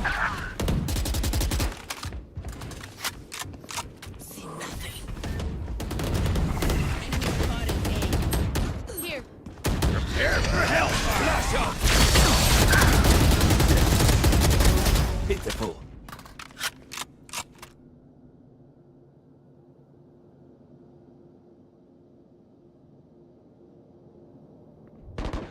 Last player standing. Spike down A. Come on. One enemy remaining. Thank you. Yes. Defenders win.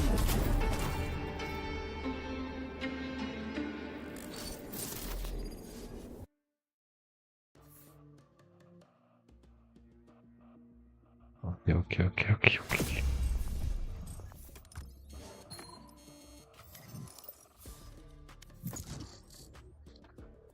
Let's go.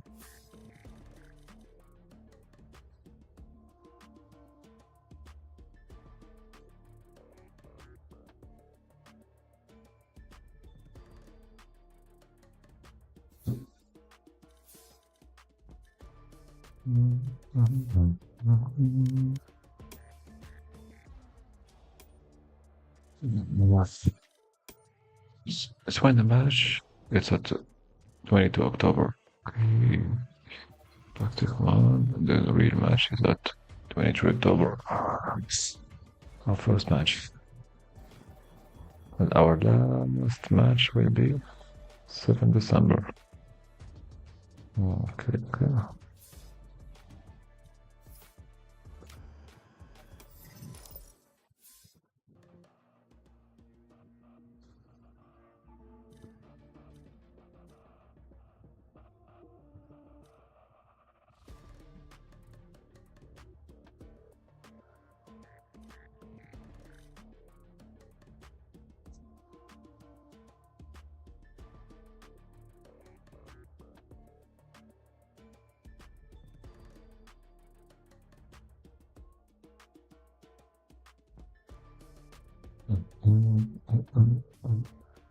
I hope I get a good team.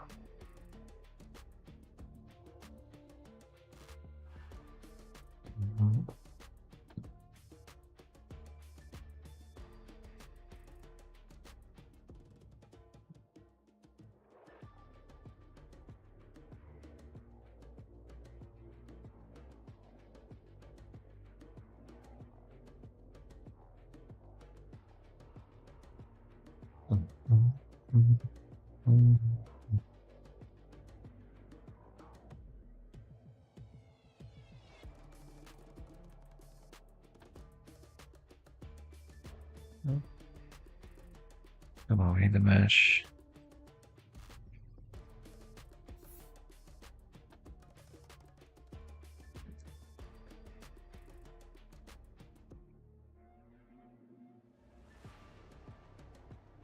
Match found.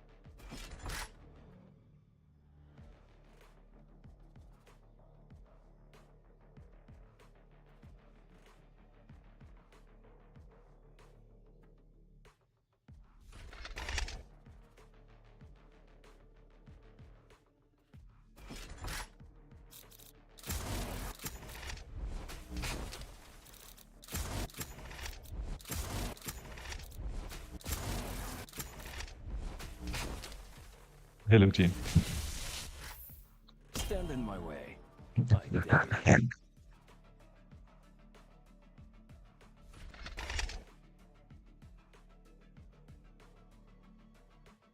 don't know.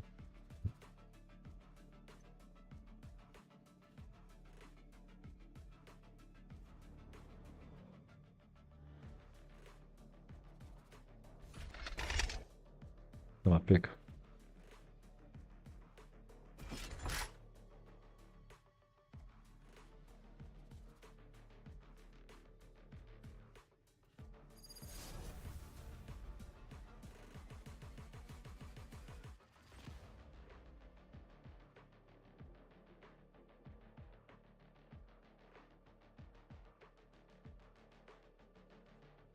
My reflection is here. Do me a favor, cariño. No channel.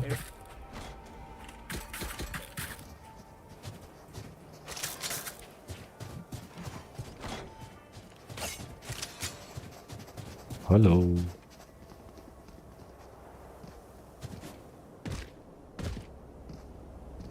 We are a team, I guess, or a group.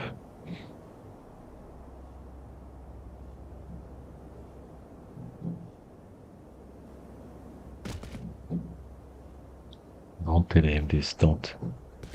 Don't tell him to Omen this.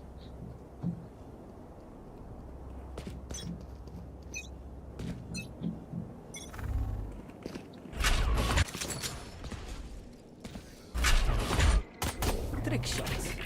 Concussing! Blasting! Someone is A. Reloading.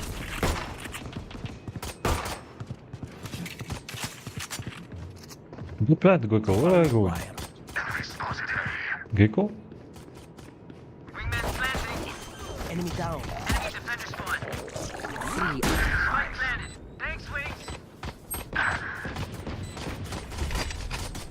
Blinding! Flash out! What?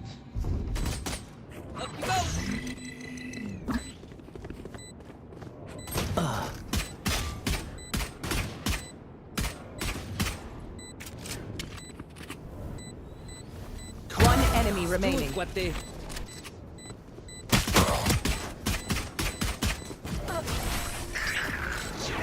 Good job. They're on the back foot. Let's deliver another blow.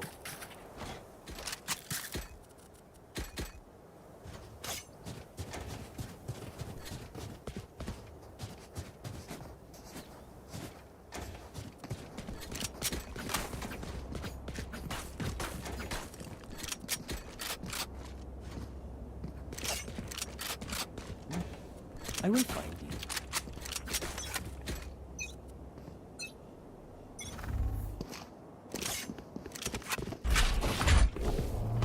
Trevor! Clearing out!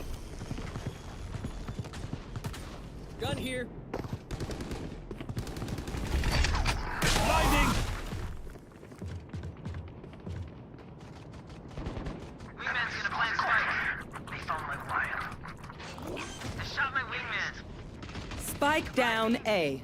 One enemy remaining. I'm taking worse.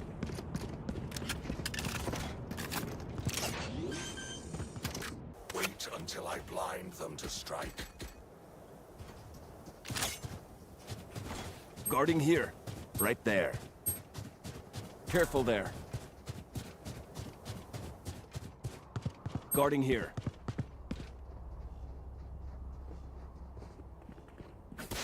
Taking point.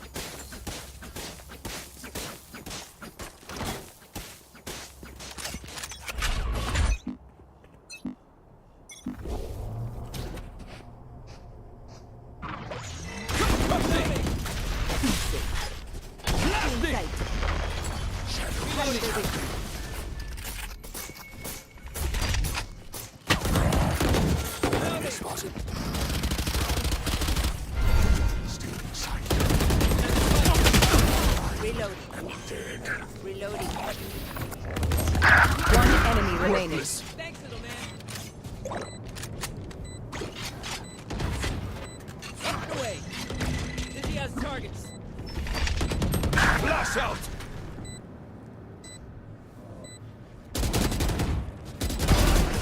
Quit your tiptoeing.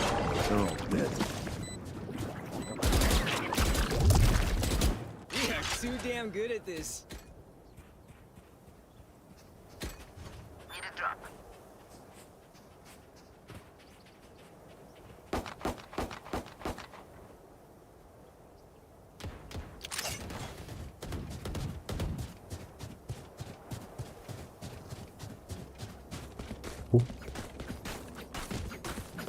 Échenle ganas.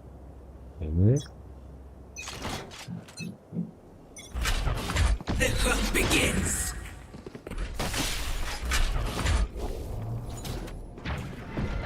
Trevor! Dizzy's up top. Clearing out. Has targets. Enemy A.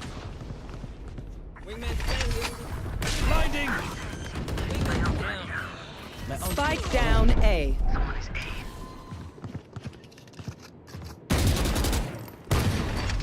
Flash out! One enemy remaining. In a fair fight, I'd still kill you. Breach. I took a servo from your arms for my tripwire. Don't be angry. Breach.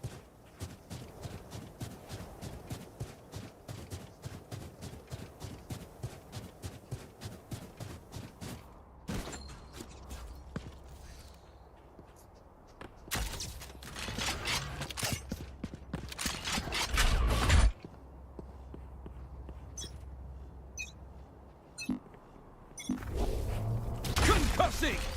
Inside. Blasting! Reload.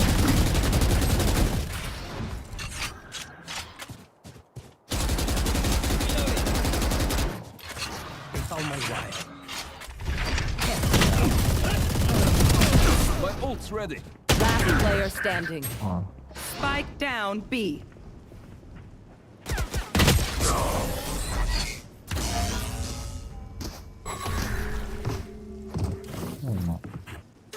The symphony of death.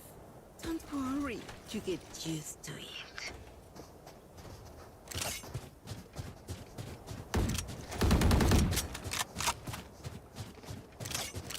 it. Do you have Phantom of Vantal skin?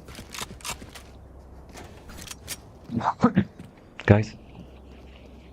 Why the fuck no one is talking? It begins. We are scared. What the fuck is wrong with you?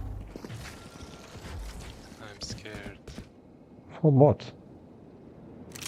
From the enemy.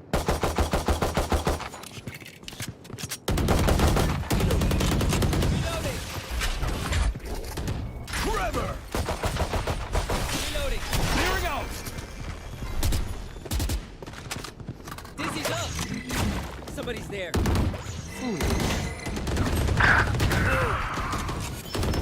Reloading.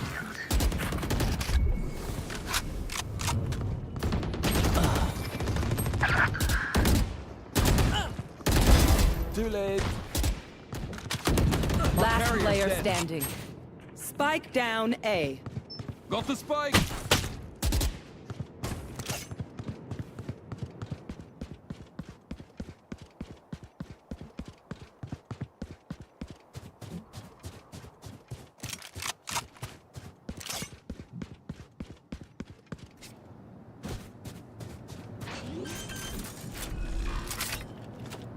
Thirty seconds Spike left. planted.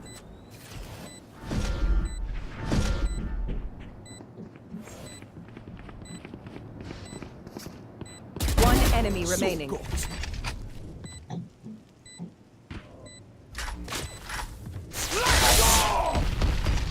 Blinding. What the fuck?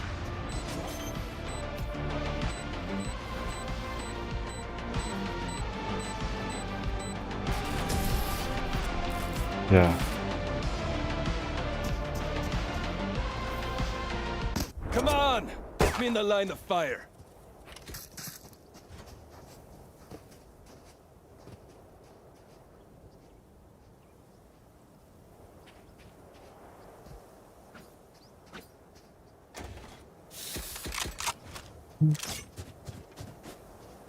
Where's that?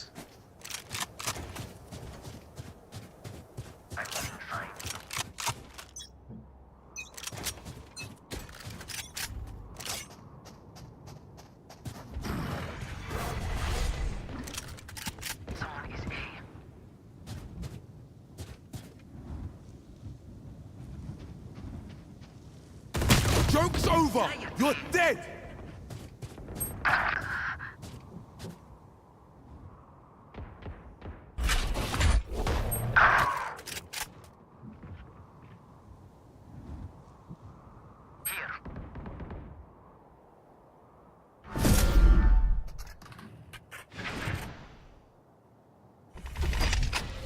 Flash out.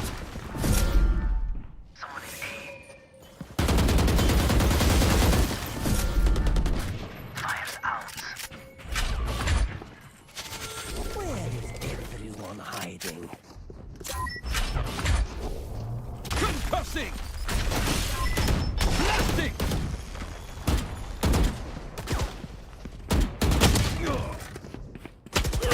Last player standing. 30 seconds left. One enemy remaining. I'm good for 3. Someone's there.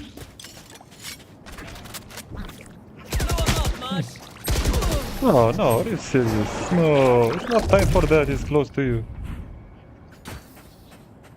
Their lives are so meaningless. Might as well give them to me.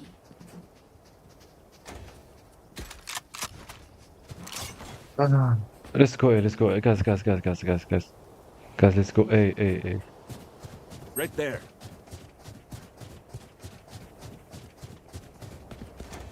Let's go A. Let's do what we do.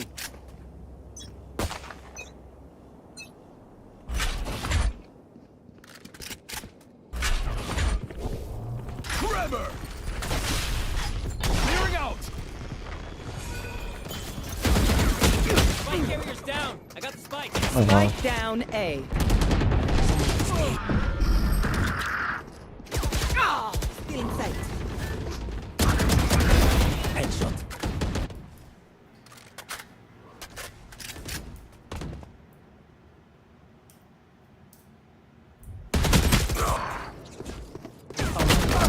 Last player standing. One enemy remaining. Oh my god. Let's try. They're not getting the message. Leave it to me, I'll rough them up.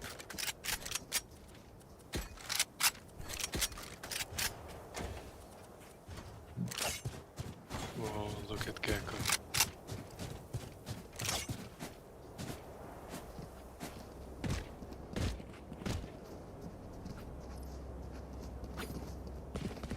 We're really losing games for nothing.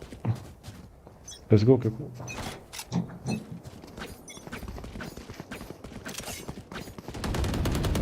You had your fun. My turn. A.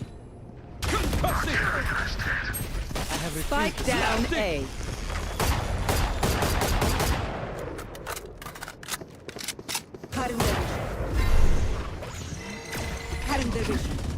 Blinding.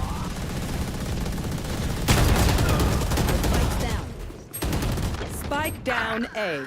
Last player standing.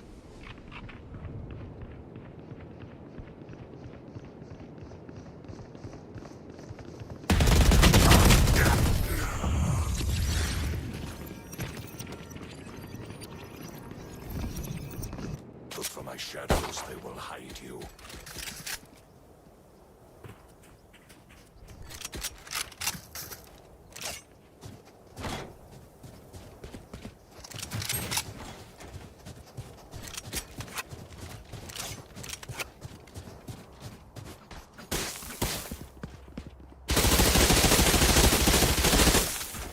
Hey, other me!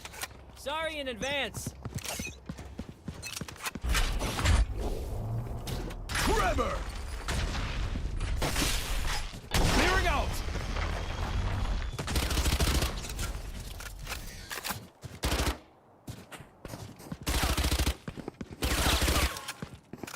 Shadows traveling. Reload.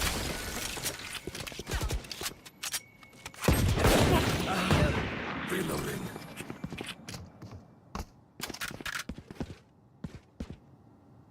Let's rotate. Let's rotate, guys. Let's go, let's go A, let's go A.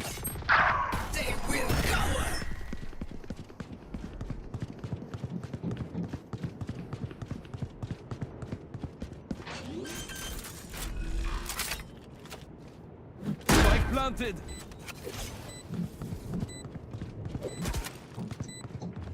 Last player standing. Oh, no, no, no, no. Oh.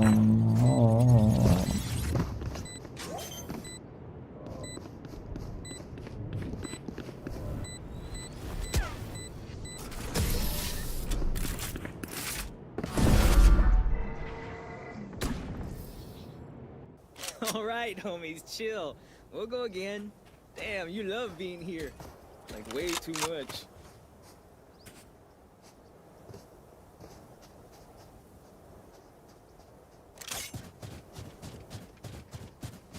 Come on, guys, we got this. How did we forget the spike? Yeah.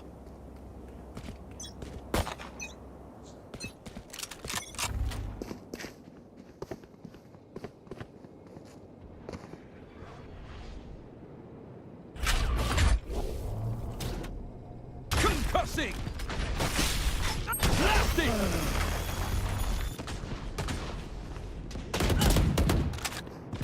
Reloading! Joke's over! You're dead!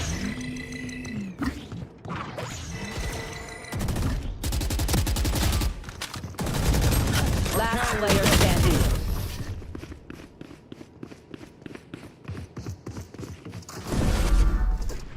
Last round before the switch. Spend everything. We keep nothing.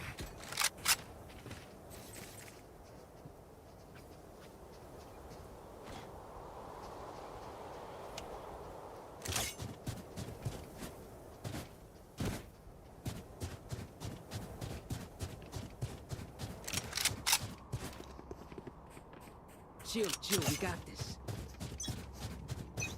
Yep.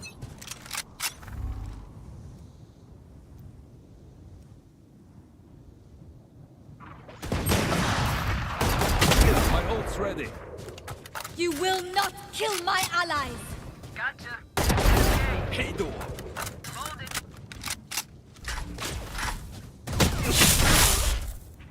Wingman's gonna plant spike. Blinding. Oh yeah! Monster on the Reloading. loose! Spike planted. Thanks, Cover Wings. going out.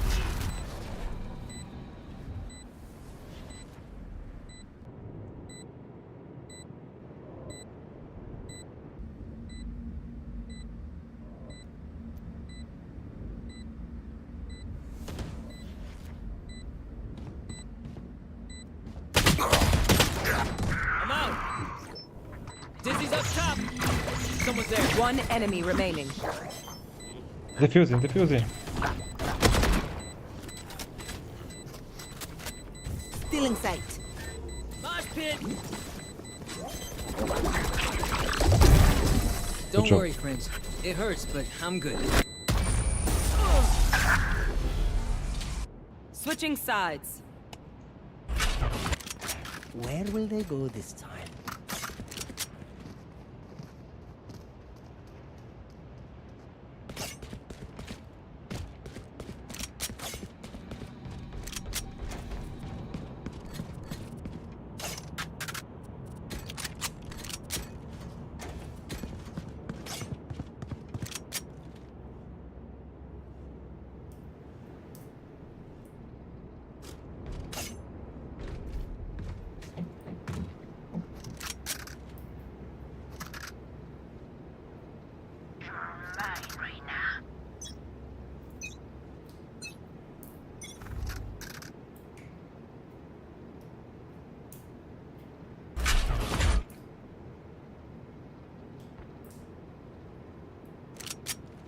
Found you.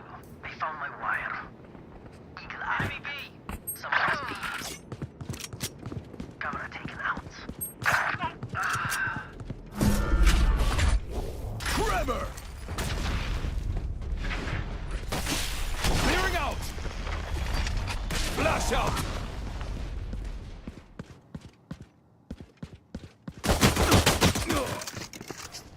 Gekko window. Last player standing.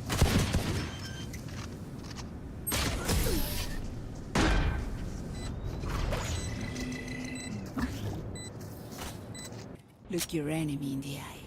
It helps with accuracy.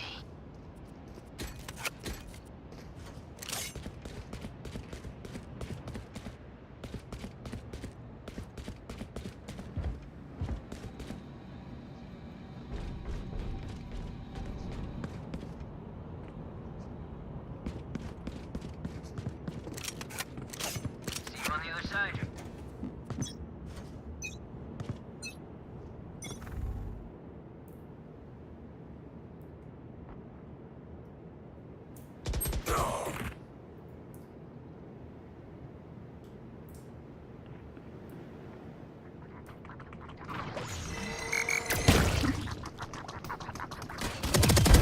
Dusty.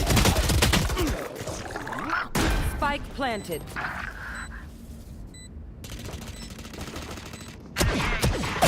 Put down.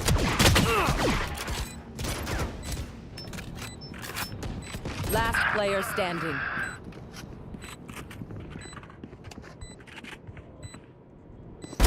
I'll take it. Dizzy's up. Somebody's there.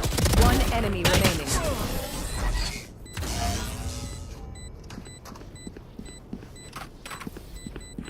I can't see them yet, but I can feel them getting ready.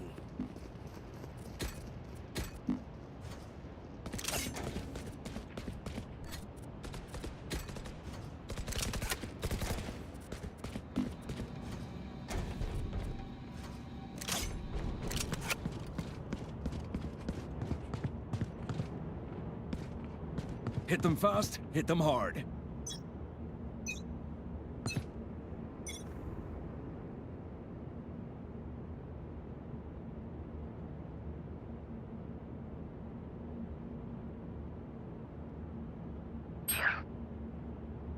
Many enemies caught one.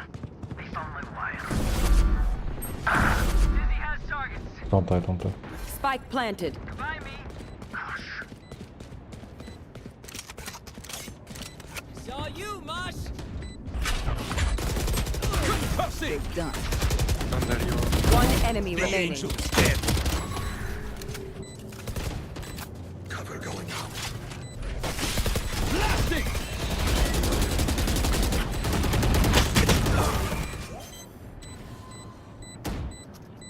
Come on, one defuse, one.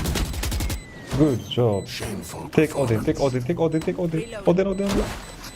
Take Odin for me. The spike is diffused. Odin. Oh my god. Thank you. The enemy only looks composed. Their hearts tell a different story. Thank you.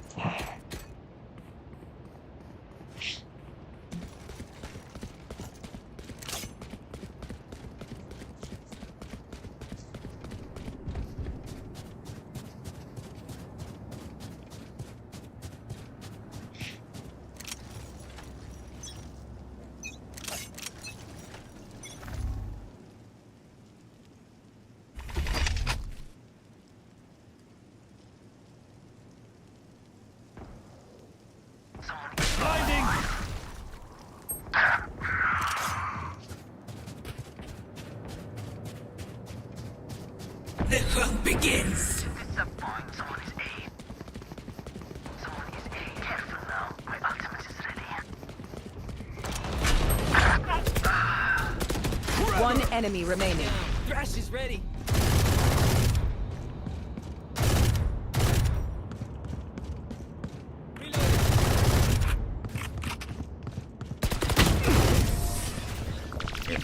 That's right, you tell him. Good job. My burden never ends. I need this. Can someone buy? My thanks. Thank you. No problem.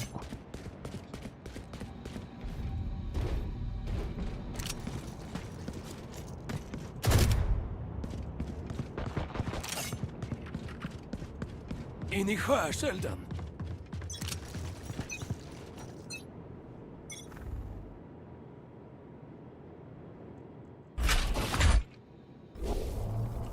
Joke's over! You're dead!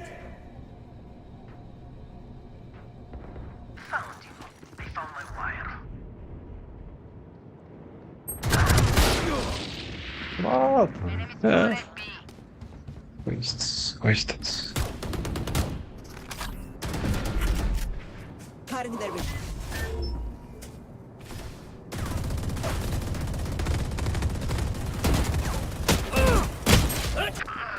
Shadows traveling.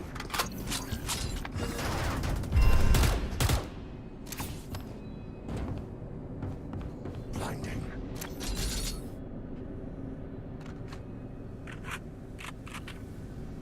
Last player standing.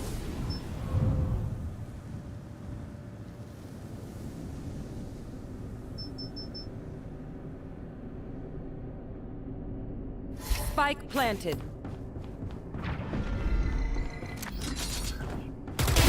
Telemetry. My turn.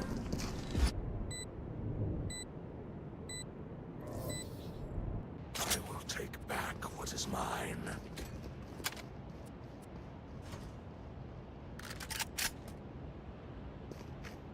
Thank you.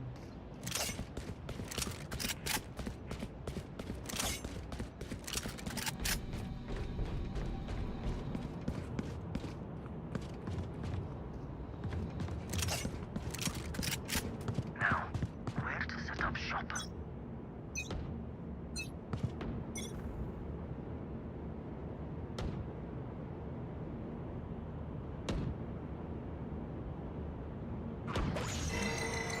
Hey.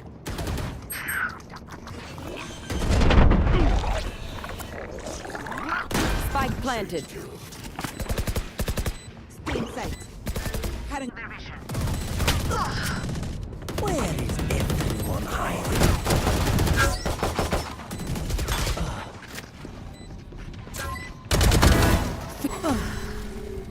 Last player standing.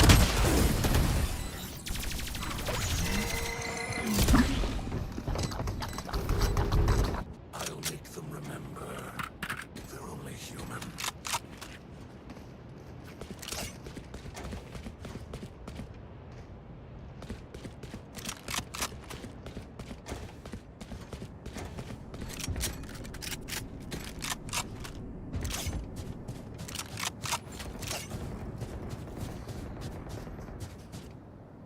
Let's see how it goes.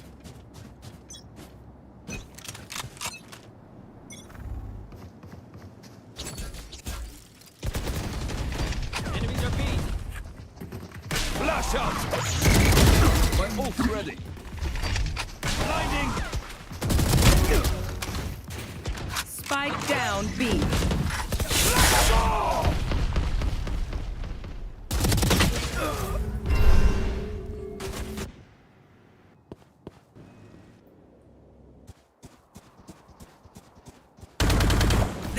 One enemy remaining.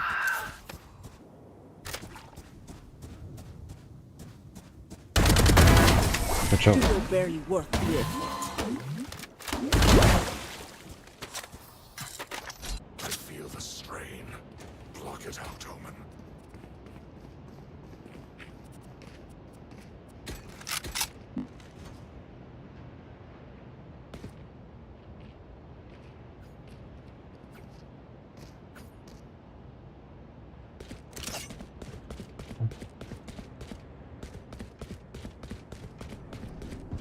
Ándale. Can someone buy me, please?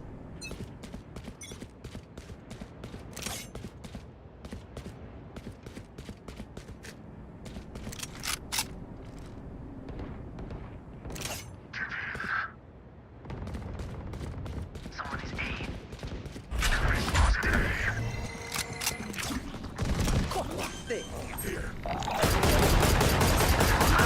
Spike planted.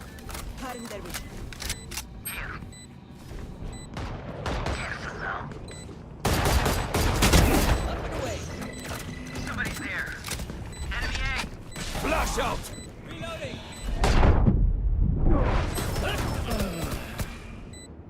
One enemy remaining. Man's on defuse. Last player standing. Reloading. Clutch. Oh my god. Wasted.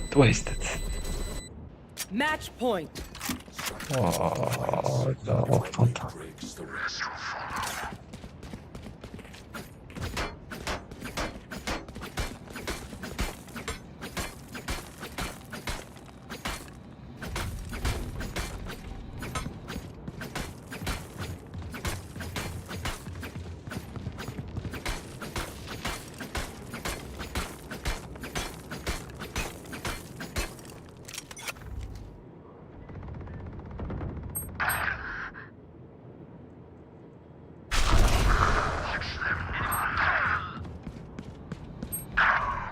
Shit.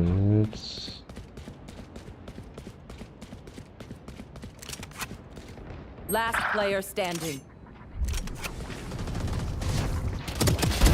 The angel's dead. Spike planted. Oh yeah! Monster on the loose!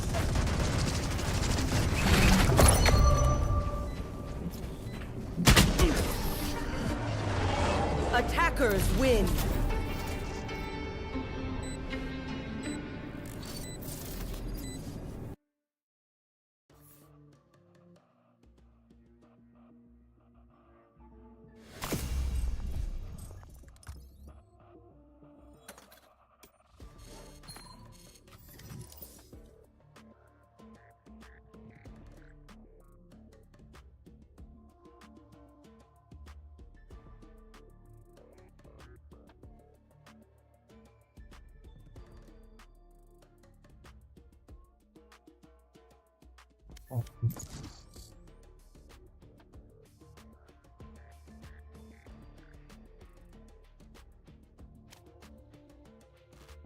A television crew came toward us, and Petrus averted his face. But the men passed us by, heading for one of the guests who sat near us. I recognized immediately who he was. Antonio, the man who had led the Spanish fans in their cheers at the World Cup in Mexico in 1986.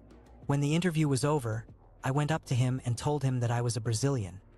Feigning anger, he complained about a goal of which Spain had been robbed in the opening round of the Cup. But then he gave me a hug and said that Brazil would soon once again have the best players in the world. How do you manage to see the game when your back is always to the field and you are inciting the fans? I asked. It was something I had noticed over and over again during the television transmissions of the World Cup games.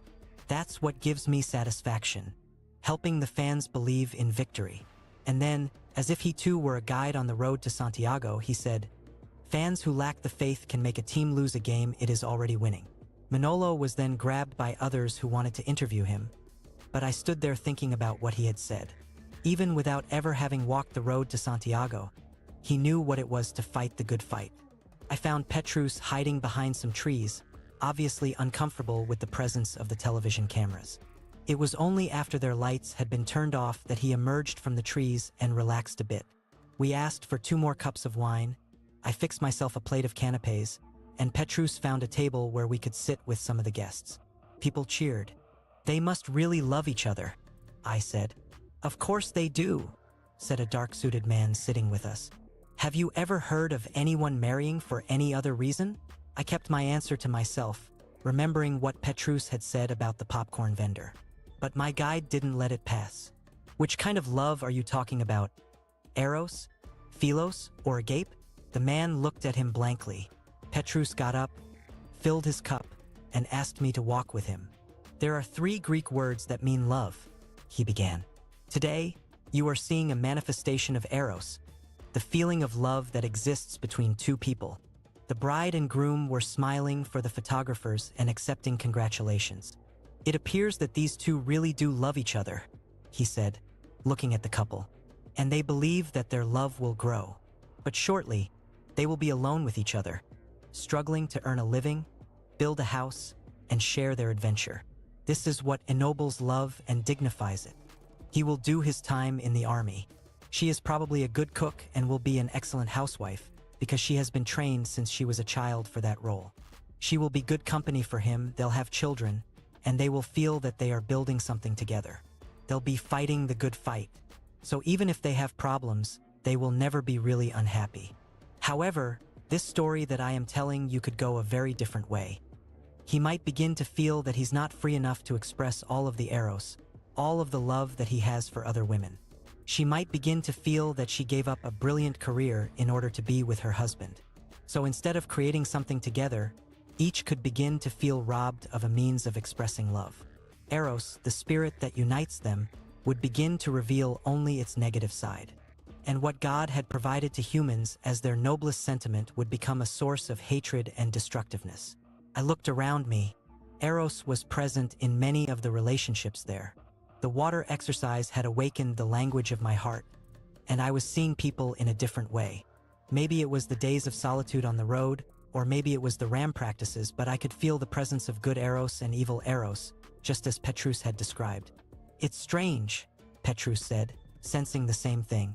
"Whether it's good or evil, the face of Eros is never the same for any 2 people. Just like the stars I was talking about half an hour ago. And no one can escape Eros. Everyone needs its presence, despite the fact that many times, Eros makes us feel apart from the world, trapped in our solitude." The band began to play a waltz. The guests went to a small cement section in front of the bandstand and started to dance. The alcohol was making itself felt, and people were perspiring more and smiling more. I noticed a girl dressed in blue who looked as if she had waited for this wedding just to have the chance to dance the waltz. She wanted to dance with someone who would embrace her in the way she had dreamed of since adolescence. She was watching a well-dressed boy who wore a white suit and stood among his friends. They were all talking and had not noticed that the waltz had begun. Nor did they see that a few yards away, a girl in a blue dress looked longingly at one of them. I thought about small towns and marriage to the boy one has dreamed of since childhood. The girl in blue saw that I was watching her and tried to conceal herself among her girlfriends. As she did, the boy searched for her with his eyes. When he saw that she was there with her friends, he went back to his conversation with his own group. I pointed out the 2 of them to Petrus. He watched the game of glances for a while and then went back to his cup of wine.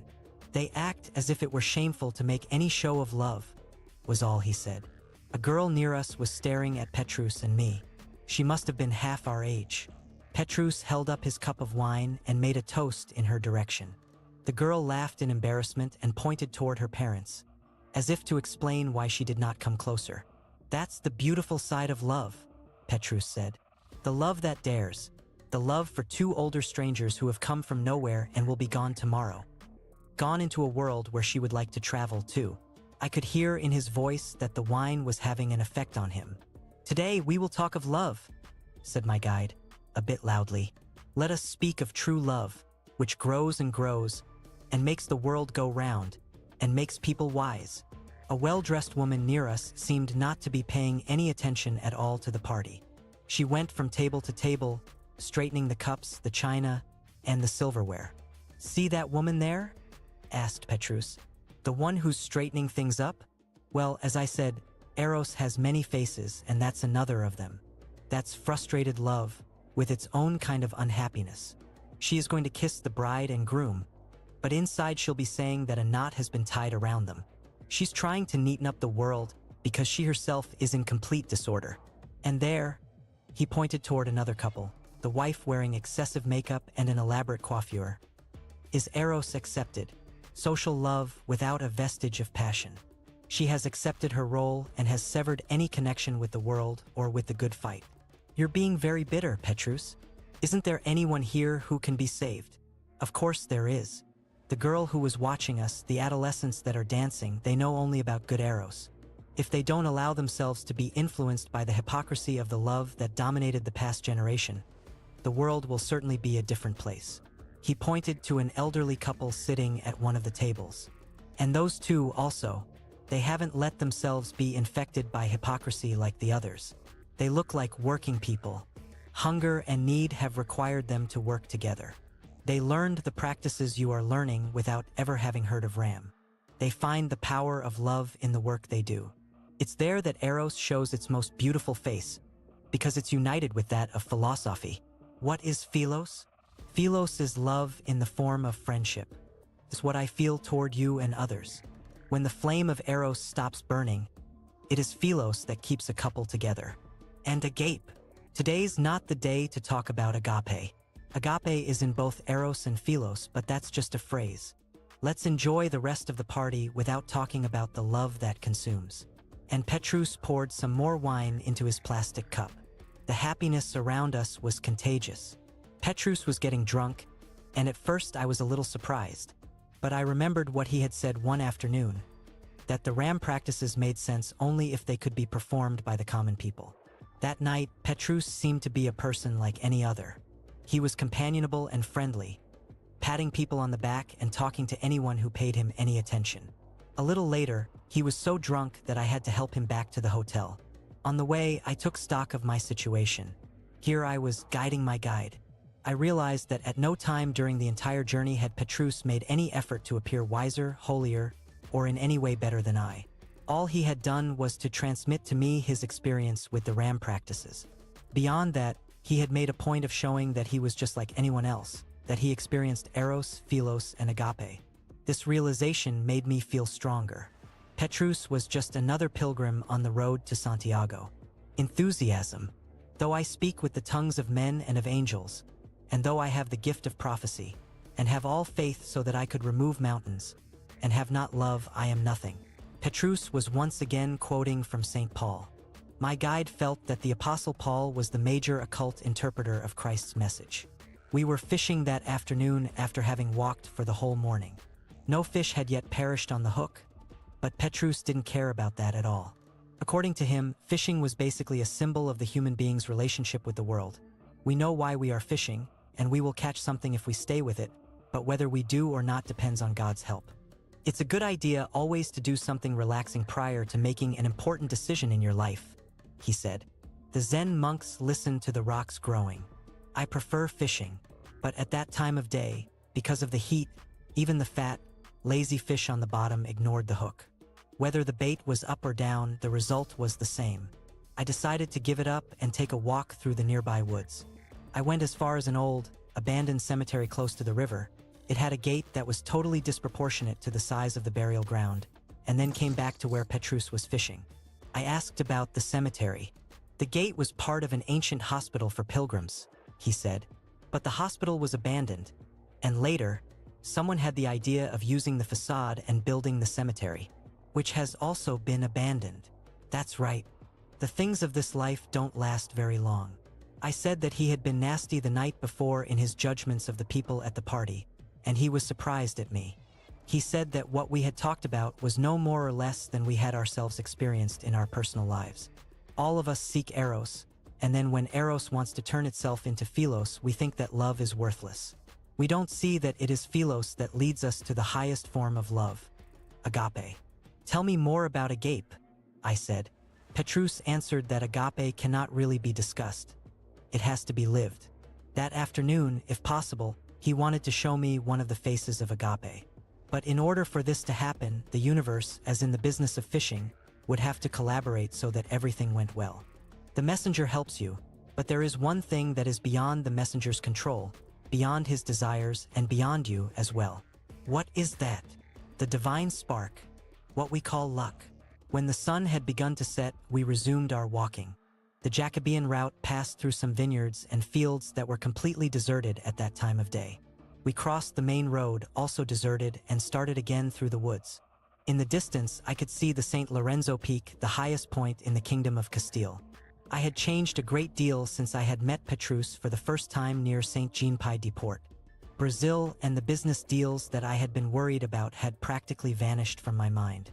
The only important thing for me now was my objective. I discussed it every night with a strain, Match who was found. becoming clearer and clearer for me. I was able to see him seated at my side anytime I tried. I learned that he had a nervous tick in his right eye and that he had the habit of smiling.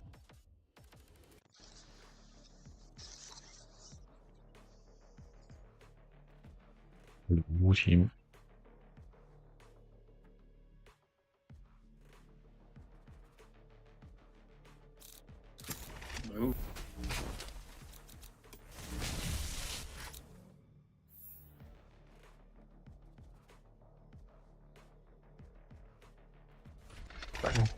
We need a smoker. What? We need a smoker. Yes! The glove Cosmo Jett. Stand in my way. Shut up. Shut up.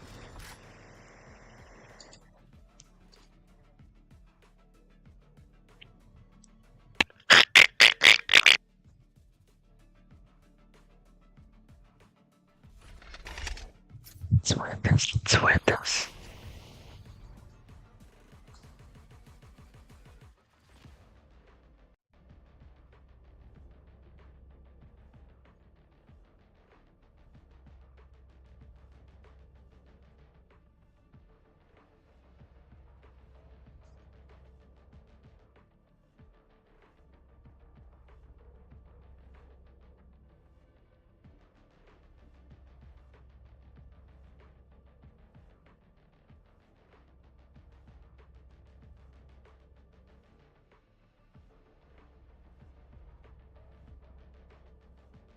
They're not intimidating, they're stupid.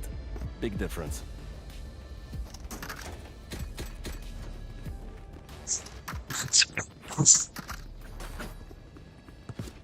I play first time. The hack it's of my girlfriend. No problem. First time run. Just to win. I try my best. Try your best and go. Спасибо.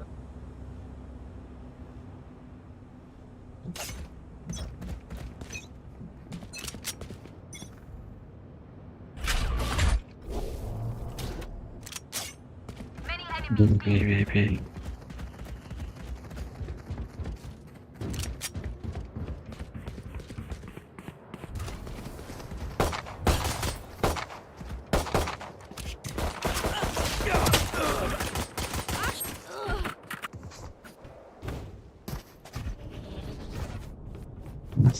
Why you don't give info?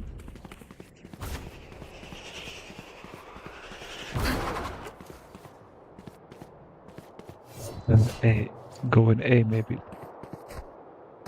Still there. Last player standing. No peeking.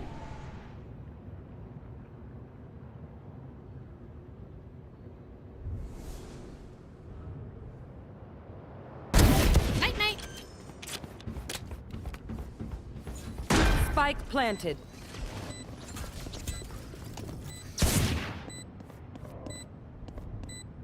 Do your bites.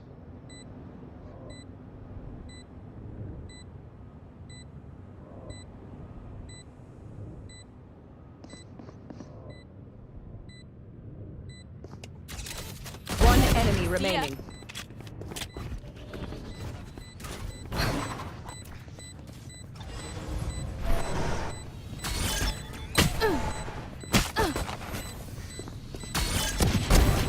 Oh, nice. Is nothing. GG.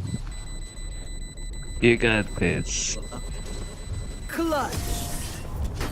What would you all do without me? Oh. Jett does not miss. Bro, it's so scary. Not be scary, baby. Bro, I shit my pants. No, no, One don't. VP. Don't do that. We are here for you. I'm ready. I try my best for you. Good.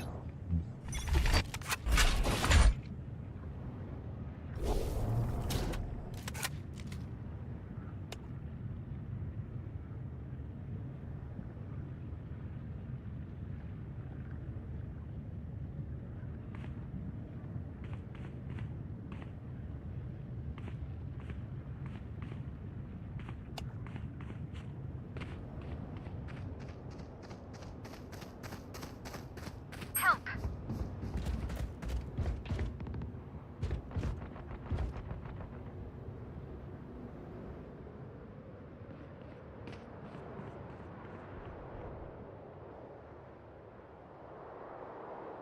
Careful here. Dizzy's up. Dizzy's down. Reloading. Tremor! Headshot. Blinding!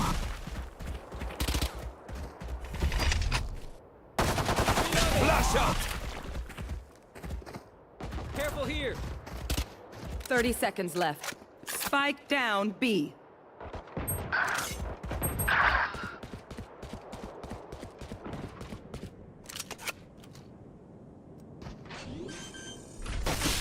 Clearing out! Spike planted.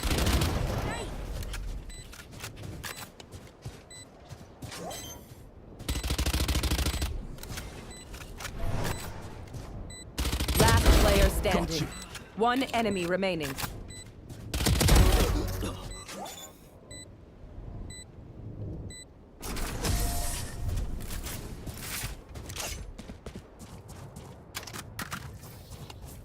Let's keep a good thing going.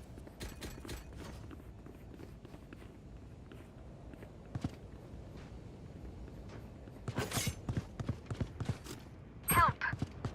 Help!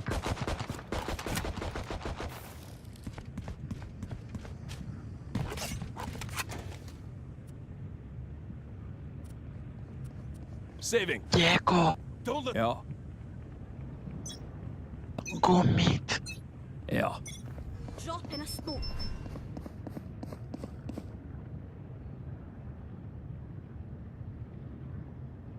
Right there. Careful here. Hey.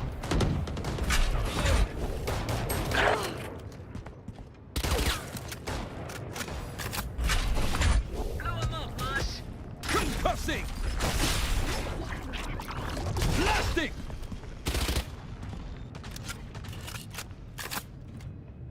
Right there! Blocking sight.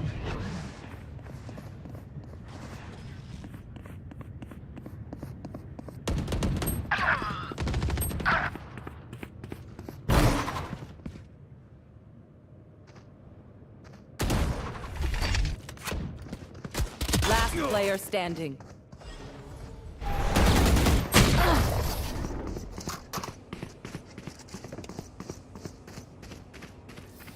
That's right. We doing this or what?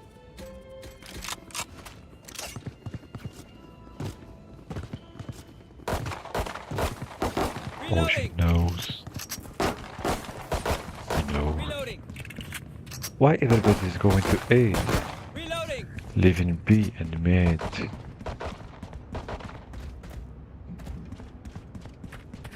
Gun here. Let's go.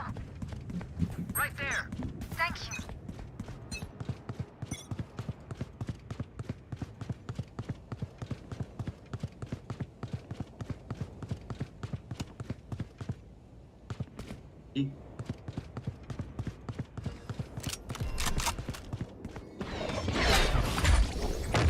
Trevor!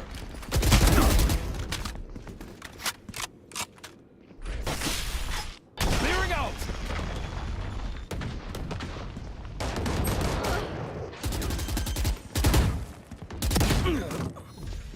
Spike planted.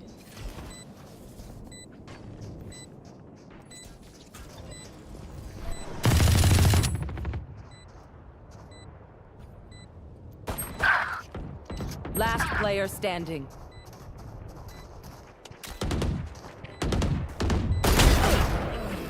Dizzy's up top.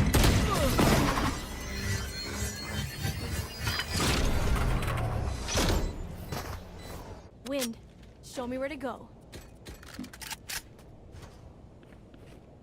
I'm saving.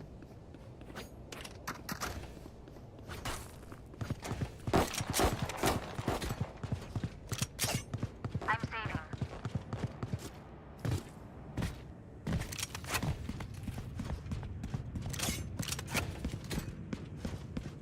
Let us take the lead here.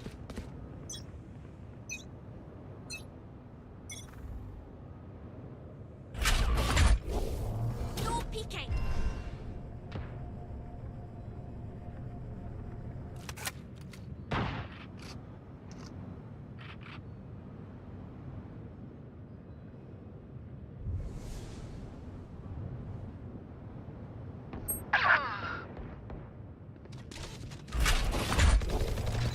Concussing! Blasting! Blinding!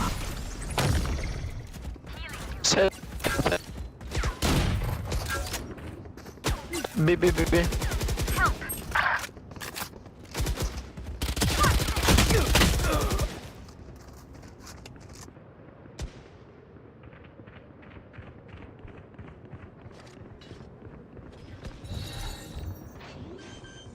Drop in a smoke.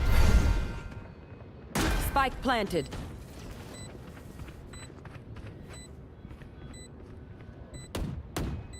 Last player standing.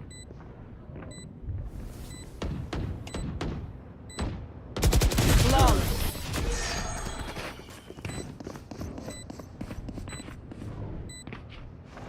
Gekko is ready. I'll protect wingmen with my life.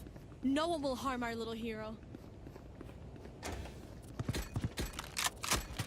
Dis la nouvelle quand j'aurai pris ma retraite. My ultimate is ready.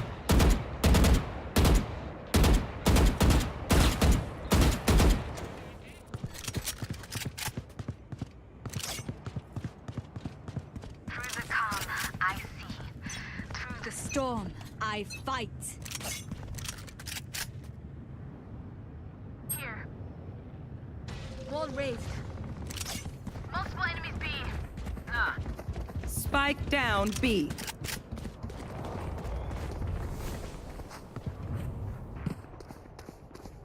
Rotation. Help.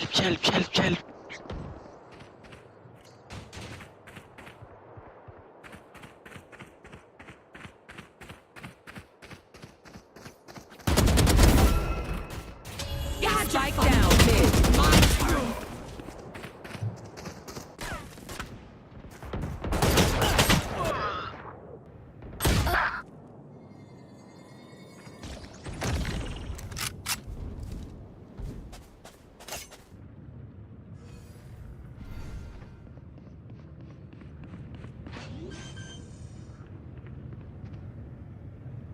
Spike planted. Have a kit.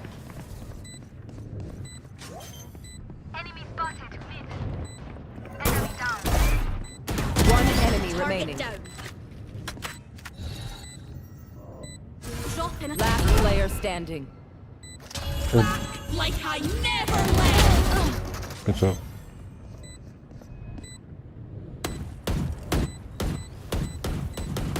Bye bye, This no. is our home.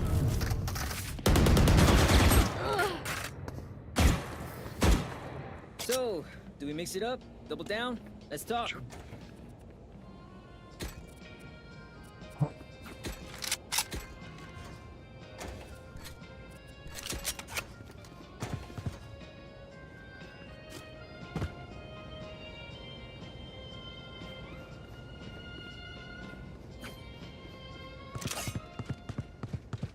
Keep up. Help.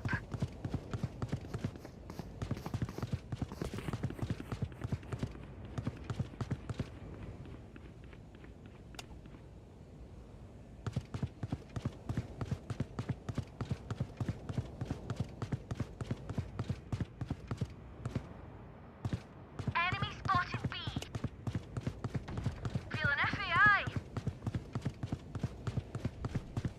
Who's next?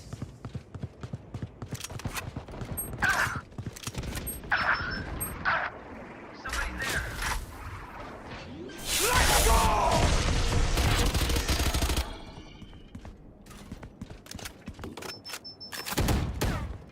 Back.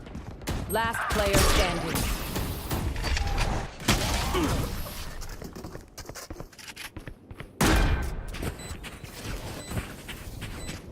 This place is nice, but not nice enough to die in. Let's win and get out of here.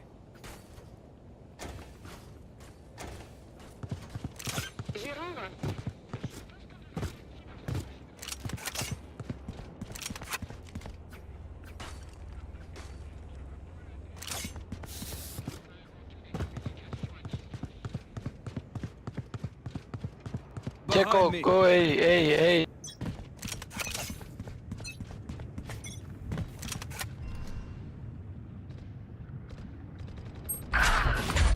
Hey.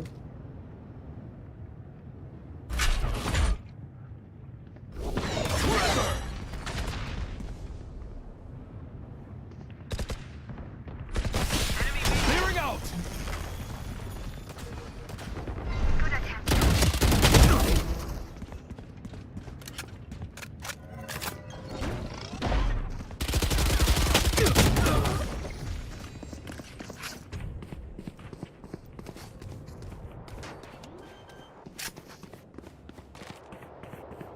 Spike planted.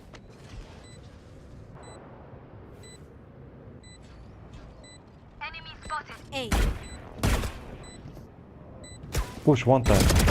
Opponent killed.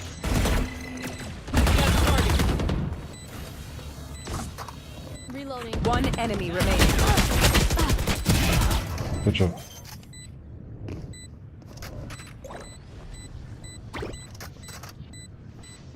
Oh, was that important?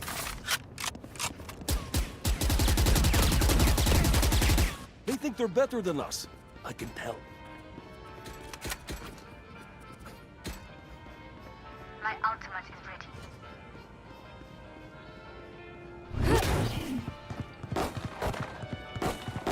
Reloading. Reloading. Reloading. Keep up.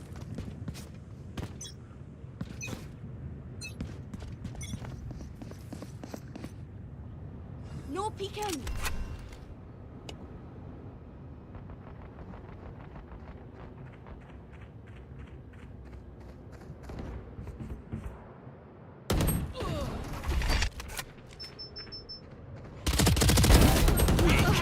BB.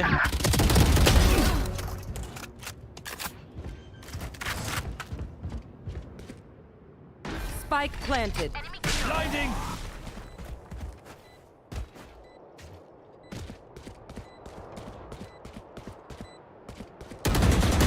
One enemy remaining. Free out.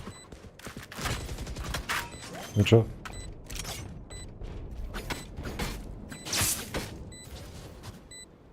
My ult's ready. Oh, was that important? Just let them try to catch me.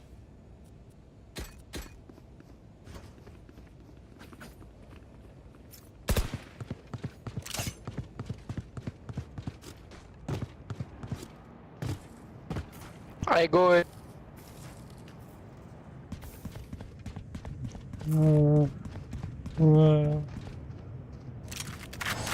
Come on, little homies. Let's get it. Gekko. Come here. Right there. Not there. You will die there. You have Cypher here. Hey.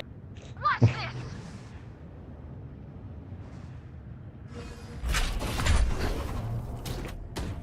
Blocking sight. Let's go. One's there. Run, man. I shot my wingman. Flash out! You had your fun. Spike down My A. turn. Enemies A. Here, catch. Reloading. Spotted A.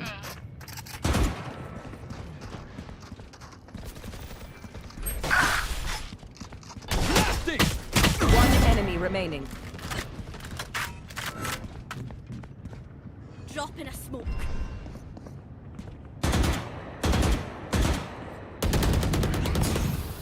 Reloading. Copy. 30 seconds left.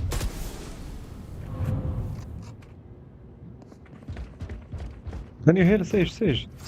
Can you heal me? Sage. Heal, please. Okay, Healing you. thank you. Ready. Thank you. One left. Once more into battle. I'm not tired. Are you?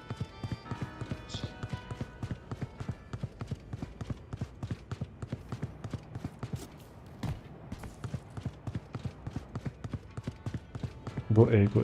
I will go B this time.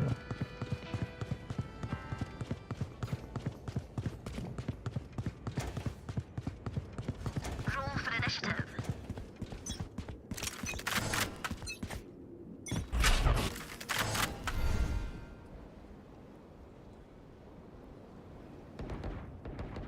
Enemy spotted mid. B.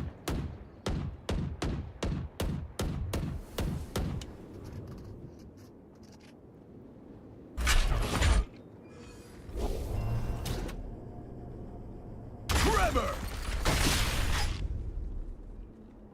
Clearing out!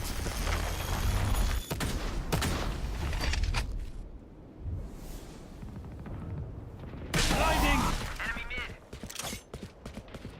It's all you, little homie!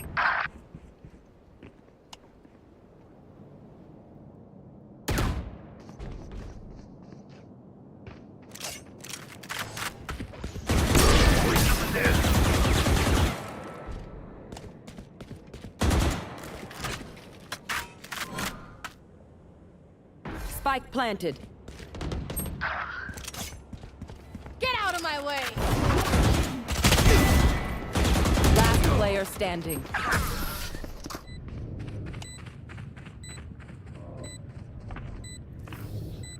Last round in the half. This is it. Get those guns. I'm feeling generous. Who needs a buy? Can someone buy me, please? Again, I press Q without a reason. Sage, ask. Sage, buy a full shield and ask. Can someone get this?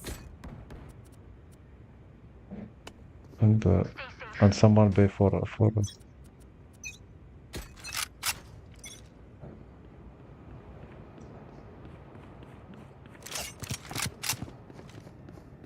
Who's next? B. Don't die.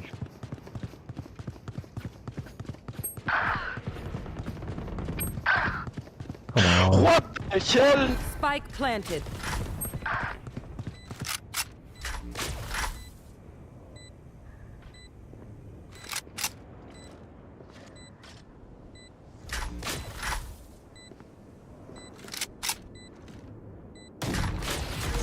Let's go! Reloading.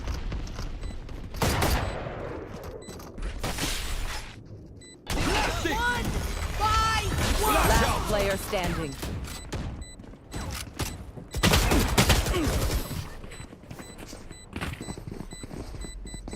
fucking shotgun. I thought it was a Vandal. Switching sides. I got your backs. Just, you know, from the front. Who won this spike? Give me spike. You like the spike? Gekko, you know how to plant the spike? Gekko. Here. Yup, so...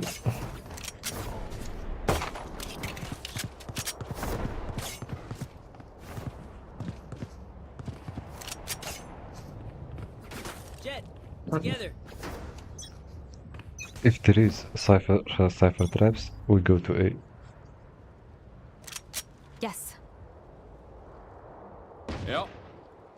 Multiple enemies mid. Yeah, Cypher is here.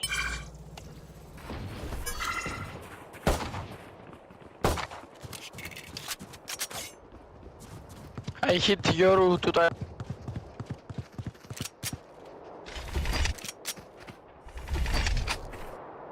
Blinding. Help. Here.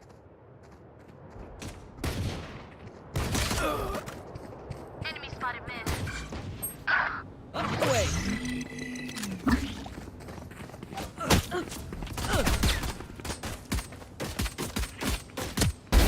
Rest. Spike wings. Barrier created. Nice digging. Thanks, little man.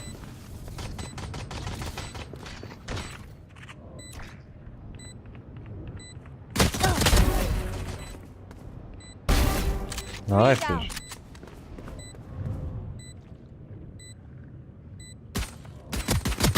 One enemy remaining. You're done. Good girl, Sage. Good girl. Oh. Good boy. Claw, why are you not picking with them? We got this.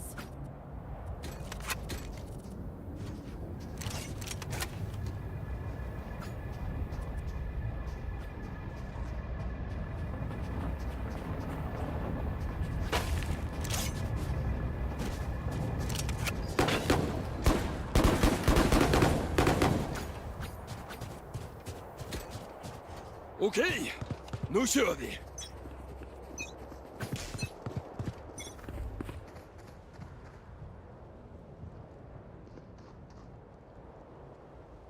No peeking.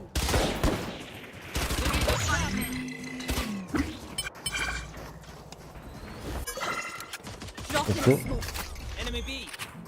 Rotate, fast.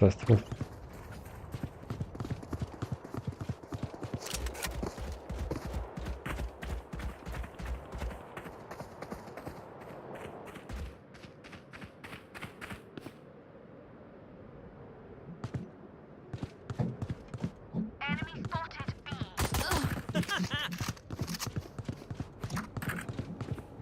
Careful here. Spotted mid.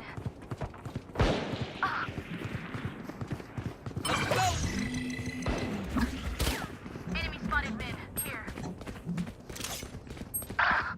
Wall ring. Ringman's planting.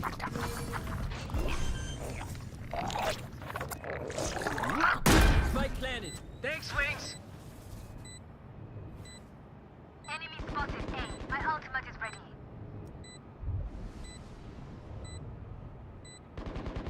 One enemy remaining.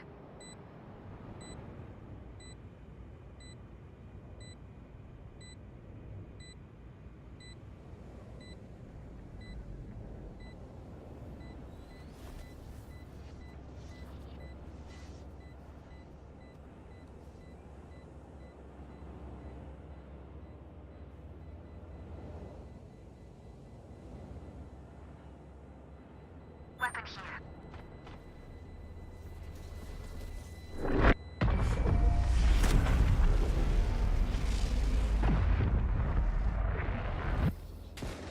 If you must fall, then fall near me. Weapon here. Gun here. Yeah. No. My ultimate is Yeah. ready. No. My ultimate is ready. Yeah. Taking point. No. Right there. Yes, Aguas, Yeah. keep your guard up. my ultimate is ready.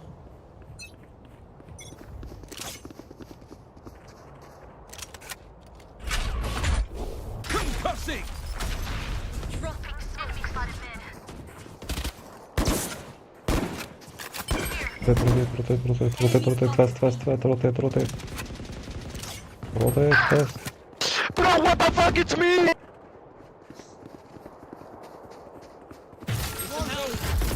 Your duty is Our carrier's dead. Spike down, Oh, attacker okay. spawn.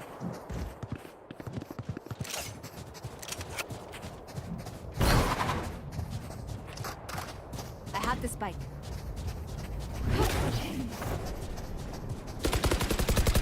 Reloading.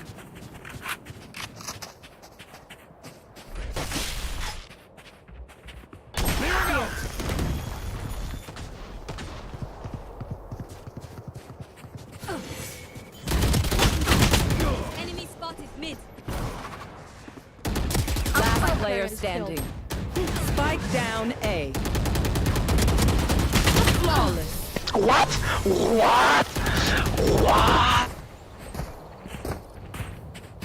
You know what Okay, we should fuck do? it. I'll tell you. We should win.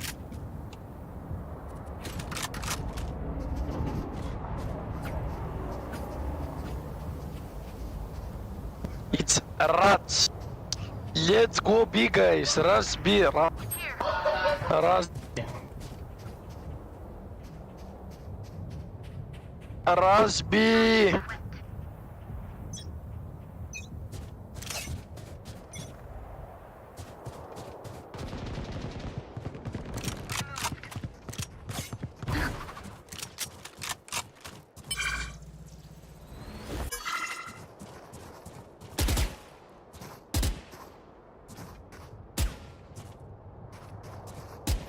Wingman's gonna plant spike.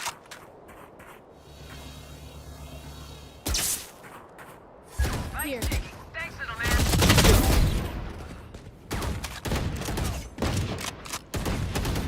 Here. Flash out! Help. Night. Okay, Brim, let's go. Push.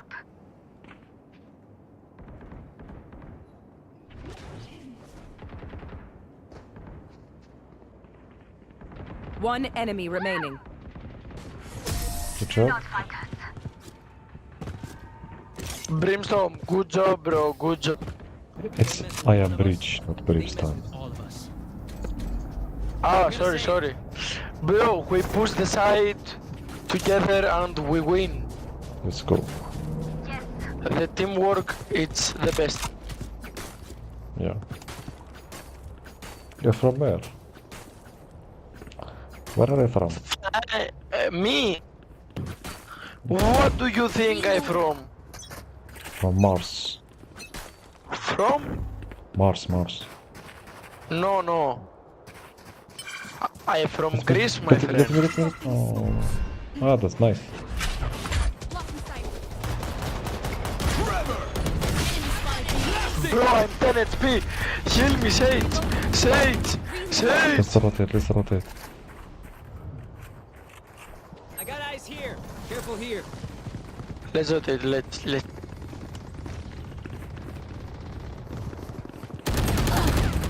Bro, what is that?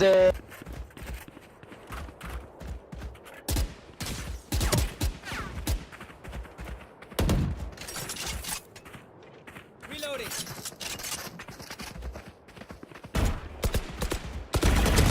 Eliminate. Good job. No peeking.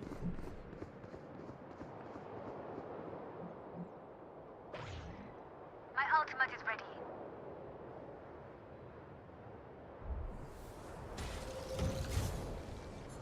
Plant the spike. 30 seconds left. Target down. My wingman's down. Spike down A.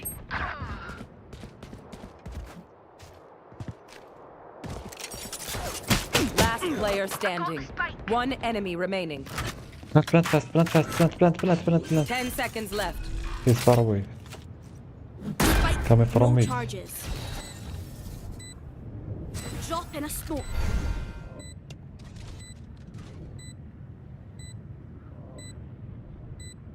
Your left. Check your left side.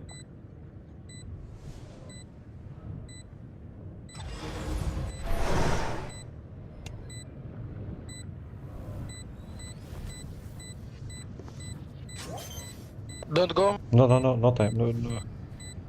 Go now. Oh.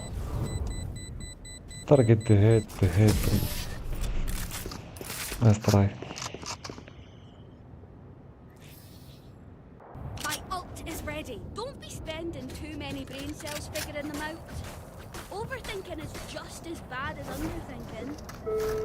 Attention, station centrale, ici Gérard de l'Observatoire Est. Deux véhicules à classe.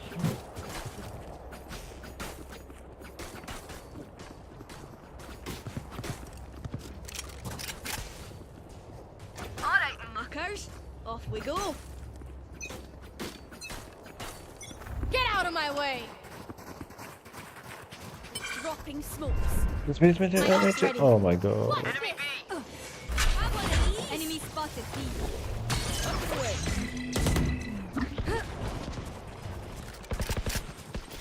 Eyes down.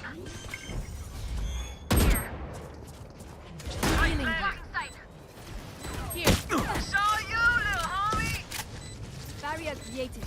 Reloading. Enemy spotted B. Grounded.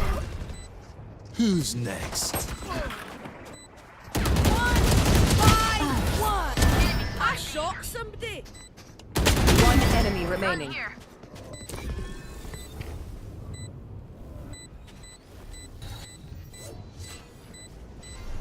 No chat.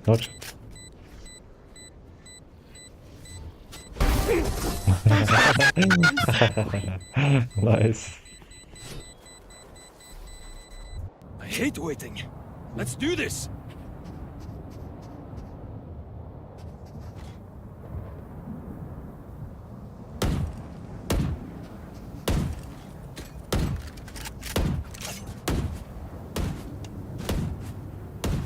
Reloading.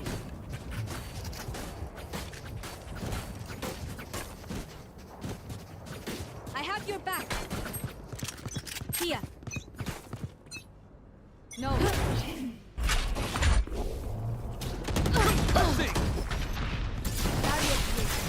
Clearing out. Dizzy's up top.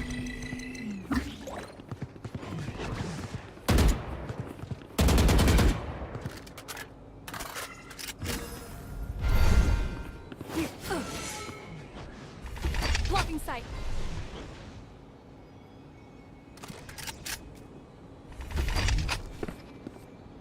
Blinding. Reloading.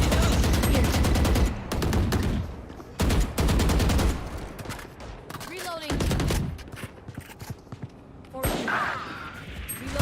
Spike down A.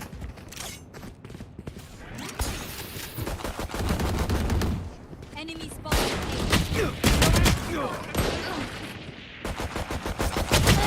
Last player standing.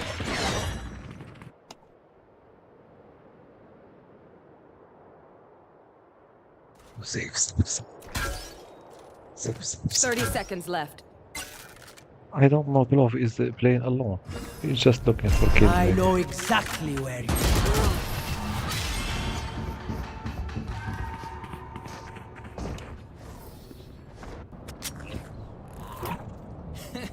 He says their bullets tickle.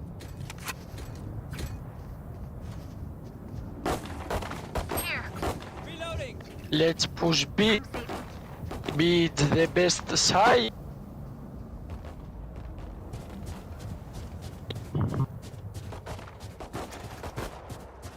Gun here. Gun here.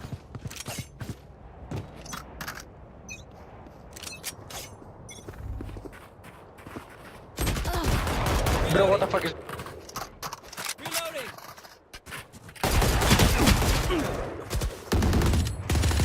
Up you go. Somebody's there. Enemy B.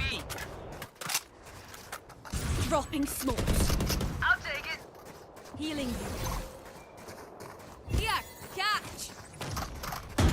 Reloading. More range.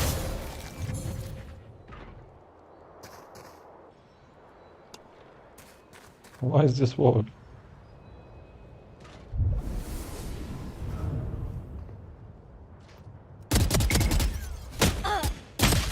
Wingman's planting.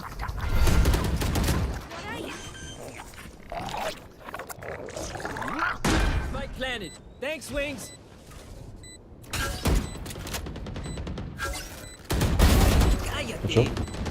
Last player standing. Oh. Glove, you are the best player of the world. Worldwide. Give the glove the gold medal.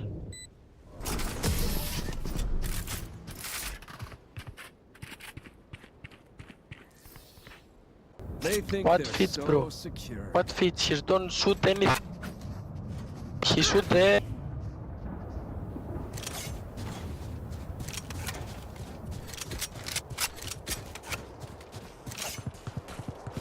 Sage, are you girl or boy? Oh man, shit.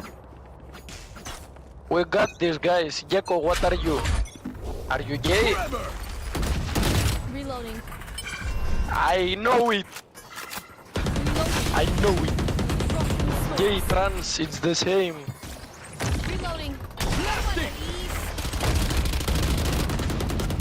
Reloading. Rotate guys. Help. Reloading. Reloading.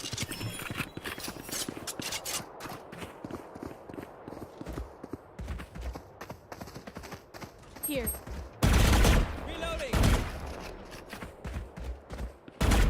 Need some help.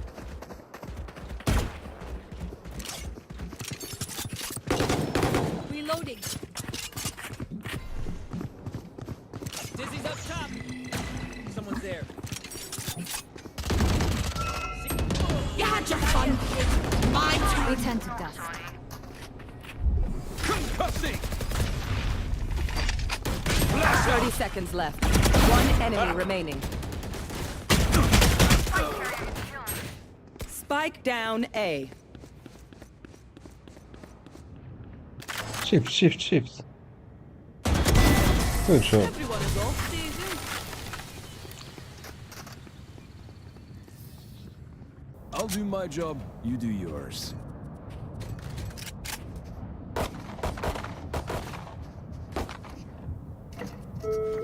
Station centrale, ici Gérard de l'Observatoire Est. Le dépôt de matériel du secteur 26 a été détruit. La porte d'entrée a été trouvée. Gun here. Gun here. Fly. Reloading. Reloading. Reloading. Clearing out. Enemy B. Enemy B. There is no trap.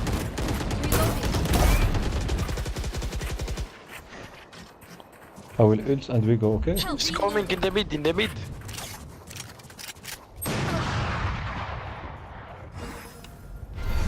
Let's go, let's go B, let's go B, let's go B. I have ult. Go B, go B, go B. I come there. Up the way. Dizzy has target. Oh shit.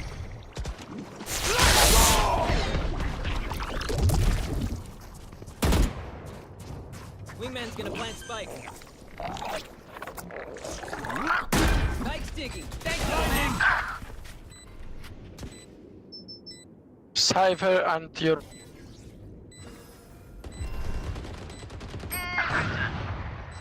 Back like I never left. Hey door. It's all you, little homie. Concussing.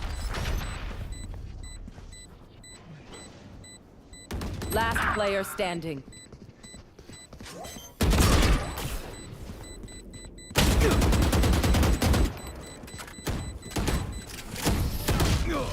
Fuck.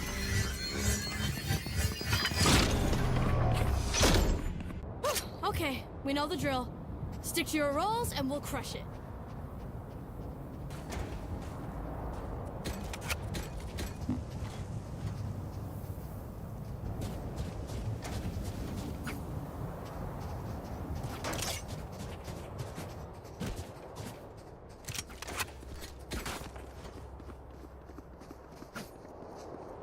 Help!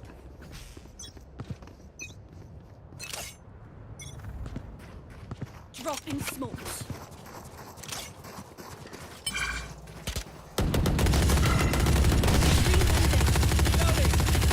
Reloading. Blasting!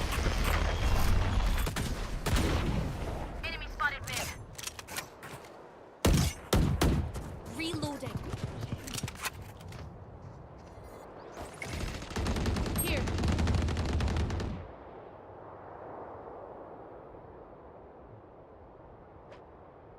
Someone's there.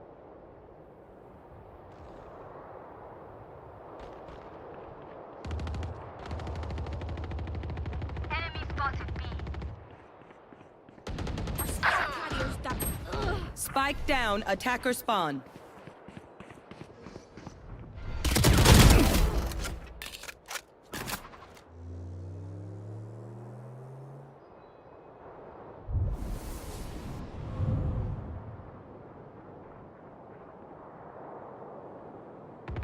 Rest. Enemy spotted B. 30 seconds left. One enemy remaining. Down. He's I me. got the spike.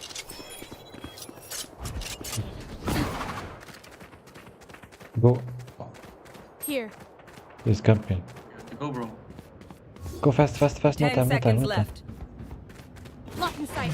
Last player standing. Spike planted. My I ult's know ready. exactly where you are.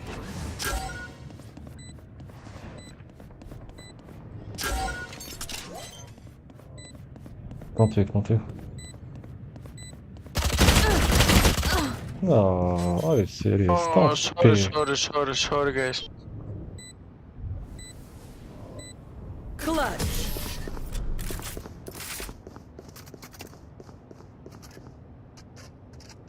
Yeah. Match point. Let's reset. Deep breaths and all that.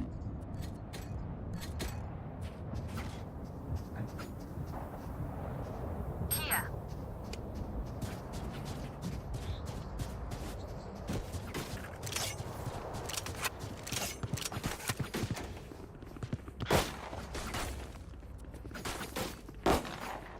Dream big. I need a drop. Watch this. Trevor! Enemy spotted Dizzy's A. up. Sorry. Somebody's there. Go get him, buddy. Give me the spike. Enemy spotted B. Flash out! Lock in sight.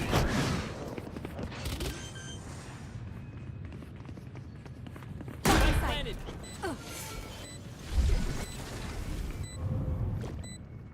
Here. Catch.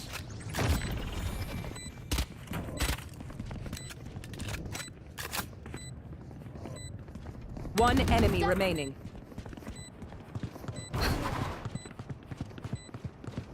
Here.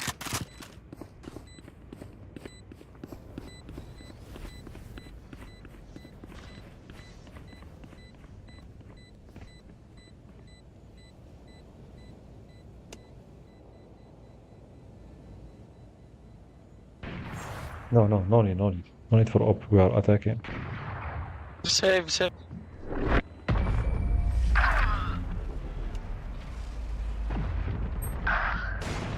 Save, guys, save, guys. Overtime. Switching sides. Oh, it's overtime. Okay. Even with numbers, anything can still happen. Remember that. Audience, guys, audience.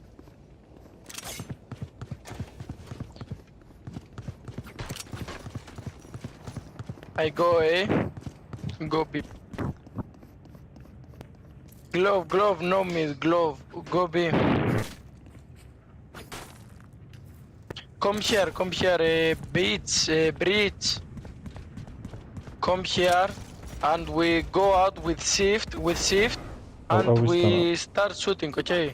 I will stand first, okay? And you shoot. Concussing! Clearing out!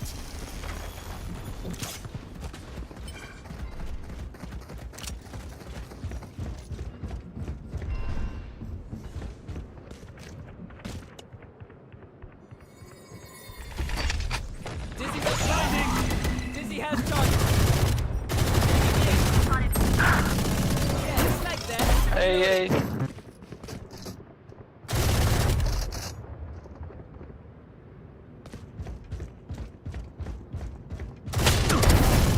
Folded. One enemy remaining. Spike down mid.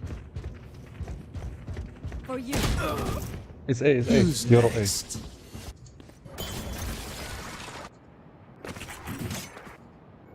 Spike spotted me.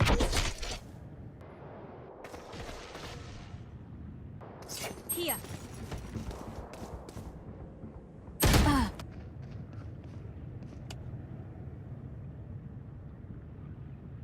30 seconds left.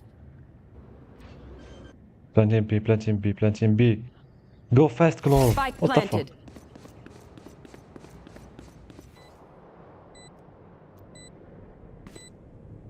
You don't make fucking sound. Saw you, little homie!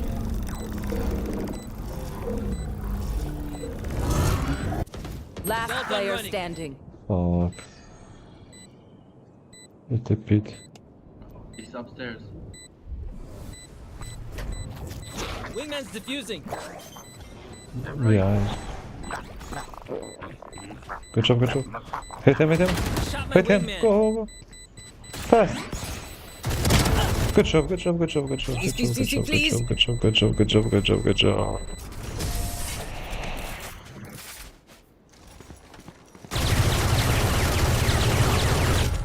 Match switching point. sides. We do what we do. Get back to chilling.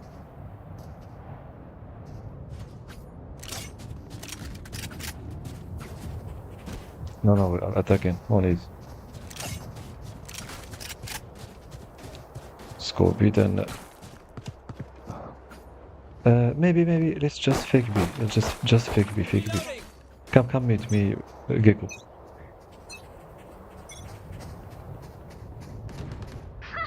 Good job.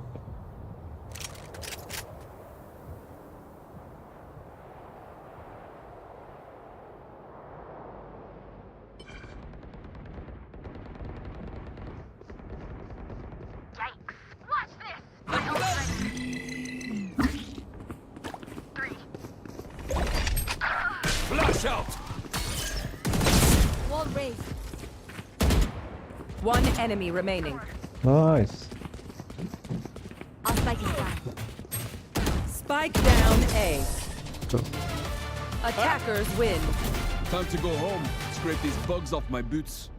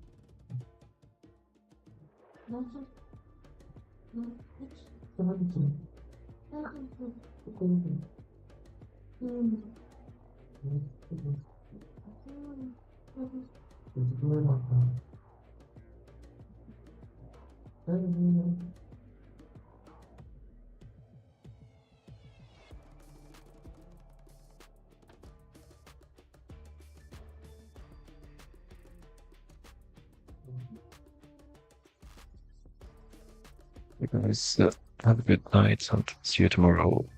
Stay tuned until tomorrow. Bye.